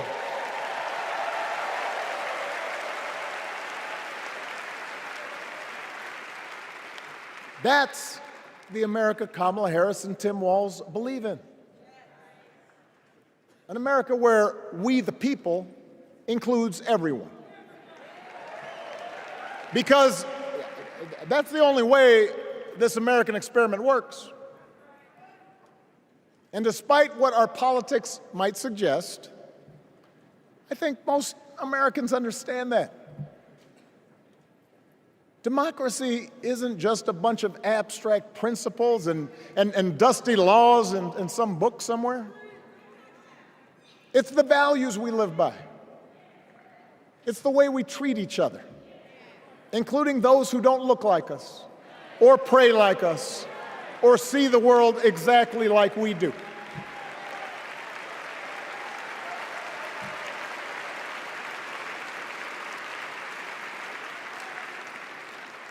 That sense of mutual respect has to be part of our message. Our politics have become so polarized these days that all of us across the political spectrum seem so quick to assume the worst in others, unless they agree with us on every single issue. We start thinking that the only way to win is to scold and shame and out-yell the other side. And after a while, regular folks just tune out, or they don't bother to vote. Now, that approach may work for the politicians who just want attention and thrive on division, but it won't work for us.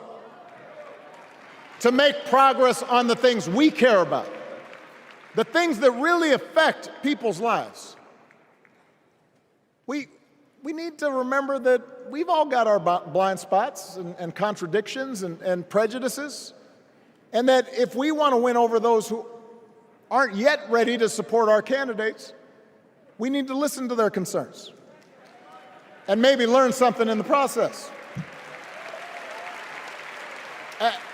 After all, if a parent or grandparent occasionally says something that makes us cringe,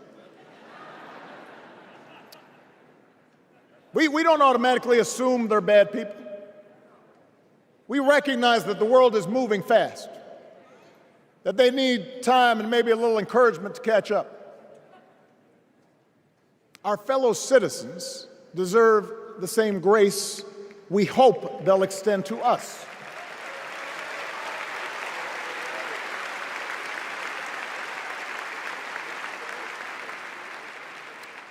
That's how we can build a true democratic majority, one that can get things done. And by the way, that does not just matter to the people in this country. The rest of the world is watching to see if we can actually pull this off.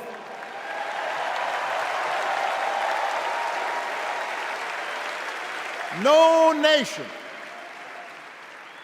no society has ever tried to build a democracy as big and as diverse as ours before. One that includes people that over decades have come from every corner of the globe. One where our allegiances and our community are defined not by race or blood, but by a common creed. And that's why when we uphold our values, the world's a little brighter. When we don't, the world's a little dimmer. And dictators and autocrats feel emboldened.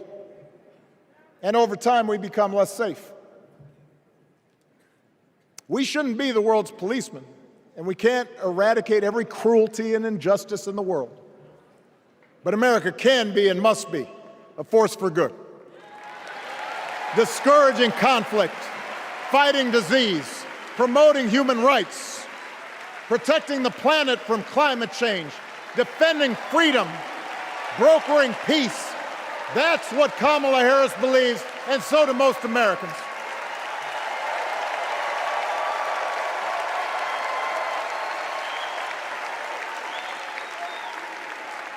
Now,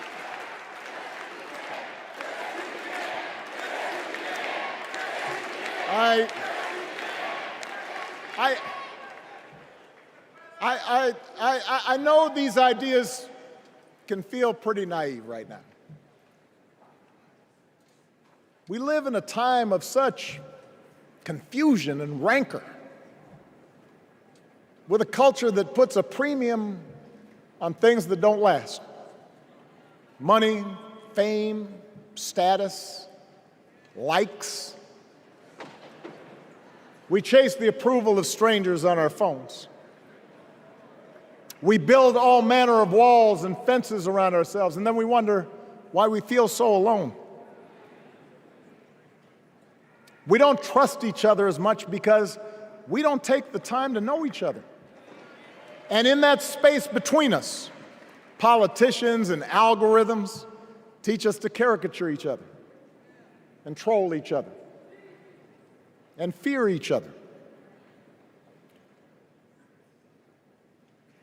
But here's the good news, Chicago.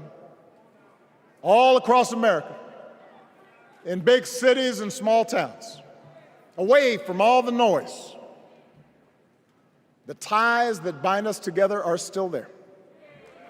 We still coach Little League and look out for our elderly neighbors. We still feed the hungry in churches and mosques and synagogues and temples. We share the same pride when our Olympic athletes compete for the gold. Because the vast majority of us do not want to live in a country that's bitter and divided. We want something better. We want to be better. And the joy and the excitement that we're seeing around this campaign tells us we're not alone. You know, I've spent a lot of time thinking about these past few months because, as Michelle mentioned, this summer we lost her mom, Ms. Marion Robinson. And I don't know that anybody has ever loved their mother-in-law any more than I love mine. Mostly it's because she was funny and wise and the least pretentious person I knew. That, and she always defended me with Michelle when I messed up. I'd hide behind her.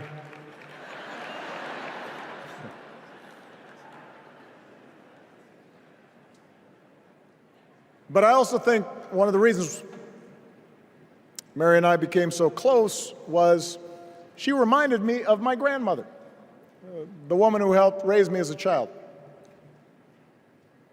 And on the surface, the two of them did not have a lot in common. One was a black woman from right here, south side of Chicago, right down the way. Went to Englewood High School. The other was a little old white lady born in a tiny town called Peru, Kansas. Now, I know there aren't that many people from Peru. And yet they shared a basic outlook on life. They were strong, smart, resourceful women, full of common sense, who, regardless of the barriers they encountered, and women growing up in the 40s and 50s and 60s, they encountered barriers. They still went about their business without fuss or complaint and provided an unshakable foundation of love for their children and their grandchildren. In that sense, they both represented an entire generation of working people who, through war and depression, discrimination and limited opportunity, helped build this country. A lot of them toiled every day at jobs that were often too small for them and didn't pay a lot. They willingly went without just to keep a roof over their families' heads, just to give their children something better. But they knew what was true. They knew what mattered. Things like honesty and integrity, kindness and hard work. They weren't impressed with braggarts or bullies. They didn't think putting other people down lifted you up or made you strong. They didn't spend a lot of time obsessing about what they didn't have. Instead, they appreciated what they did. They found pleasure in simple things: a card game with friends, a good meal, and laughter around the kitchen table, helping others, and most of all, seeing their children do things and go places that they would have never imagined for themselves.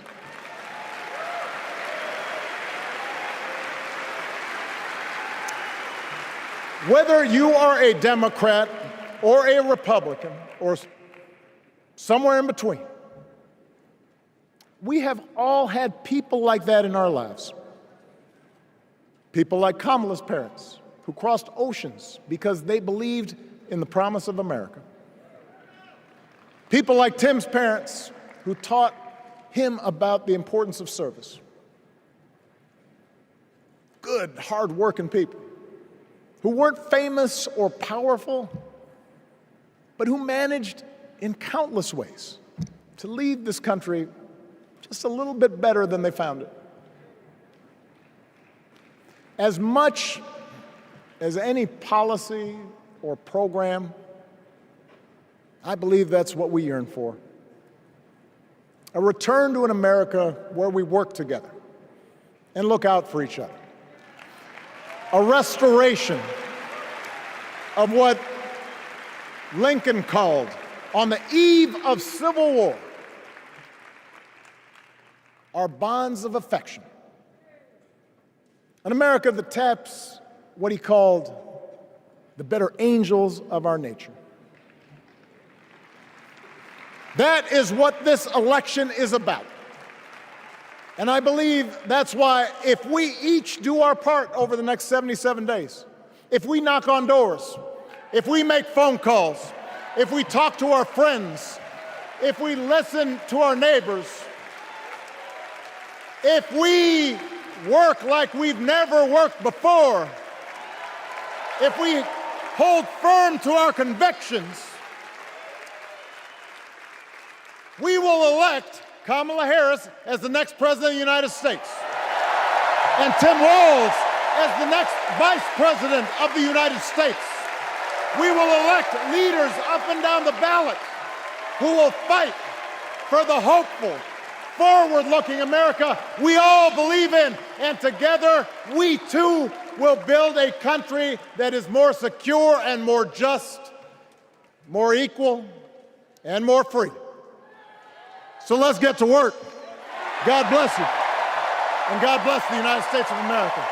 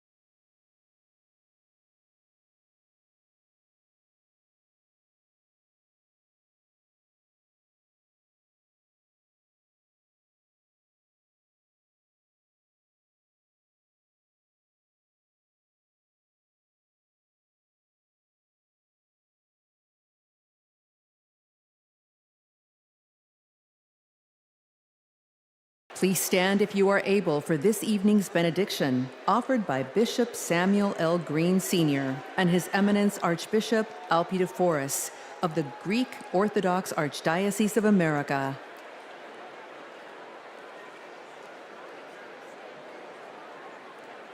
God of our weary years, God of our silent tears, Thou who has brought us thus far along the way, You are the one who broods over the days of our lives, and without You, we would be nothing. So we lift our hopes and hearts to Thee, and we pause tonight to say thank You. Thank You for loving us. Thank You for not giving up on us. Thank You for giving this nation the benefits of Your mercy, because all of us can feel that something enthusiastic is rising in the soul of America. And all of us can tell that the tyranny of resentment has finally met its match. The candidacy of Kamala Harris has ignited an era of joy across America. Tonight, we thank You that even in the darkest of our pessimistic nights, love has not failed us and hope has stood its ground. We who gather do so with audacity to believe that there will be compassion in America. So God, deliver us from racism. Deliver us from sexism. Deliver us from evil. And keep us forever in the path we pray. Amen.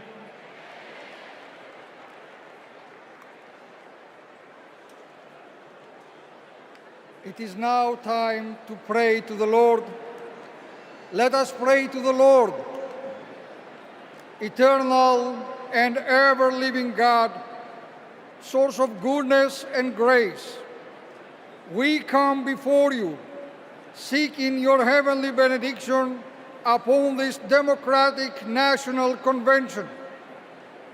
Grant unto the nominee for President of these United States, Vice President Kamala Harris, and her running mate, Governor Tim Walz, to pursue the highest offices in the land with love, with hope, and with faith in our nation.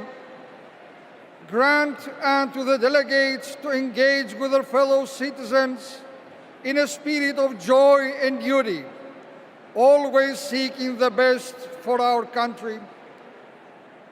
We also ask special blessings upon President Joseph Biden, First Lady Jill Biden, and their family, for he has given a lifetime of service and of sacrifice to the American people, and has stood with nobility and integrity upon the international stage to lead in the best traditions of the United States.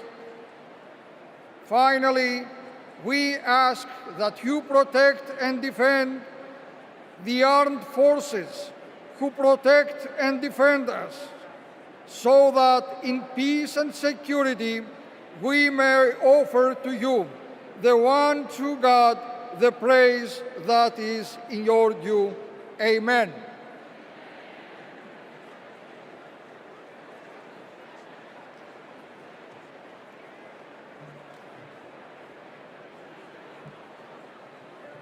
Friends, do I hear a motion to recess until 5:30 tomorrow? Do I hear a second? All those in favor, please say aye. All those opposed, say nay. That was one hell of a night. I'm bringing this thing to a close.